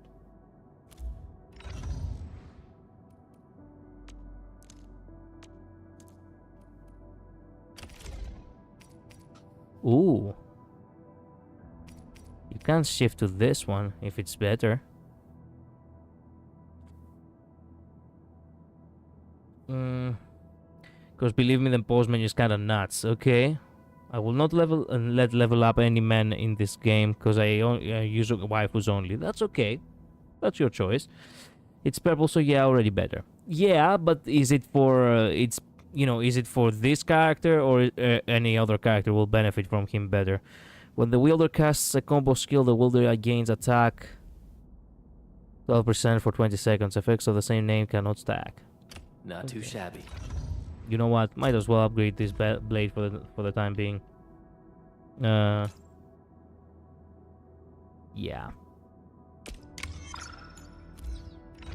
Now this is gonna be as strong as it can be. You can look at the best weapons for them with the recommended button below. Oh, recommended? Where exactly? Recommended.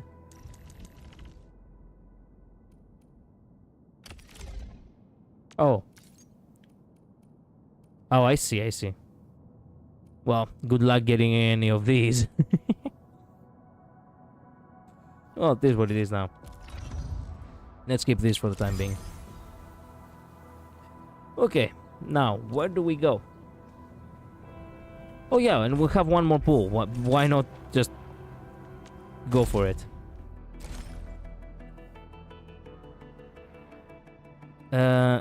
Wait.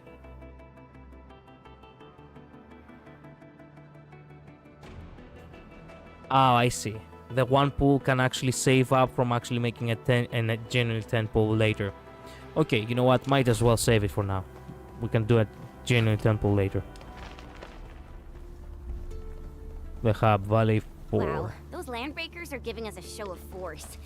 It's rare to see LBs this arrogant. Of the 3 major landbreaker clans, the Bone Crushers are the ones who actively respect violence. According to intel from the SOW, this clan has suddenly stopped their extended infighting and launched multiple raids on other minor factions. We don't have any further intel yet.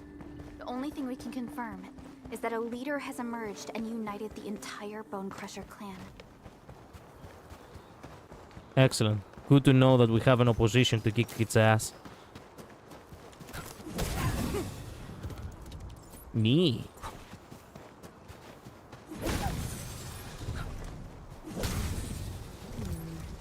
People say that the essence should reveal itself. Is there something I missed? What is this? Like when they have an icon above their head, what does that imply? I'm missing 4 6-star characters before I have them all. I need to grind. So fun fact, your teammates will pick up items for you. Ooh, nice. Good to know that I'm actually not gonna feel all alone in this game. Damn, I can see. Look, I know it wasn't meant to be, but I have a genuine fear that I might actually start, you know, playing this game for real. I'm still not sure what I'm actually gonna do now. I do not really think about it. I'm just, you know, getting a taste for it. Engaging. Stay safe. Leave it to me.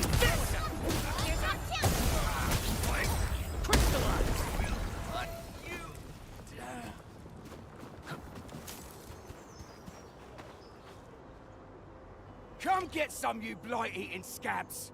Workers of the UW will never back down! He's with the UWST. We've got to save him first. So when you mine rocks, you can see them picking up the one for you after destroying the rocks. Ooh, okay.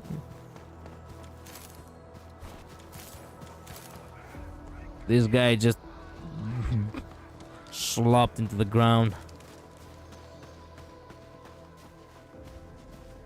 Rescue the trapped. Oh yeah, if it's optional, I will gladly do it. Yeah. Engaging. Stay safe, team.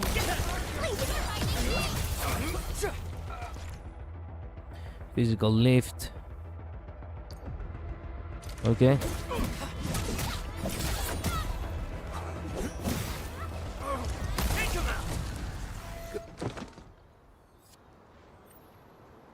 Are you alright? Ooh, I'm okay. Those LB scab eaters won't beat me that easily.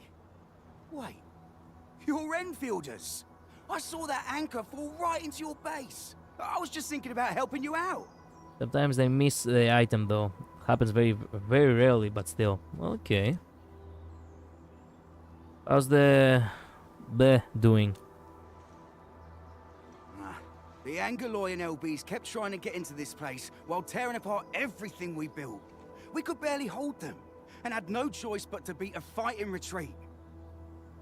I'm back. I'm just gonna stay for a few more minutes. Okay. Anyway, appreciate the help. I gotta fix our facilities here. Once I'm done with that, I'll go bandit smashing with my hammer right here. I still have 2 buddies out there. If you see an Alafia and Fort, tell them to bring their arsenal. I'll get myself ready for a major slugfest. I'll get myself ready for a major fuckfest. Okay, glad to know. Can I mine all of these?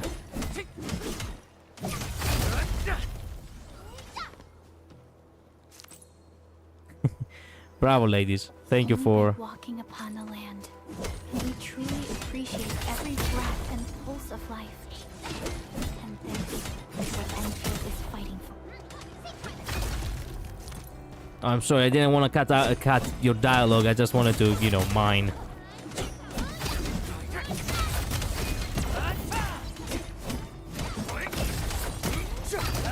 Mineral ores form the foundation of industry.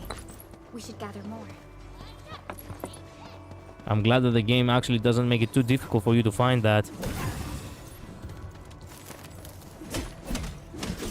I remember in Genshin it was generally just such a bother to actually find multiple of ores in order for you to farm.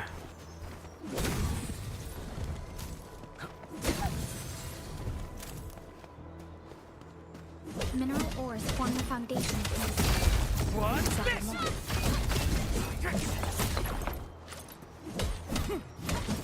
These minerals make them heavy. Minerals, Marie. They're minerals. They're not rocks. Crystal is also a mineral, you see. Yes.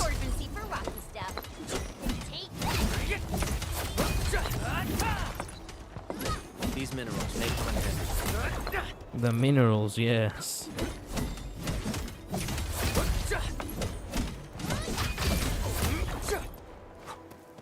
Didn't expect this, right? My special swordmanship for rocky stuff. Yeah, for minerals.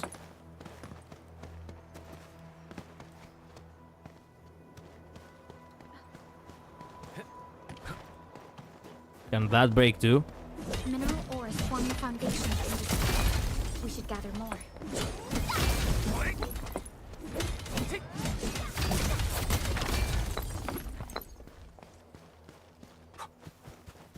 Units. A blade unsheathed is light unleashed.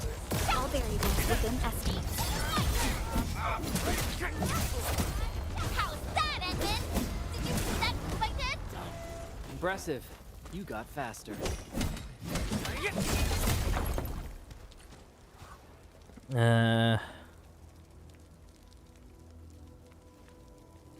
I'm just gonna stay a few more minutes. Yeah, I think I read your I think I read this already, Julian. Yeah, welcome back. As I said, one of the characters and my mom got the same name, but I'm not gonna say whose because nobody needs to know my mother's name. Fair enough. Fair enough. Do not say it. There's some mining rocks just down the stairs. You can watch it in action. Yeah, those speech bubbles over their heads usually means they found something, either a chest you might have missed or rare materials, but not always. I see. Don't worry, their ores isn't a complex thing here. It's the shredding, refining, compressing, packaging, and all the other crap you do with them with the base building. That's the complex part. Oh yeah, I know a little bit about the base building. Before I started the stream, I watched an entire, I watched a guide on, what to expect on this game. I already have a great idea. Rescue the trapped crewmates. There are more blah blah blah. There are more crewmates, as that the other guy said. I hope I can find all of them. Ooh. Something ain't. Engaging. Stay safe, team. Leave it to me. Leave it to me. The raiders have taken a UWST crewmate prisoner. Excellent. We must defeat them.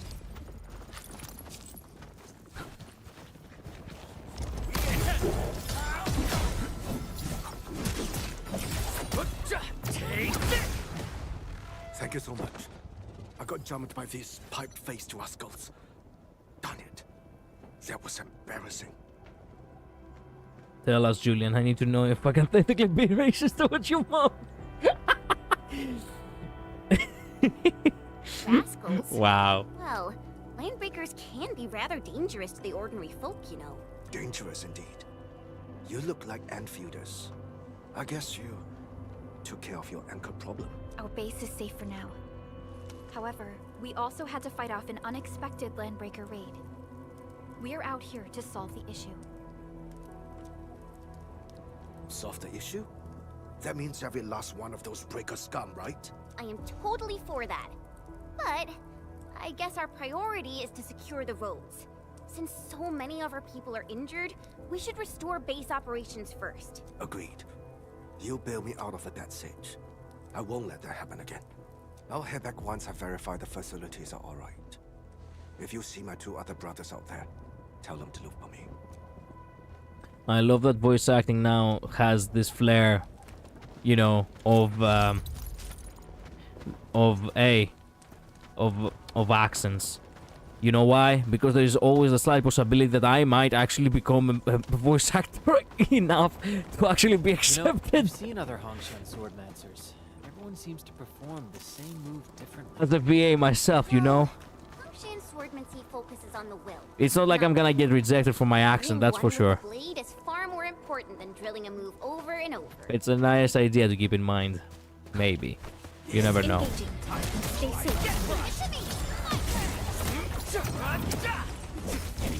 We are united as one.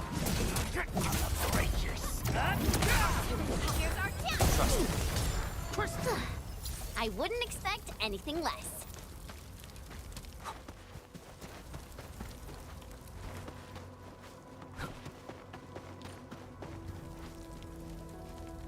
Oh. There was another guy there.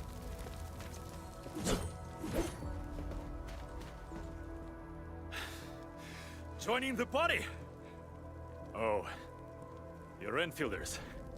I thought you were with them. Yes, we're Enfielders. You're wounded, and... Did you do all this? I probably did. I got no ideas on fighting the Bugaloids, but these raiders... all muscle but no brains. I fought both the opponents in the underground arena, so the asphalt roundabout. We're trying to create a safe route to the hub base. You can go there to receive medical treatment. Great.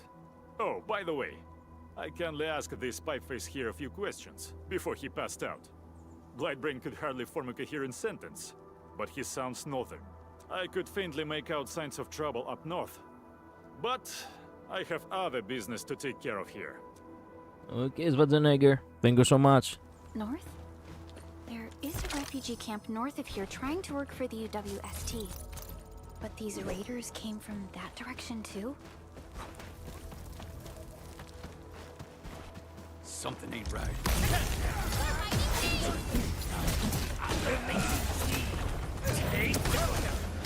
Forward! Hear that sound? Get crushed!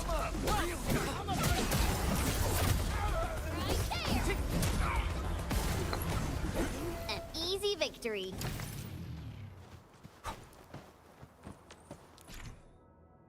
The path's blocked by the high voltage fences, power cables, blah blah blah blah blah. Okay, I know.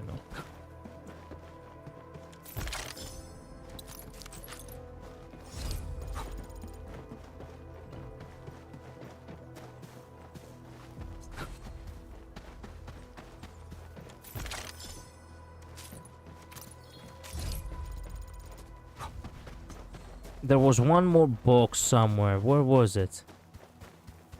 Here. How do you get here? You must jump, probably. I keep forgetting that this game you can jump.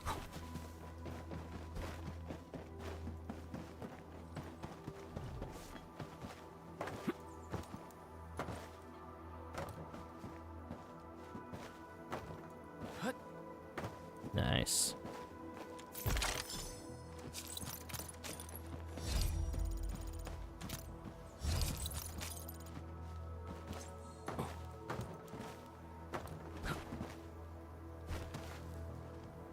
You can climb, by the way. What? No, I can't. What do you mean you can climb? It doesn't... I press X multiple times. I press the attack button multiple times. I mean jump. Oh. How to use rodent-friendly language. Don't. Look what the rat dragged in. Don't rat me out. I'm sick of the rat race. You look ratty. I smell a rat. Do mice to meet you? I won't squeak a word. This city is ill-cheese, bored of opportunity. You look whisker sharp. This has me sniffing around for more details. Yes. Yeah, yes.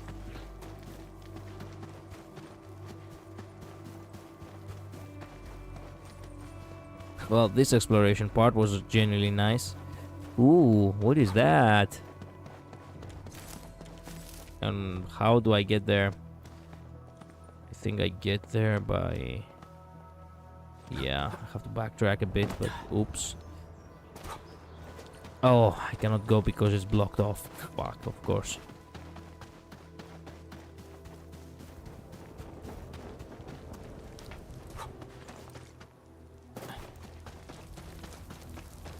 We'll get there after the tutorial. Okay. Cut the wires, you break the switches here, you smash the crates! Don't let boss! Wait, I'll go get him! Hold him off, boys! Fresh meat! We got fresh meat coming! Strong deal, boys! Crush him off! Kill ya! Commence L7, annihilation! We're all around you! Show's over.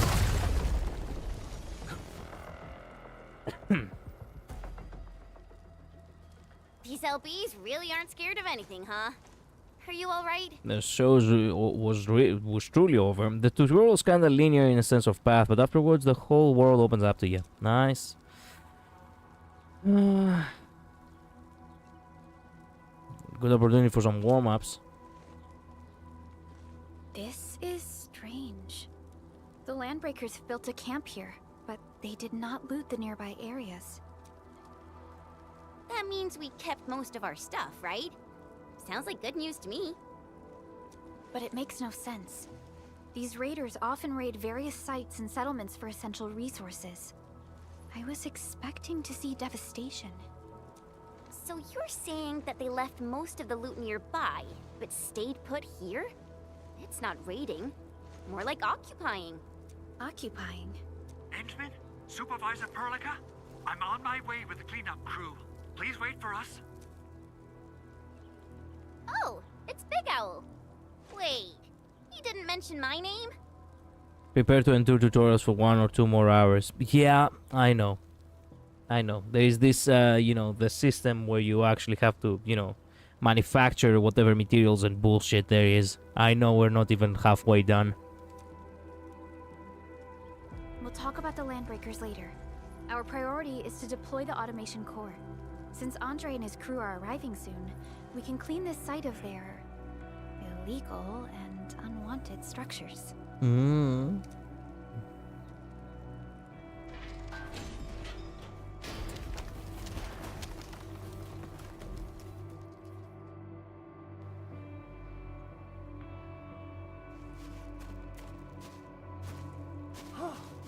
Oh, my legs are giving out.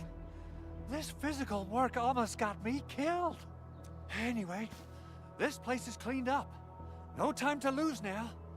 Let's get started. Whoa, let's just take it easy. You seem super excited today. There's the 3 of them cleaning up all of that junk, heavy junk. Yeah. Of course I am. Our goal in coming to the hub base is to prepare the AIC factory. They are protagonists, you see. We've got to run it through a field test and production trials. Though I must admit, I never expected to do it under such dire circumstances. Watch me carry this barrel. We've received your protocol application and verified all access authority levels. You may issue the order for PAC deployment anytime now. Understood. The Endman and I shall initiate deployment at once. Endman, the PAC is protected by the highest levels of encryption. Only you can authorize its deployment. Everything is now in place. Let us begin.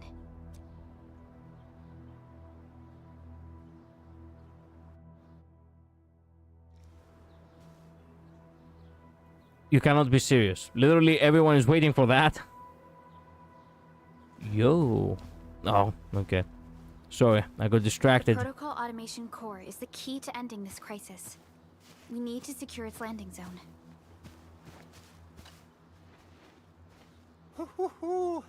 Administrator, you can't imagine how long I've been waiting for this day to come. Oh hey, it's good to see these 3 guys actually here. Good thing I did the optional stuff. Of course. This is one small step for Endfield, but a meaningful leap for our civilization. And that owl's complaining about running 10 meters. Yeah, he does. Since the admin is the only one who can deploy Pac, does that make him the Pac-Man? Most definitely. The PAC is the heart of the AIC factory. Don't touch me. Once connected to power, it will let us build entire production lines out of nothing in the wilderness. The AIC factory will be a symbol of our endeavors in bringing the lifeblood of civilization into the frontiers. I think I got ahead of myself. That filthy fucking owl thinks he can touch me. Perlica has always been harping on about the automation core. I'm actually curious about what it looks like in real life. Admin proceeds to gobble up all those coins while being chased by ghosts. Yeah. Not much. Perlica and the people in the R&D center are the ones working on it. We often use the tele protocol, but they say the automation core will give us even more important functions. Acrylica always says that the automation core and the AIC factory are going to See ya, help us Julian. change the future of this Man, planet. I'm getting tired. And now, it's finally happening. Labrys, I will commit a mythological tragedy upon your skull. The pack.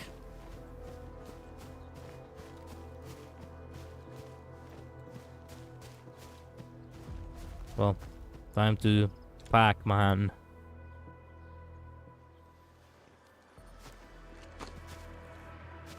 Now you're gonna take pictures.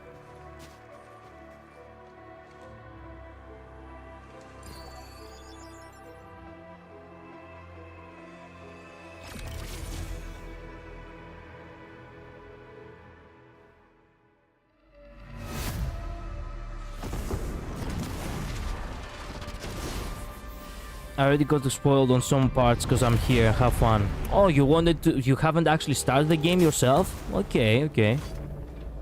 Sorry for that, man.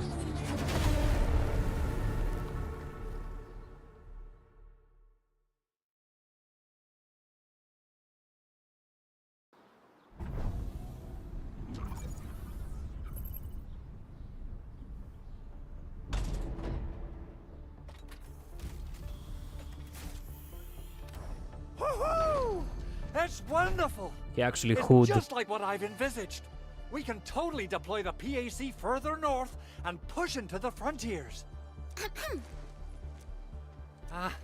Sorry. I just got a little too excited. I started just not on this on this part, but that was a pretty cool cutscene. Okay, but it's still the tutorial technically. It's still the intro, man. With the protocol automation core deployed, this place is now the core AIC area. We can begin setting up our teleprotocol network. Taking a break myself, got my ass schooled by a boss. I'm farming hard. No. The AIC factory will need the core AIC area to perform production work. It will also be able to support and satisfy resource needs in its area. I know, but I wanted to see it myself. Okay, okay, that's fair.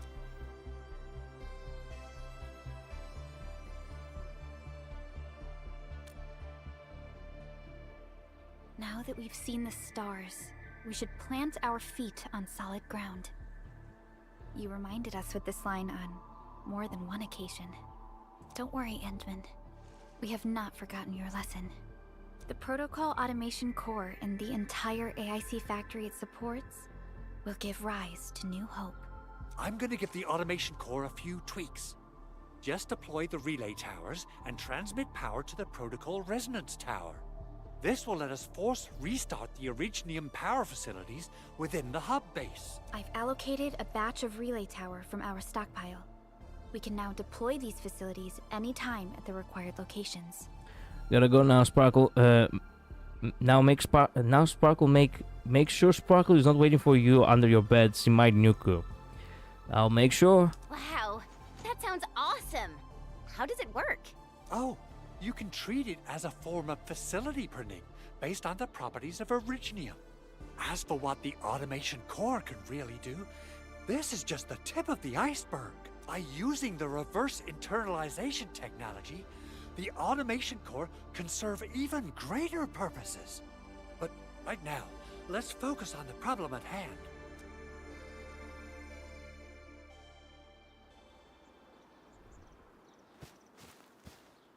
Alright. Time for tutorials. Construction is the strength of Endfield Industries made manifest. Switch to AAC mode. Wheel. Yeah, continue. Relay. Place hold bar.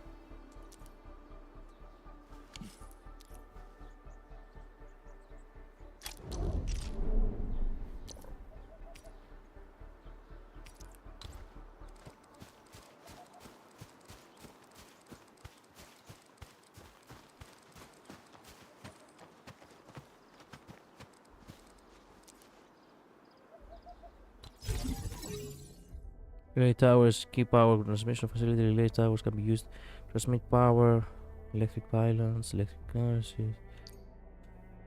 Imagine a source of the power. Transmit power. The power grid. Nicely done. Welcome to hell. Our next step No, is to I don't start mind it. power transmission from the PAC. Endman! Just plug the cable in right here. I know. Shut up. Fuck up. Both the PAC and relay tower seem to be in working order. Now, we just need to deploy more relay towers and transmit power to the resonance tower. Well, looks like my work here is done. Supervisor Perlica, I guess I'll head over there to do some inspection work. Using the protocol resonance tower to force activate Originium might damage our facilities. If we're not careful with this, we might fry every Originium facility in the area. I meant the hell of boring tutorials holding your hand for every single thing. I understand that. Okay then. Time to split our forces. Completing the automated industry complex is a top priority for Endfield Industries. It is our core solution for dealing with the hazards of Talos 2. Endfield completed basic verifications of the PAC technology several years ago. However, we encountered a crucial bottleneck that delayed our progress. Until recently.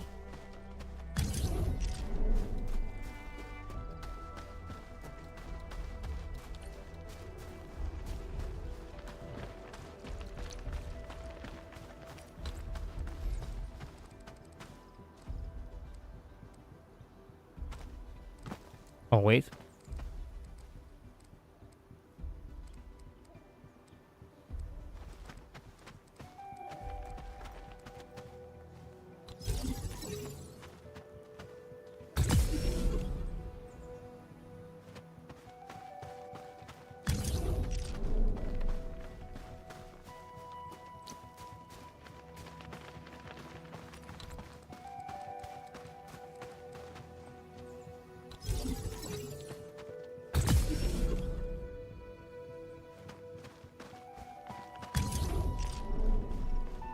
Almost there, Endman. Before we do anything, give me a second. I really need to grab a glass of water. Give me just 1 minute, okay?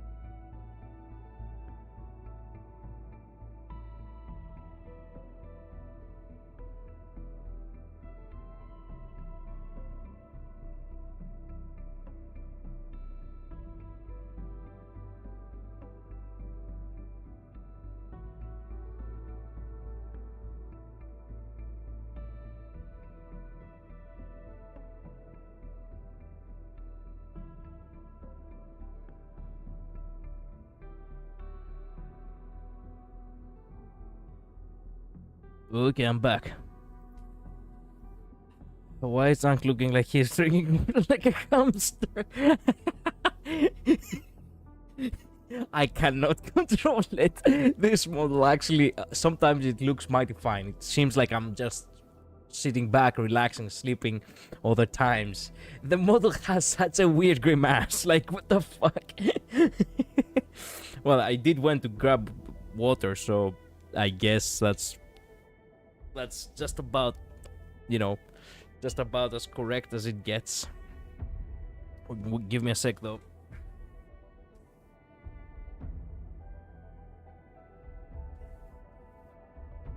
Okay, I need to adjust myself a little bit better.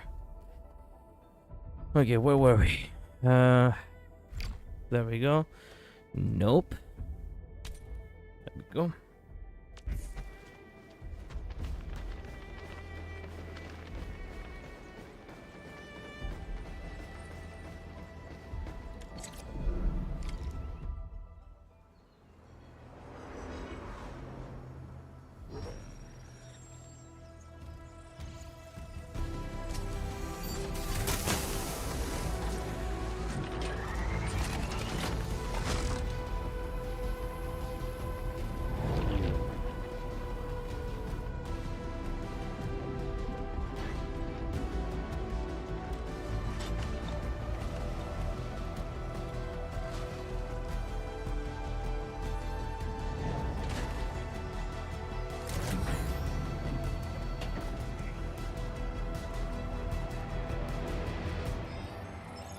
Good work.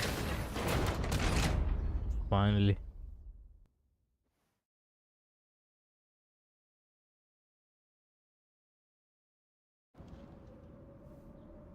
Tell the boss. Endfield has arrived. We are Endfield.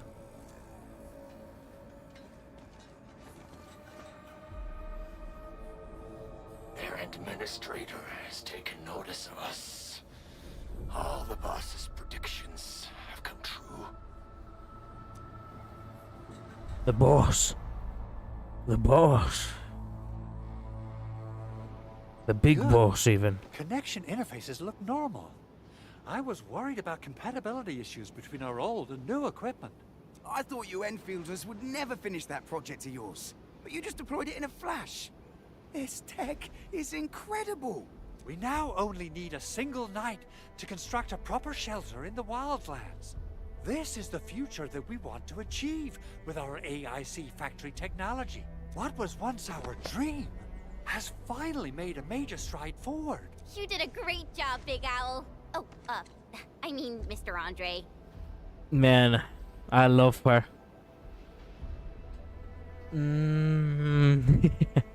Oh, why so polite today, Master Chen? You got my feathers tingling and fluffed. I can hardly recall the last time you called me Mr. Andre. I've always been like this. Those are not houses, just batteries. I know. Endman, Supervisor Perlica, power is back online at the hub base. Thank you so much. Roger that, Director Chin. The automation core is working well. Perhaps we can run a few more tests. Is there anything else we can help with? Yes, we could definitely use the support. The comms node is still under repair, so we can't contact other regions yet. And we're short-handed across the entire hub.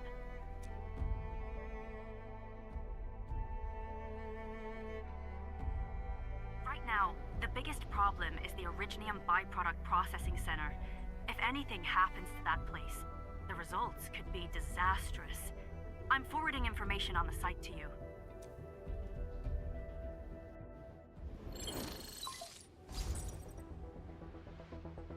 Wait, the Angeloy wouldn't cause this kind of damage. Maybe the Landbreakers had their eyes on something inside. What's in the byproduct you mentioned? Another important project of yours? Byproducts include all sorts of things you can think of. But Originium batteries will be the most important. I guess the LBs are after that. Let's set aside how many these raiders stole for now. The worst part is that they know little about the safe handling of flammable and explosive materials. Things will be catastrophic if they accidentally set off an Originium explosion. Someone must have planned and coordinated this landbreaker attack on our base. The underground lab, the protocol automation core deployment area, and now, byproduct processing center. Landbreakers usually wouldn't consider these as prime targets for looting and raiding. Then what are we waiting for? Let's head over right now and check out what those pipe-faced bandits are after. The photo tells me that the processing center has suffered severe damage. We must repair the local infrastructure first. Otherwise, we can't ensure the safety of subsequent support and repair operations. This is where the More AIC side quests. factory comes in. Let's head on over to the core AIC area right now. All right.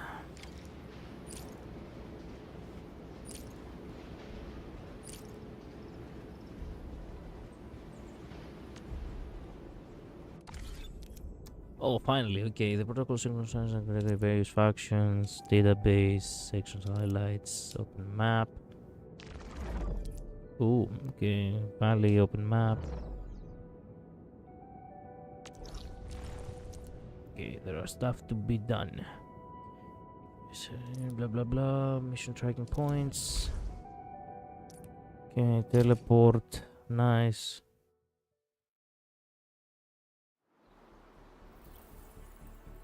Entering core AIC area.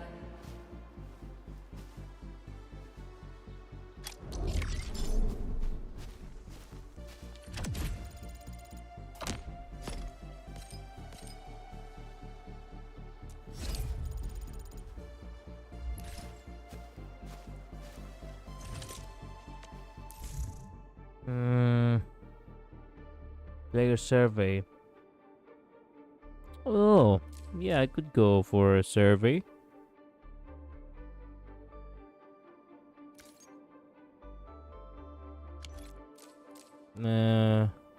Completion reward 300 Robel or a bill. Okay.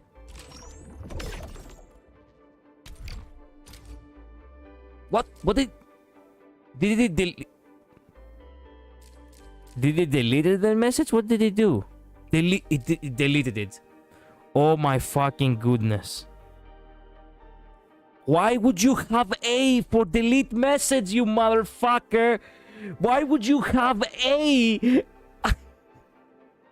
Man, what bitch ass thing. Why would you have A as delete message? I wanted to select my as delete message, delete mail. Why would you have it as delete mail? You're supposed to have it as select mail.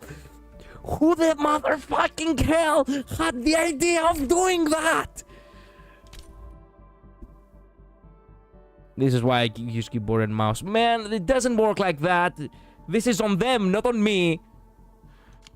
Okay, wait a minute. There must be another way you can actually get to the survey. As far as I know, there are, yeah, the game tools, I think, or...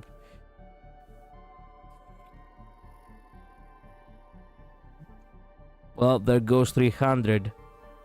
Fuck my life with this shit.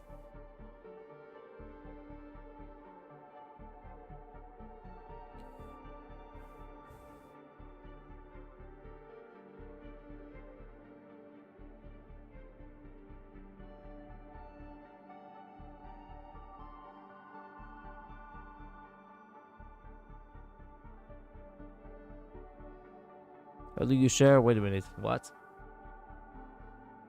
Successfully in game tools, personally, including the not. Yeah, I don't get it.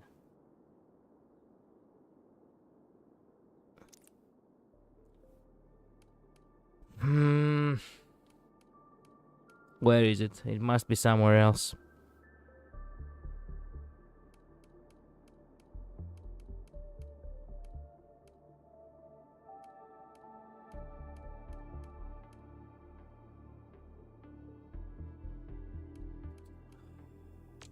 Fucking fuck.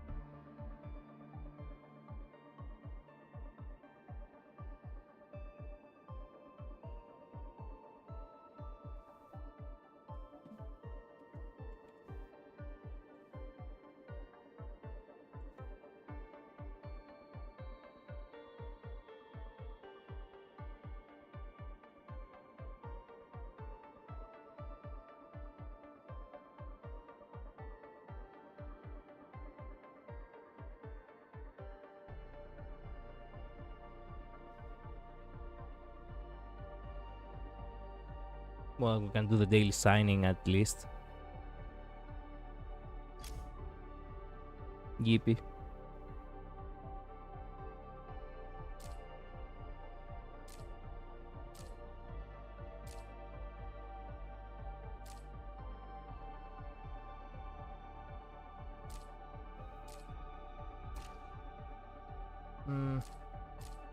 Somewhere around here. There we go. Player survey. Jesus fuck.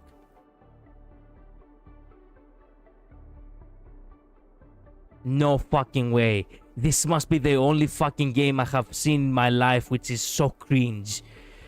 Complete the main mission. Once you meet the eligibility requirement, you can find the player survey in mail. Go to survey, fill it out, and share your valuable feedback. Survey response cannot be edited after submission. Please complete it carefully.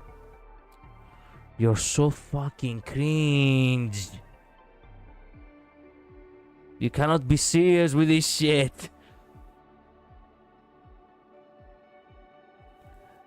Literally every other game I have encountered has a link at the very least in the player survey announcement. How come you don't have? Fuck. Man. There goes my 300. Just wow.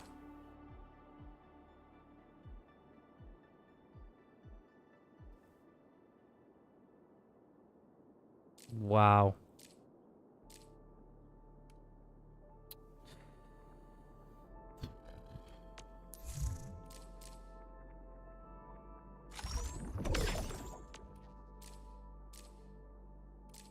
Imagine not having any way to reclaim your mail or... Man, I am genuinely fucked off right now. I cannot express to you how angry I am. Hey, I have friends.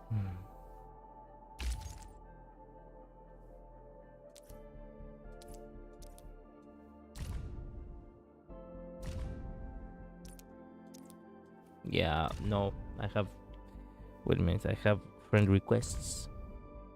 Hi, Dante.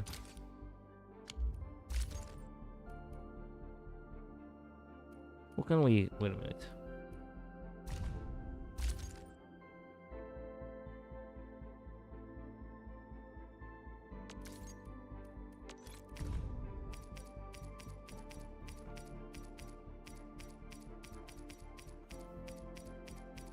Well, I only have... I like this guy, the Wolf Guard guy. Post as your UI so I can add you. My UI is literally on the lower left, man.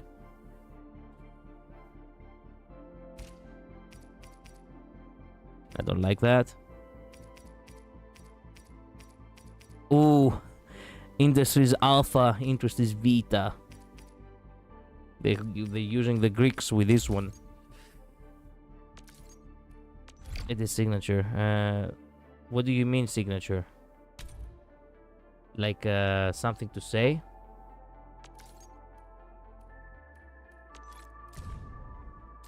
Ooh, there are also different profiles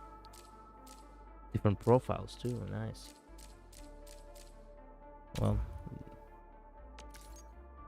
but I'm lazy. Do you really want me to write it for you? Wait a minute.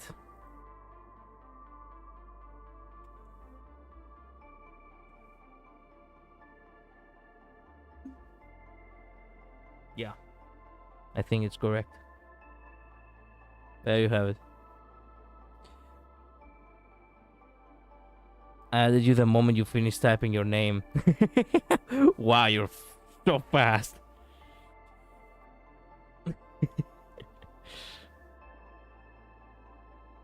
Okay, back to it. Edit signature. I guess I'm gonna add my classic quote: "Fortune favors the bold." No, actually, for a game like that, we are Empire. I can have my other favorite quote: "Upon the contact of each lies the fate." Oh, fuck. You can only have 40. Okay, well, we can use the other one. Fortune favors the bold.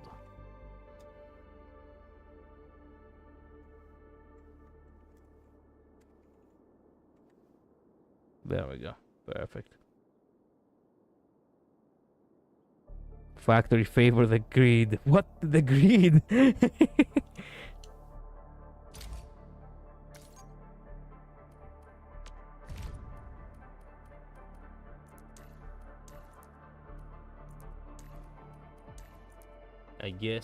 I guess I'll have you guys for the time being.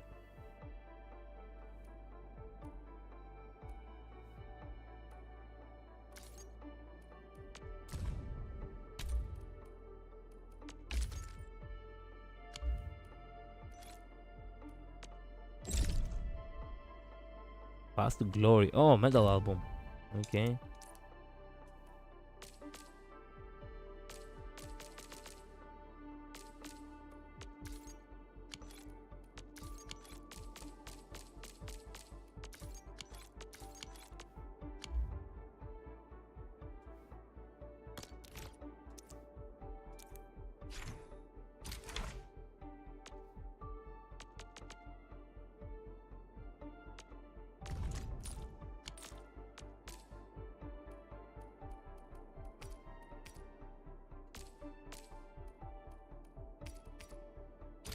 There.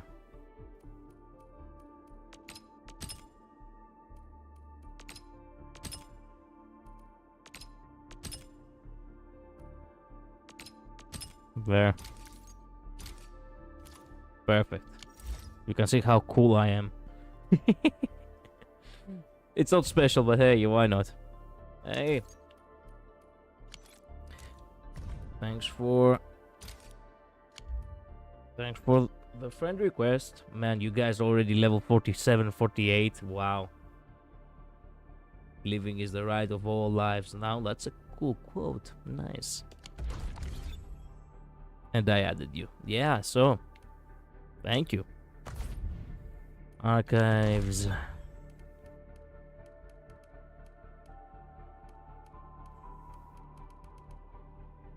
Okay, I guess we can keep going now. Judging by how bad that gate looks, the facilities inside are probably damaged too. We must prepare some materials for carrying out emergency repairs. I recommend the Origo crust. It's the most common material for producing all kinds of machinery and equipment.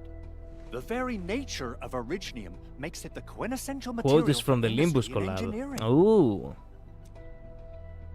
Wow, if it's that useful, I'm guessing we've got a whole warehouse full of it, right? Yeah, we, just happened to have used up the local stash. Nobody expected that anchor fall to hit right in the middle of our base. There was so much damage that we needed to fix. That being said, we have to start from square one and do some manual mining.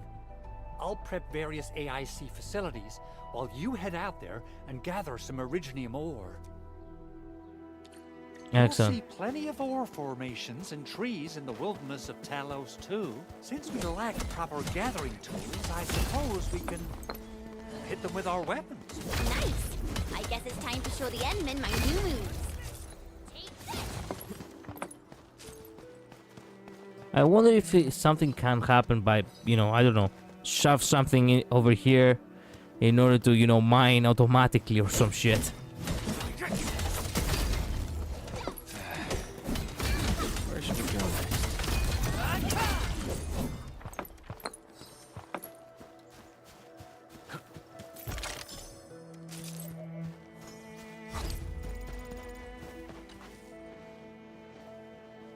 Good.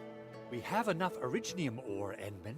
Now let's get started making Origo crust. I've readied the facilities. We should deploy them near the PAC to start our work.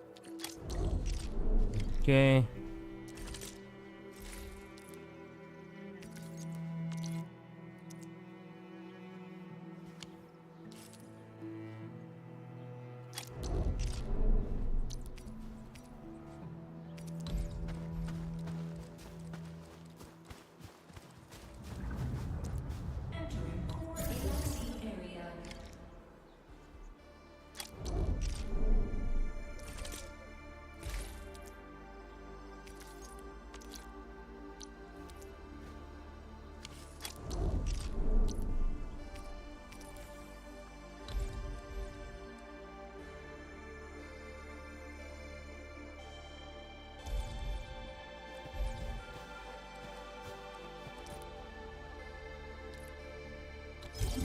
Construction complete. We can now activate the refining unit.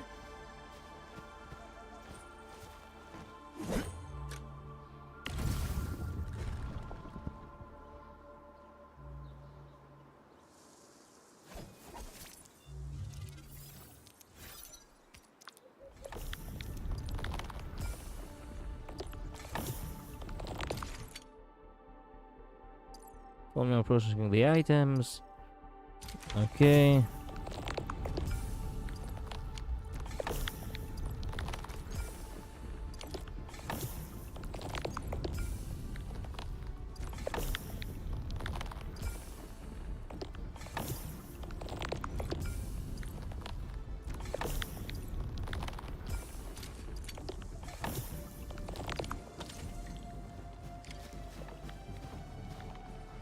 Good work.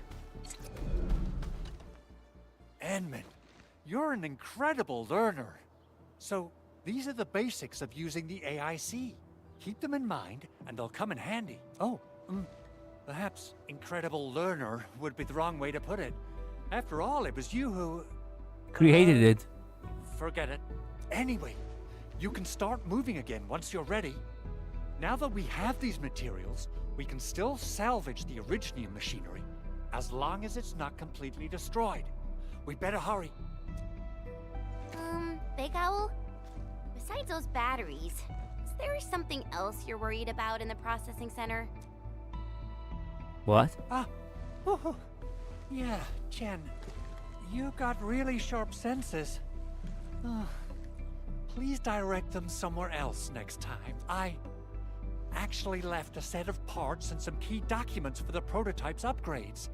If I lose them, I won't be able to wrap up my work on the prototype. Back in 30. Well, I don't know if I'm gonna be still streaming because I'm too tired.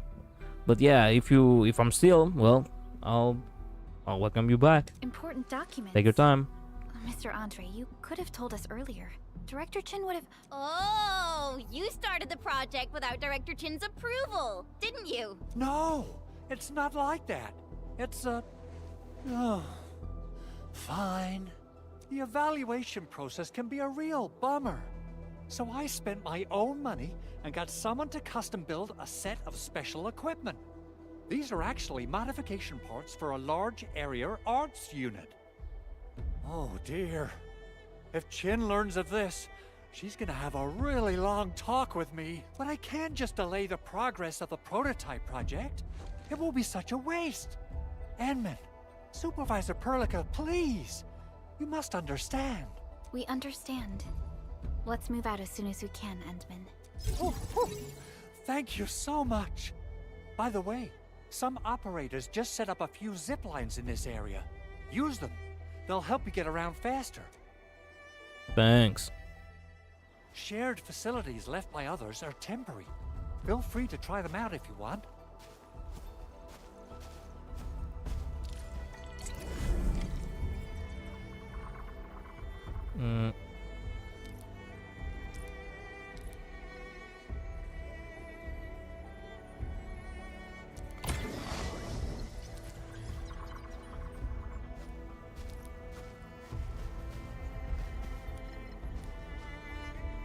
Okay.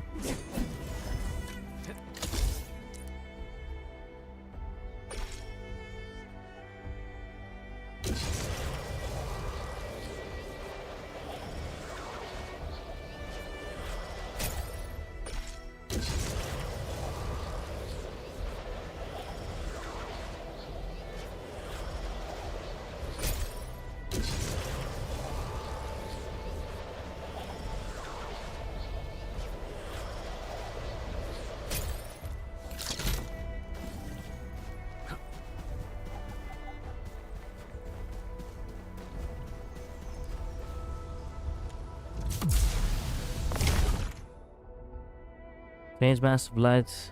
Enemies attracted by the ether. View that number. Strength of the enemies.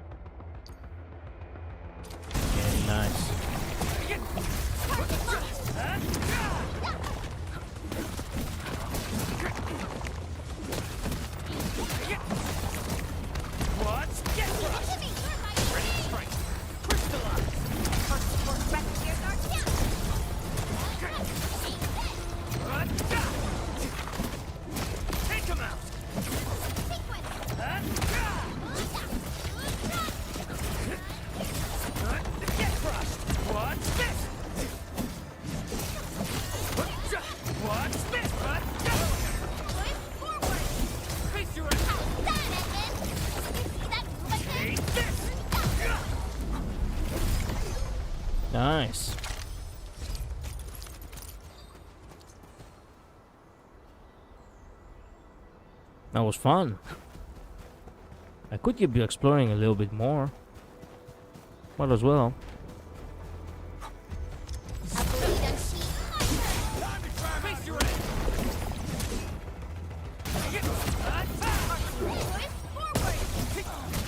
Outstanding technique.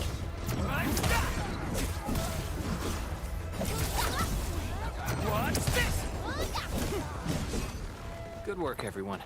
Nicely done. Hear us It's a me. Ready to strike. Crystallize.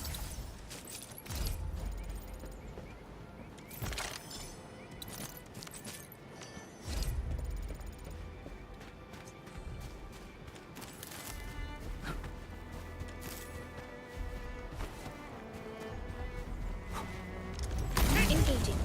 Stay safe, team. Ready to strike. Crystallize. Here's our chance.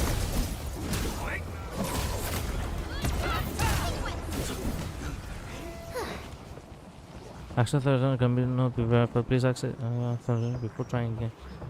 Okay. Don't get it, but okay.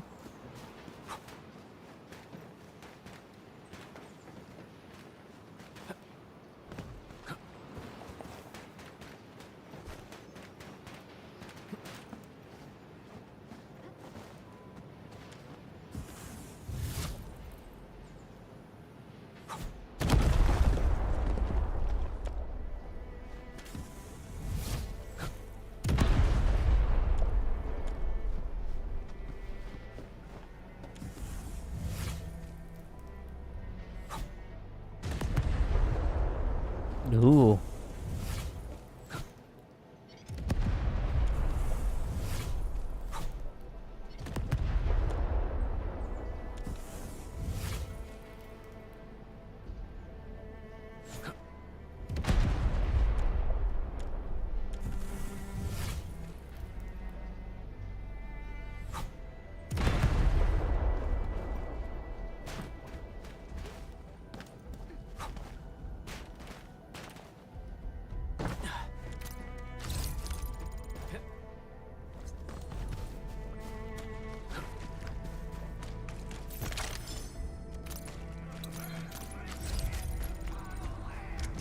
Engaging. Stay safe, team. Leave it to me.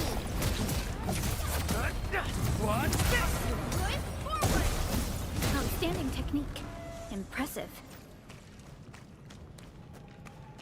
A blade unsheathed. It's left unleashed. Show's over. Target locked. Fire. Passed off. As passed. Take this. Here's our chance. Ready to strike.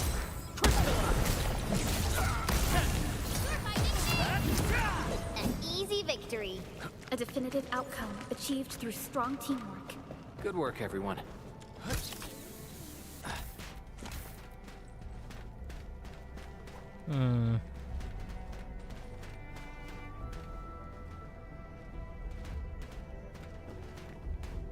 I need to get to the other side over there.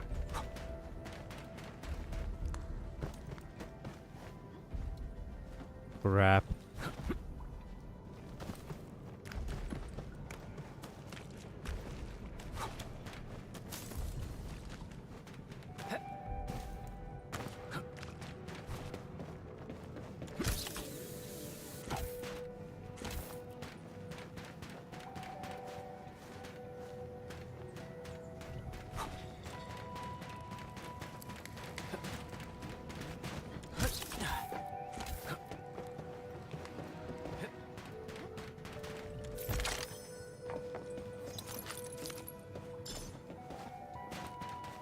I like the exploration. I can chill a little bit now.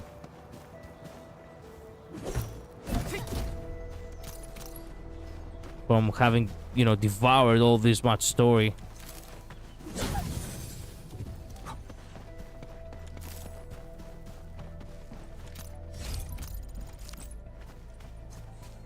Collect materials while I'm at it too.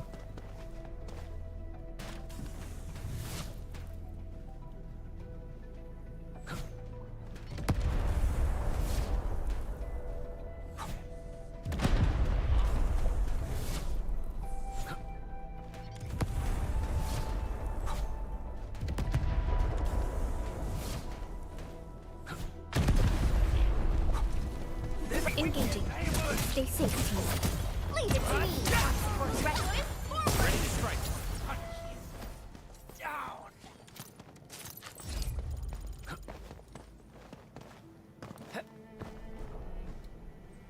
There's something invisible over there. What the fuck is that?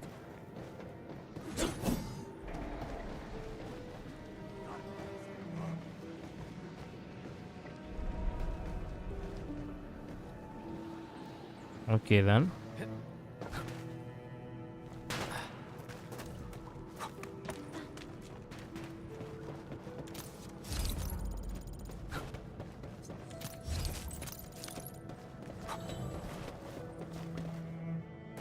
We getting buggers? Hear that sound? Engage. Stay safe, team. Leave it to me. Here's our chance. Get crushed. Take this. United as one. Wow, you're awesome. Take this. Take.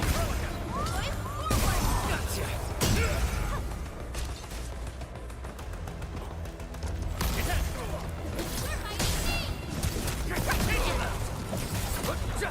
What's this?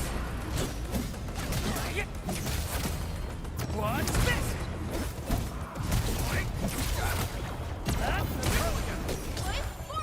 These enemies are tough.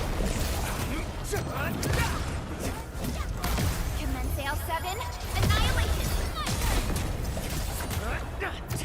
Outstanding technique. We made another step forward, Enfielders. Nicely done.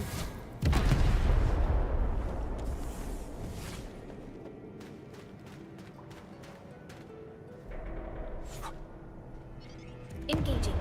Stay safe, team. Leave it to me.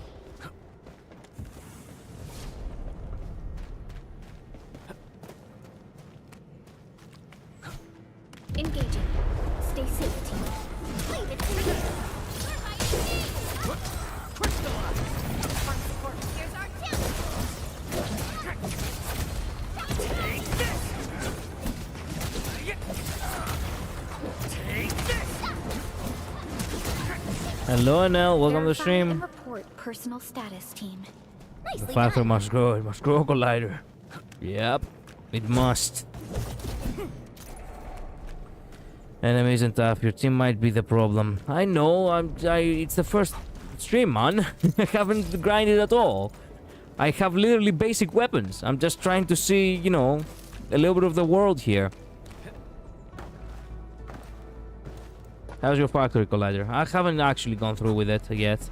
I'm still in the tutorials, as you can see.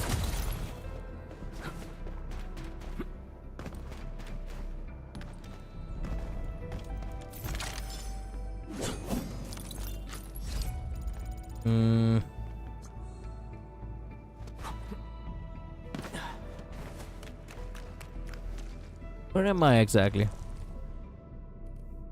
Yeah, I think I'm heading it way too far off.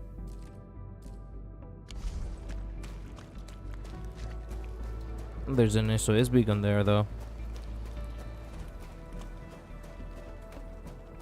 I wanna fight that guy. Stay alert. This hostile poses significant threat. You know what? Might as well.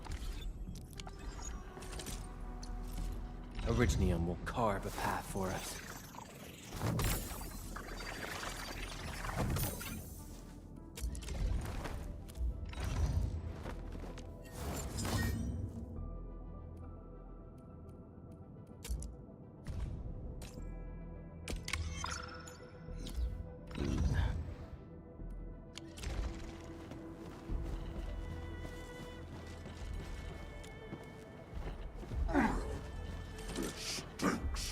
Smells like a coward's piss. A blade unsheathed, its lips unleashed. All variants within essence. Your end awaits. Leave now as left. What's this?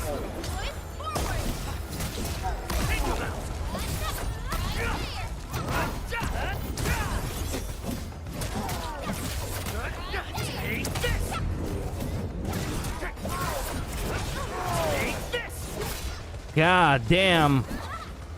Okay, how do you save? How do you save? How do you heal? You cannot heal. Oh yeah, that was death.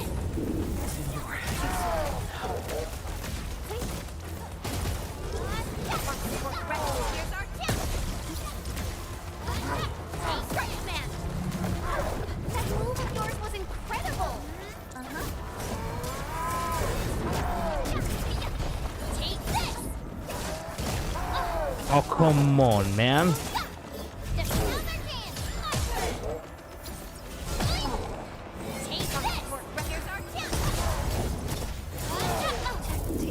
How much I hate this move.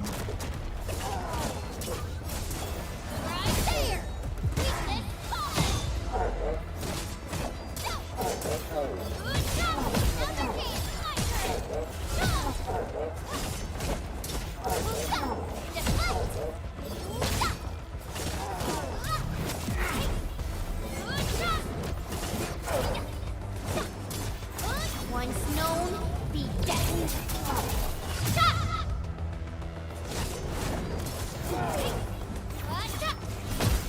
Leave it to me. Shut the fuck up. Okay, how do we do it now?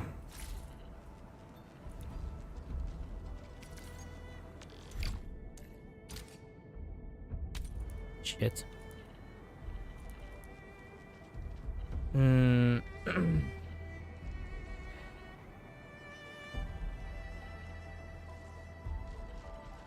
You start with Chen and blew it up with Kamini. Endvin, I see. Unfortunately, you're on EU. Go to the character tab and open your gear. Okay, wait a minute. Watch this. Operator Perlica. Gear, you say? Still waiting for something? I don't have gear yet, man. Gear system is still locked, I say. There will be a slot for it. Man, I'm still in the tutorial. What am I telling you?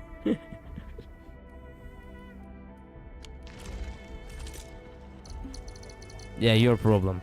Yeah, I know.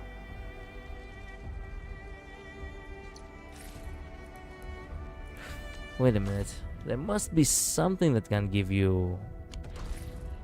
Well, whatever. You know what? We survived, so that's okay. Circle cannot be repaired. Yeah, that's okay.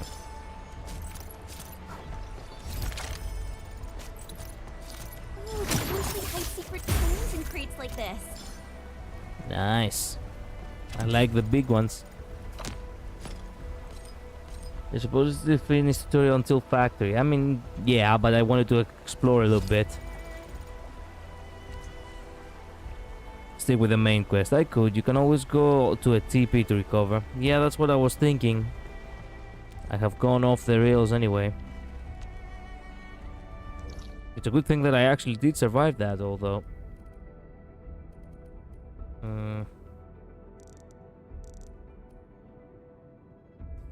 There was another one right here. Too bad I didn't activate it.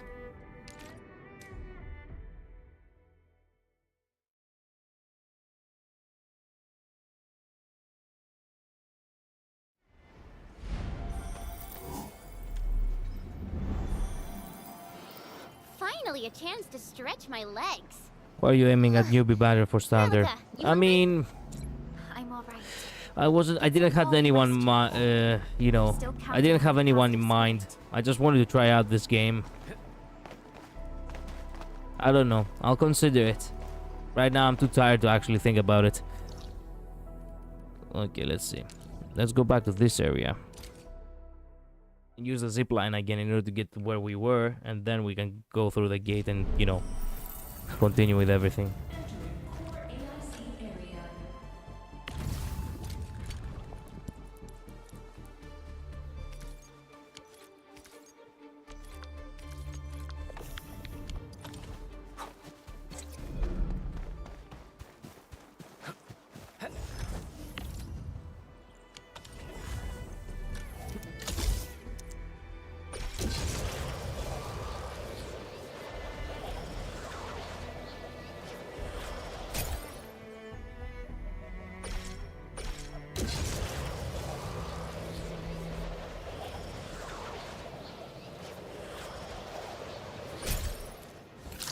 What is this? Evelini. Urelines? Okay, Evelines. Mysterious entities that emit strange sparkling lights. Scanning. T-point, increase stamina limit. Okay. So collect these basically, because if you want to have more stamina, it would be good for you.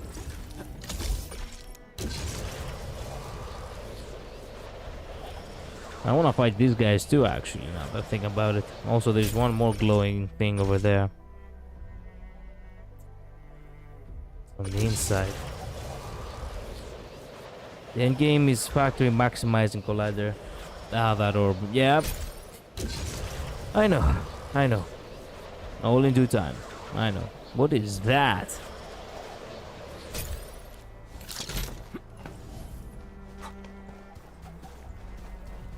High threat hostile. Approach with caution. High threat? That? And so stays anomaly suspended in mid-air. It's no time to investigate it now, though. Ah, okay. Fuck us, I guess. No! Come to me! You're mine! Oh, you son of a bitch! Cool. This looks way worse than the photo. Something's not right. They smashed the circuitry when the gate was closed. Those inside probably want to keep everyone out.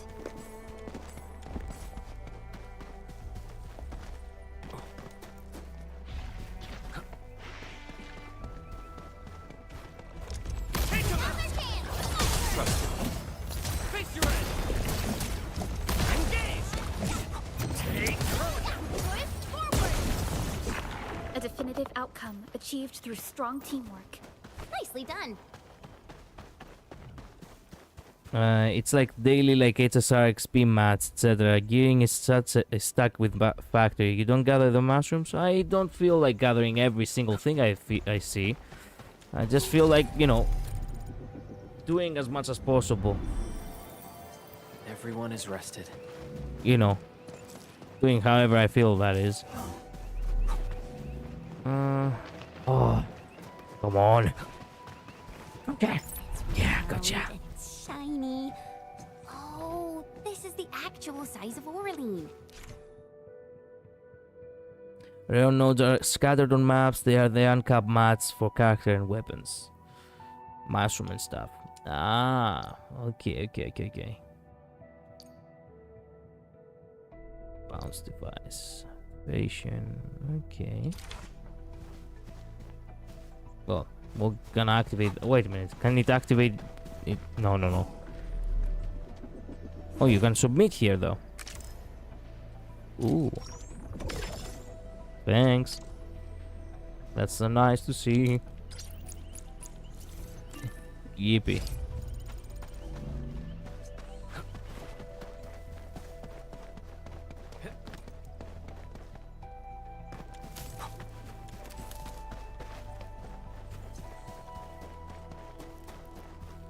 Think about it, it's uncapped materials. Yep. It works the same like that. Mm-hmm. High threat hostile. Approach with caution. What the fuck? Engaging. Stay safe, team. Leave it to me. Incoming. Unknown hunter. Here's our chance. Trust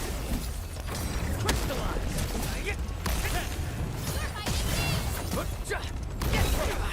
Oh, come on. There we go. Easy victory.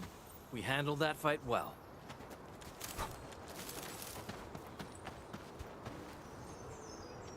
How come? Well, you know what? Yeah. There we go. Okay, time to continue, I guess.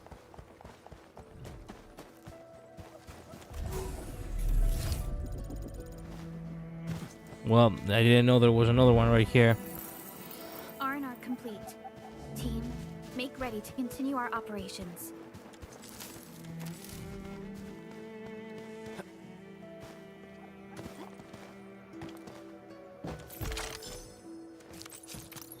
Do I have for another temple, by the way?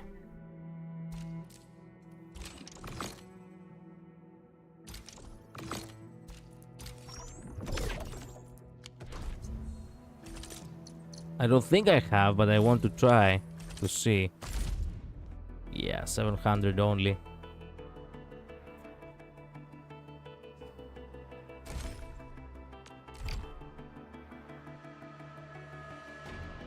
Wow. Look at them.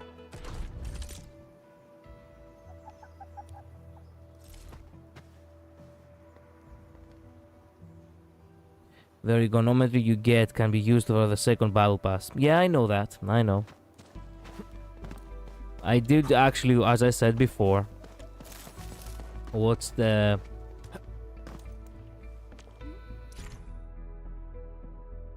Great ceiling really is... Oh, I see. I did watch the small tutorial on how things work in this game.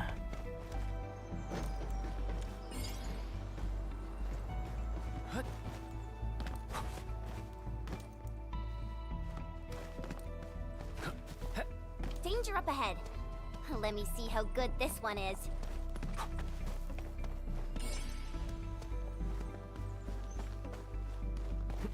Okay, there must be one more.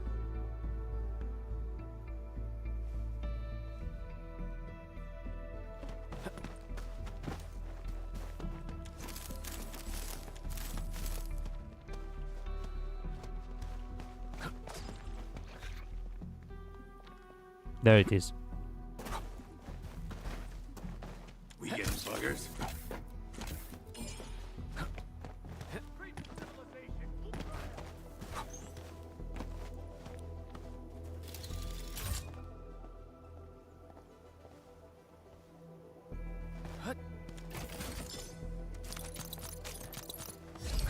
Nice.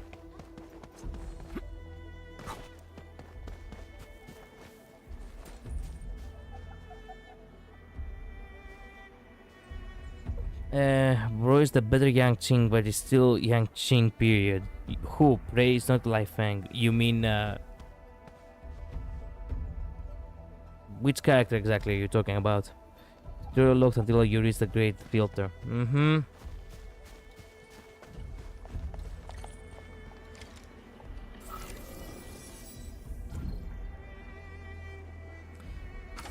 These illegal crusts really saved us some trouble. We have Mr. Andre to thank for that.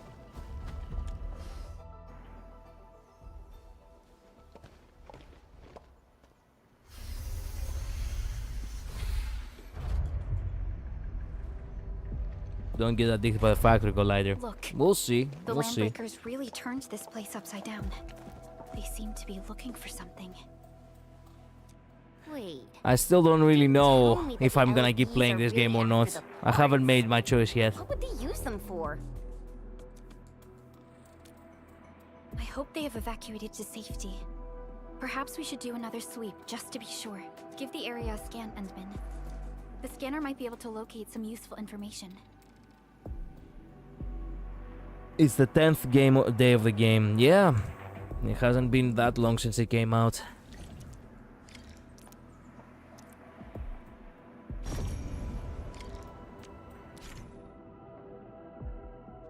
Okay, item scanning, gathering mining spots, switch actions. Okay.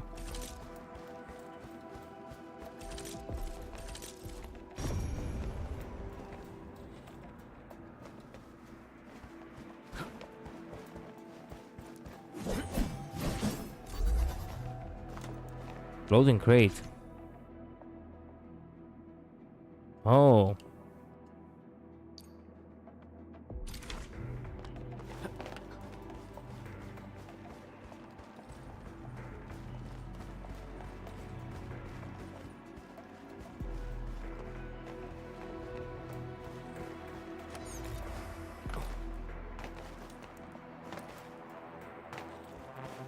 Wait, what? Oh, this way. Come on.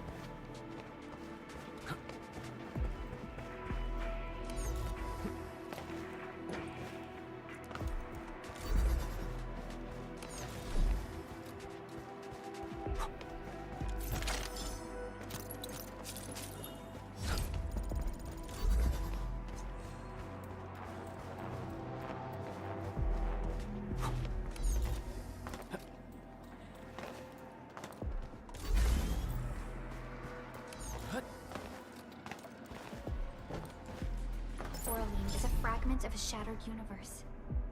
This one traveled massive distances to be here, right before us.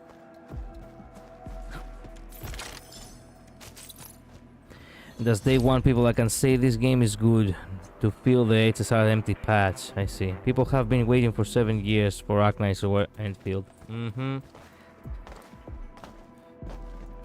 Even though the original Arknights actually came out in 2019, so...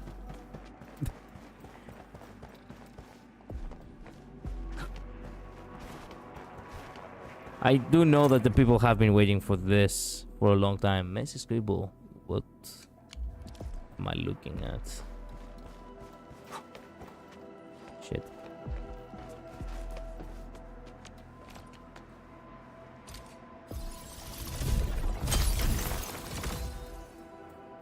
Cycling station.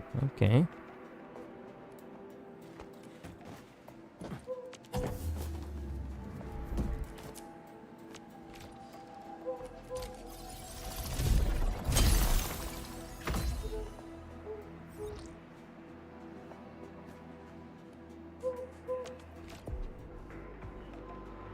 Okay, we can keep it here. Why not? Oh no, recycling station will regularly recycle resources, approach a full recycling station to resist a material cache. Interact with it to gather all recycled resources. Original stock, bills, unlock the appropriate recycling stations. Okay. This game has stock trading simulation too, by the way. Yep, I know that too. Everything that that needed to be covered by that one video I told you I saw, you know, got me up to speed basically. I haven't gotten to experience it myself, but you know, I do have the knowledge that it exists at least. It even reached this place. These landbreakers are clearly covering every... Nice. Authority level 5. New gear templates. Even though I don't have gear yet.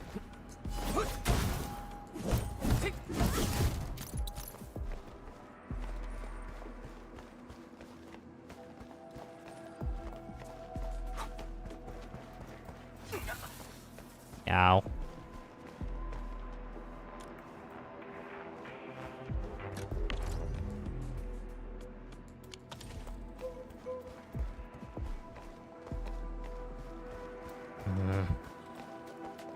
If you're gonna stay with the game, just remember the rule of thumb. As free to play, this game only pull when you have 120 pools, 60k lunacy. Yeah, I know. Currency, sorry, lunacy. I have got confused with Limbus. I know that. It only has one PT system. PT. It has only 150 up until 80 pulls, and then the 120 resets with every banner as a guarantee.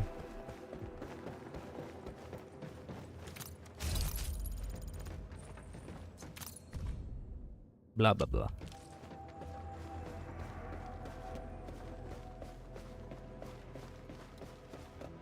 Someone has flipped through these data files. Were some of them taken away? The footprints lead deeper into this facility. That would lead to a dead end. We should hurry up.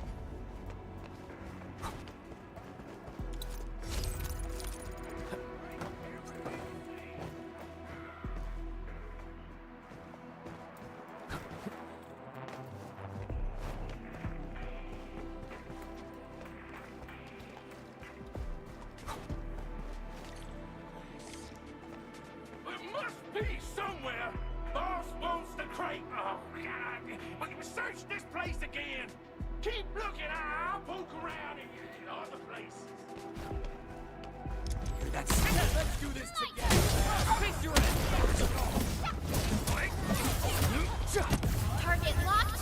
Fire! Watch this!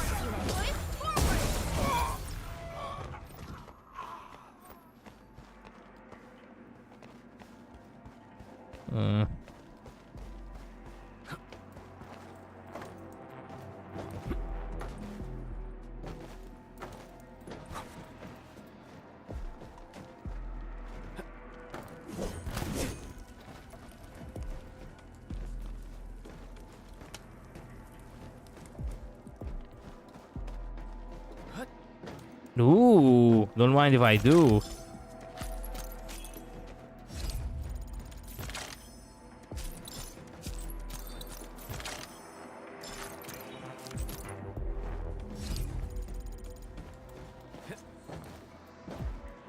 It's round and it's shiny.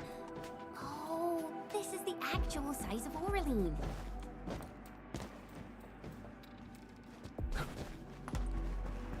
Well, nice detour.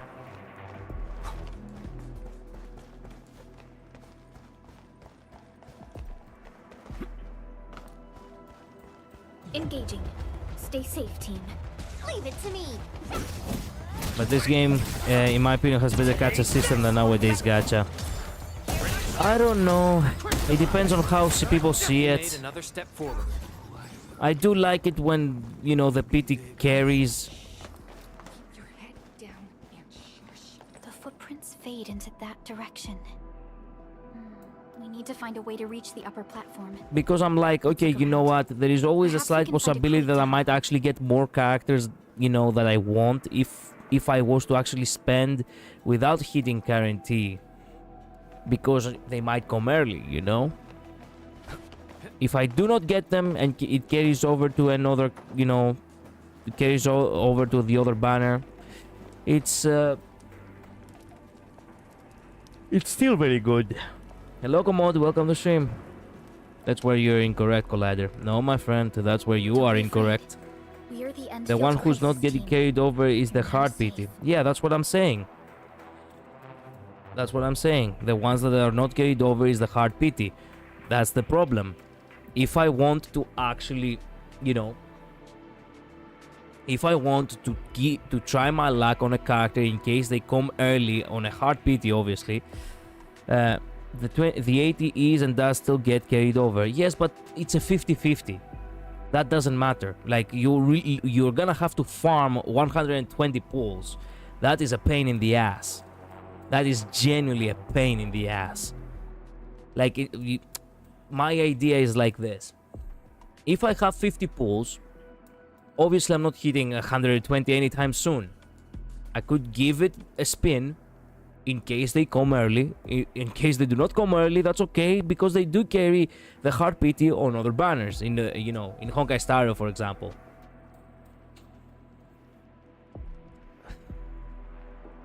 But you know what? You know, in Endfield they actually try to do things differently. With this system, actually, you can gather more characters, and with that logic, theoretically, you can also go into 160 on XSR or WUWA if you pity them hard. I mean, yeah, but it's not like they're saving you with anything. Like 160 for hard pity in HSR and WUWA is more preferable than a total of 200 in Endfield, right? Like, you see, it's not really any better, in my personal opinion.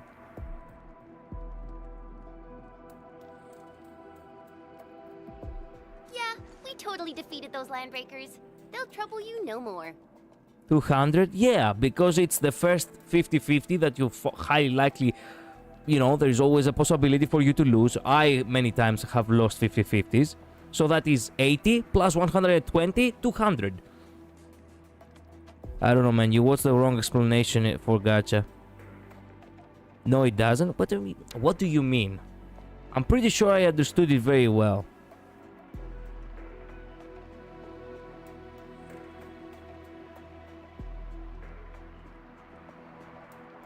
I'm taking the... Look, let me tell you something. Because we started off on a wrong page. Always, when it comes to gachas and when it comes to something that is luck-based, you should always account for the worst possibility. Let's say that there is one character that I desperately want. There is no fucking way I will lose this character, right? So, I want to pull for this character. I lose the 50-50, I spend 80. Then I go to hard pity, I reach all the way to 120. That is 200. In worst case scenario.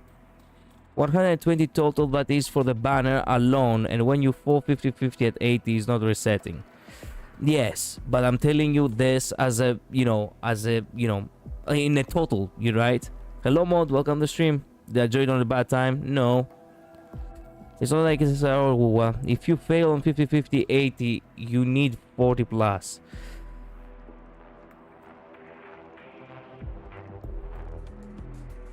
If you fail on 50, 50, 80, you need 40 plus to hard pity, not 200.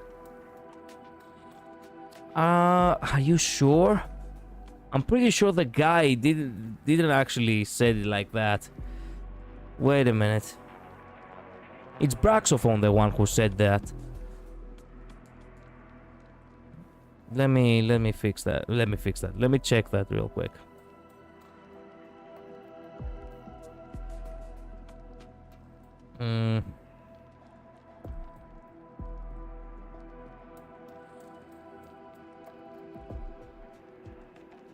Mama. Shut the fuck up.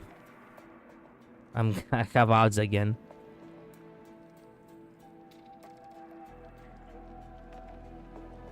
Okay, there we go.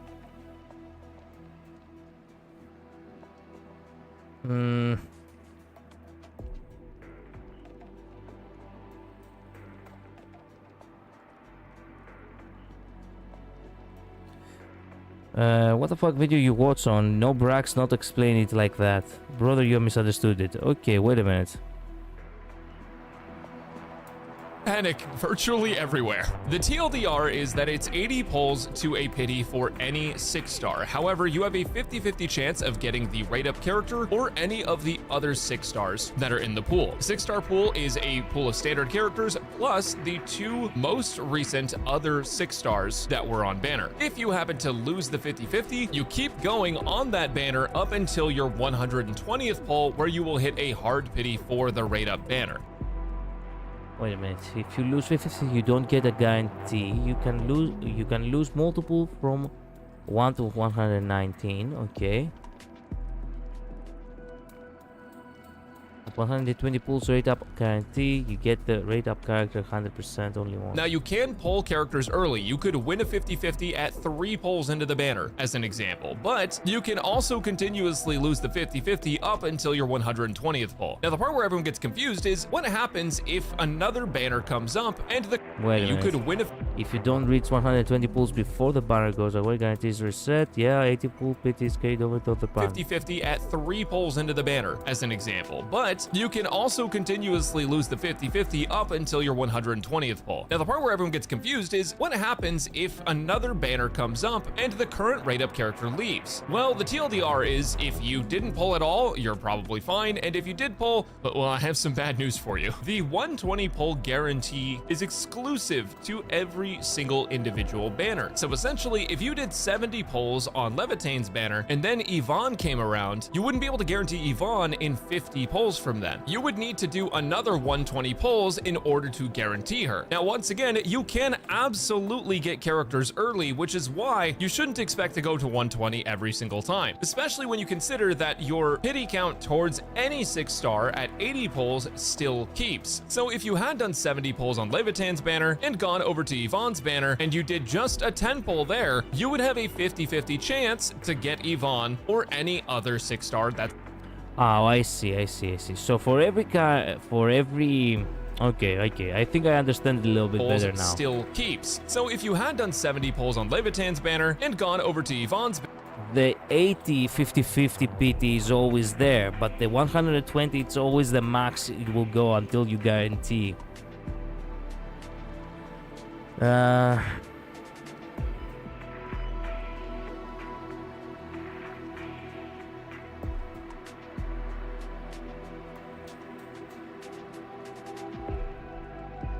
The 100 guarantee hard PT isn't affected by 50-50. Listen and read closely, but you're alright on 80 120 count, so it's 40 plus only. This is why people are misunderstood about the gacha. It's not 200 to 120 parts, so this game for Saver is a heaven. It rewards planning, not compulsive pulling. Okay. Banner and you did just a 10 pull there, you would have a 50-50 chance to get Yvonne or any other 6-star that's on the banner. And then at your 90th pull on Yvonne's banner, you would have another guaranteed 50-50. One thing to consider though is that if you win a 50-50 before the 120 polls, then your guarantee at 120 disappears because you got the character early. There's also another system on top of this where every 240 polls, you will get a limited 6-star. Wait a minute, this is the part which I still now, don't once understand. again, you can absolutely get characters early, which is why you shouldn't expect to go to 120 every single time, especially when you consider that your pity count towards any 6-star at 80 polls still keeps. So if you had done 70 polls on Levitan's banner and gone over to Yvonne's banner and you did just a 10 poll there, you would have a 50-50 chance to get Yvonne or any other 6-star that's on the banner. And then at your 90th poll on Yvonne's banner, you would have another guaranteed 50-50. One thing to consider though is that if you... I see. So... I see. So... The only thing that truly does carry over is the 50-50 PT, and that is repeatable. The 120 guarantee, it's always the standard for every banner. Okay, but you see, the 50-50 still is not really good in my personal opinion. There might be a person out there who will keep losing the 50-50 for all you know. So it's still a gamble.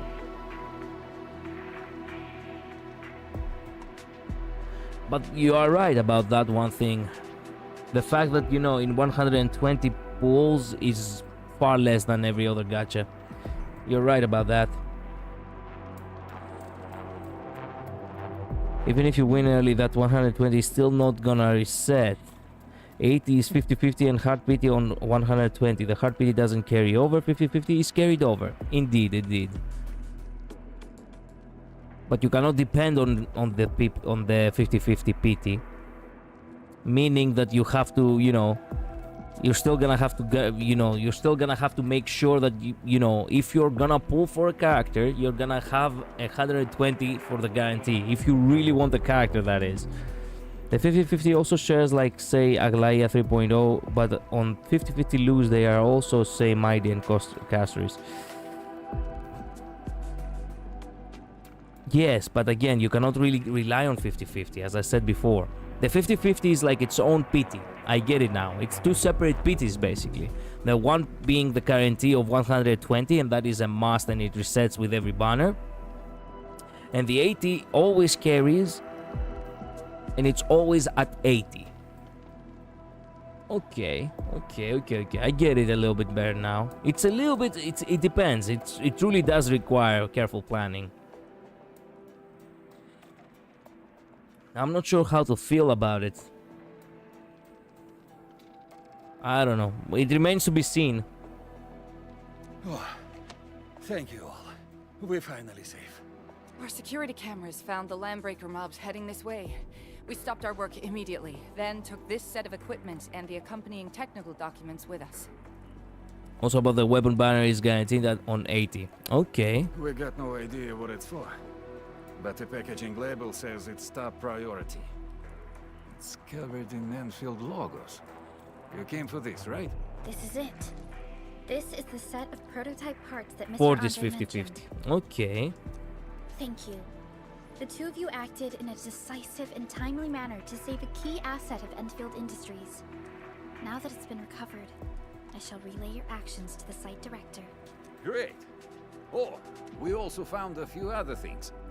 These combat records might be useful to you. Please take them.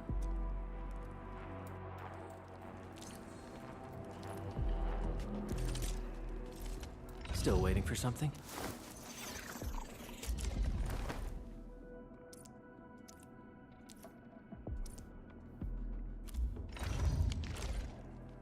Since the Landbreakers are gone, we should start the emergency repairs. They should last until the base sends more people and materials for a proper makeover. So it's like Kua currency for weapon banner or HSR light cones. Welcome back, mod. By the way, just realized why you're still awake, Collider.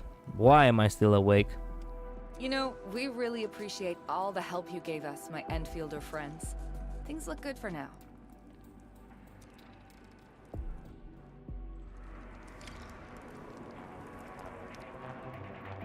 More of them. Drop the loot! That crate! It's ours!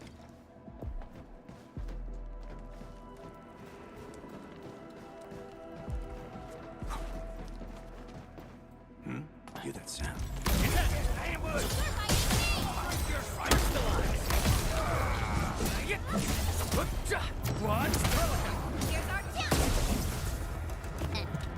Nice. Whew, they just won't give up. What is it, Perlica? Thinking about something? Those landbreakers. You heard what they said. Their leader is looking for the parts and the documents. But why would the LBs want the documents? I mean, can they even understand this stack of technobabble? What's even more suspicious is Mr. Andre mentioned that he ordered and paid for the Originium modification parts himself. How would the Landbreakers acquire such information? Mr. Andre should know more than us. Endfield has worked together with the UWST for quite a while.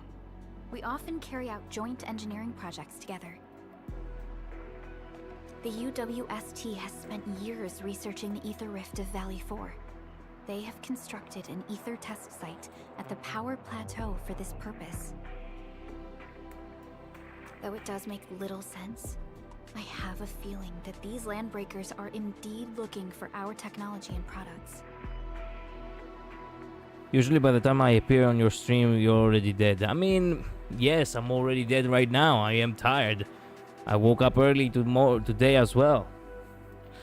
You just so happen that, you know, you drop into the streams way too late. I have been streaming for almost 6 hours now. We'll get to the bottom of this afterwards. The good news is that we successfully secured the processing center and recovered the parts and the documents. We should head back to Mr. Andre. Endman, the automation core can also be a target destination for teleprotocol. Time is a luxury we don't really have. So let's try using teleprotocol and get back to the automation core instantly. Now That's a that lot of everything's hours. settled, Yep. I guess Mr. Andre can finally breathe easy. Guys, you've got to make Big Owl treat us to a mega feast. It's a Otherwise, better you're tale. just spoiling him. Also, upon these 6 hours of stream, add upon these 6 hours of stream, going to work for a total of 10 hours if you count as well that you have to go to work and come back from work. Where should we go next? Getting home, preparing for spending about an hour. Other Hongshan swordmasters, and everyone seems to perform the same move differently. Well, Hongshan swordmancy Jesus, focuses on the stop will. talking while I'm actually trying to count over Being here. one with the So blade get is back far more home, important announce than killing a everything move for over and Arknights for an hour, then spend 1 hour to, you know, well, at the gym, and then come back in order to stream for 6 more hours. How many hours does that make us? Let's just say that that is about like 18, 19 hours? Yeah. Welcome to my life. Surely 8 soon. Oh, yeah.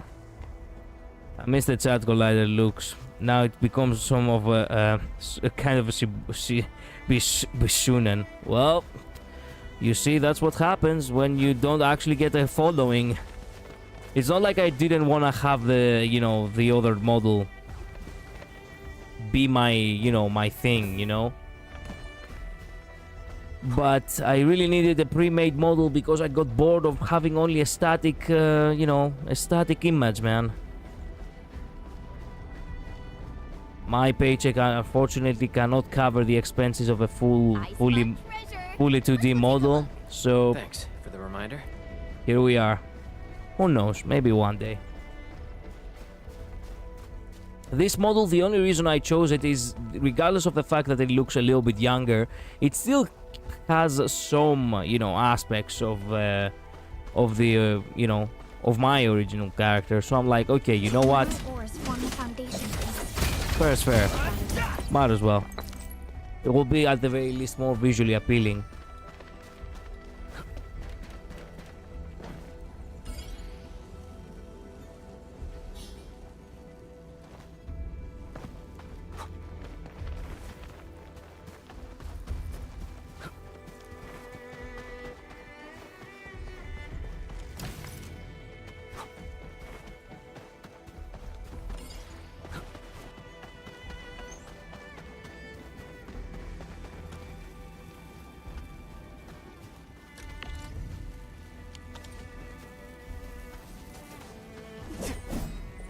How do you cut this?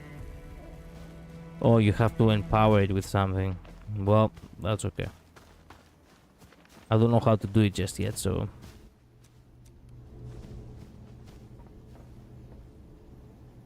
Visually appealing, says. Not at all. When I say visually appealing, I do mean it with a scientific way. It's more pleasant to the eye. Instead of just watching a single picture, just, you know, switch between like 2 images. Now you have a full-on movement.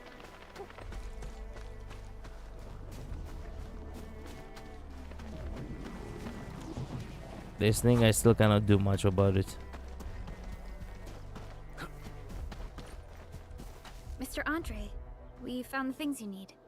We also met a few fortunate UWST crewmates who survived. They're now carrying out repairs in accordance with their contingency plans. Wonderful, Edmund and Supervisor Perlica. I'll give Director Chin an update regarding the situation at the processing center. Yeah, static images can only be so entertaining. I mean, I kept that model and, you know, I tried to create different clothing of it by photoshopping it for 3 years. I grew tired. I grew tired of waiting. So I'm like, you know what? No. I'm gonna have to do something about it. So here we are. Welcome to the core gameplay of this game, the factory. Excellent. By the way, you probably saw plenty of damaged facilities in the hub area. Most of them can be fixed with Origo crusts. As one of the administrators, I welcome you and I'm gonna give you tips. Thank you. Well, you see, give me tips if I ask for it, okay? I really want to figure it out a little bit by myself without getting too much confused. If I actually find myself stuck, I will go ahead and ask, okay, man? Thank you. The factory must grow at all costs. It must. We are Empire, I remember that? And that will mean we need to gather a lot more Originium ore. Now, I don't want to dent Master Chen's legendary Hangshan blades, so I prepped a few auto-mining rigs while you carried out your mission. This, Enman, is the Endfield Portable Originium rig. Just deploy it on a mining spot, and it will mine the ore automatically for you. Go ahead and try it out on a nearby mining spot. What's up, Mod? What happened? Mining spot. Oh, excellent. The portable Originium rig automatically sets aside some of the excavated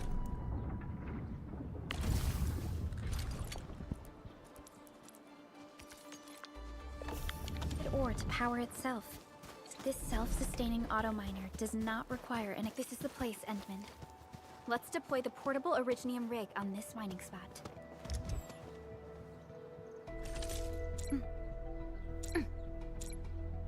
Wait. Oh, come on. How do you switch to the other tab? I forgot. Wrap. Wait a minute.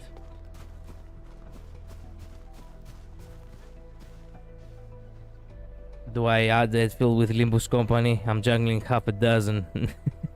Well, it's up to you. You know what? Screw it. I'll just grab this free stuff and go from there. Fair. This says Geo is not the one who needs electricity and automine for you. If it's PC tabs, then caps lock. I mean, no, I'm using it as I'm using a controller. Wait a minute. Give me a sec.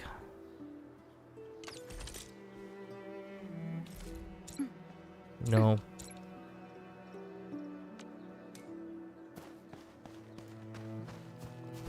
I think I need to activate the There we go. Entering core AIC area.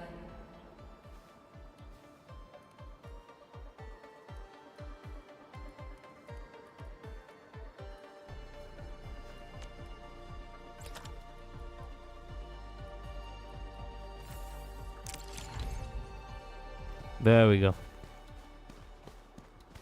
Found it. Yep. That is one. That is true.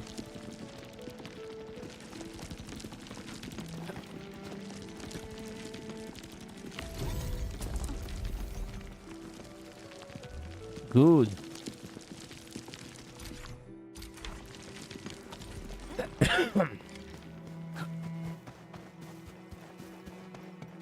Envin, we can now produce Origo crusts in batches.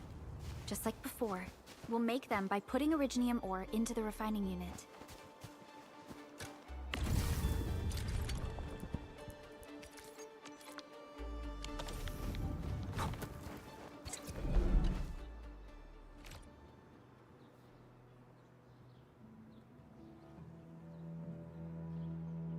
Setting exists collider. I mean, I do things in a straightforward manner. Fabulous! I now have everything I need to Some start fancy repairing the prototype. SFX, nice, yeah. Enman, make sure you're here to witness its awakening. Don't miss it. Promise you'll be here to see it.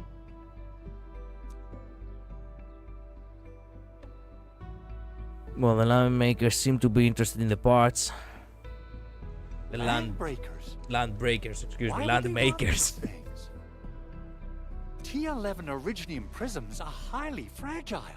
Same goes for the high-precision nucleic crystal centers. If handled by untrained personnel, they can be easily damaged. The prototype is an experimental tech we developed for the ether side.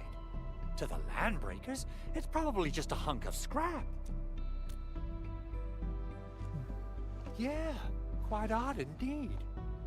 Maybe some landbreakers thought, hey, that looks expensive, and figured they could flip it on the black market. Anyway, since we've retrieved the crucial items, let's focus on the matter at hand.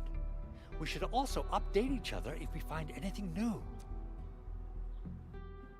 Sure.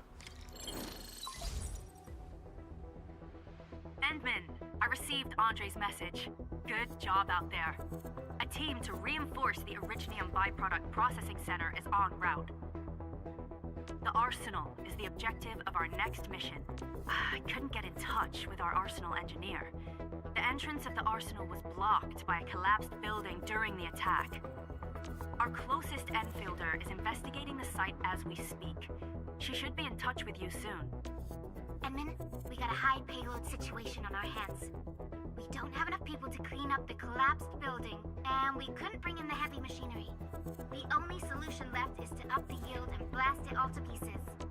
I wonder if the crisis team could do me a favor and get me some of that Originium powder? I'll wait for you at the Arsenal entrance. Originium powder? I'm sure Big Owl knows how to make it, right? Of course I do.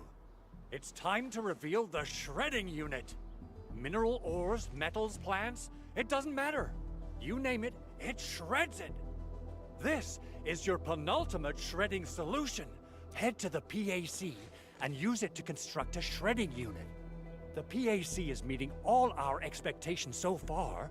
We just don't have a lot of numbers from field operations. We're counting on you to generate the data, Edmund. Alright then. Try to deploy the shredding unit close to the PAC.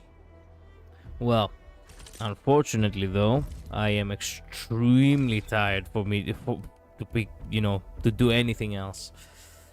Well, I wasn't planning to go all the way up to 6 hours of streaming. I was planning only to go for 4. So, well, I like this game. It's interesting, okay? Indeed it is. You can make bombs. We'll make bombs eventually. I'll probably come back and play this game, on Sunday too. Tomorrow and Saturday, so highly likely I will not stream. There's always the slight possibility that I might, but you never know. It's addicting. I know there are many games which have addicting methods.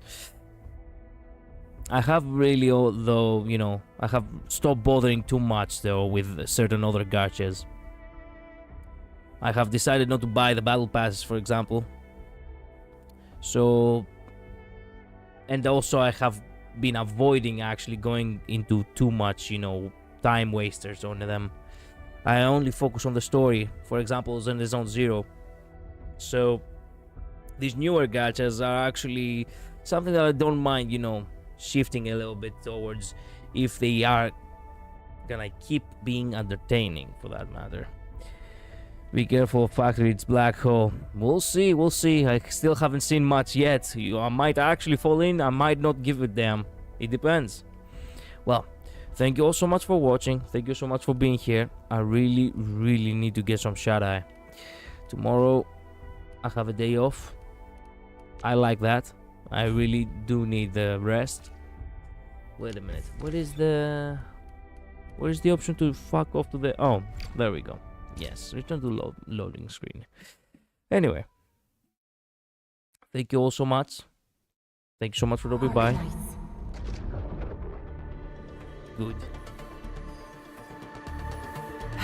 Oops, this wasn't meant to be shown here. There we go. Labris, NL, Mod, thank you guys so much for being here. Have a good rest yourselves. Have a good weekend. I'll see you next time. Stay safe, okay? Bye-bye. Later. And as I said, I'm gonna keep playing this game. We still haven't passed really the tutorial for me to, you know, judge properly whether I will keep playing or I will just, you know, leave it. Anyway. Bye-bye. Later. See ya.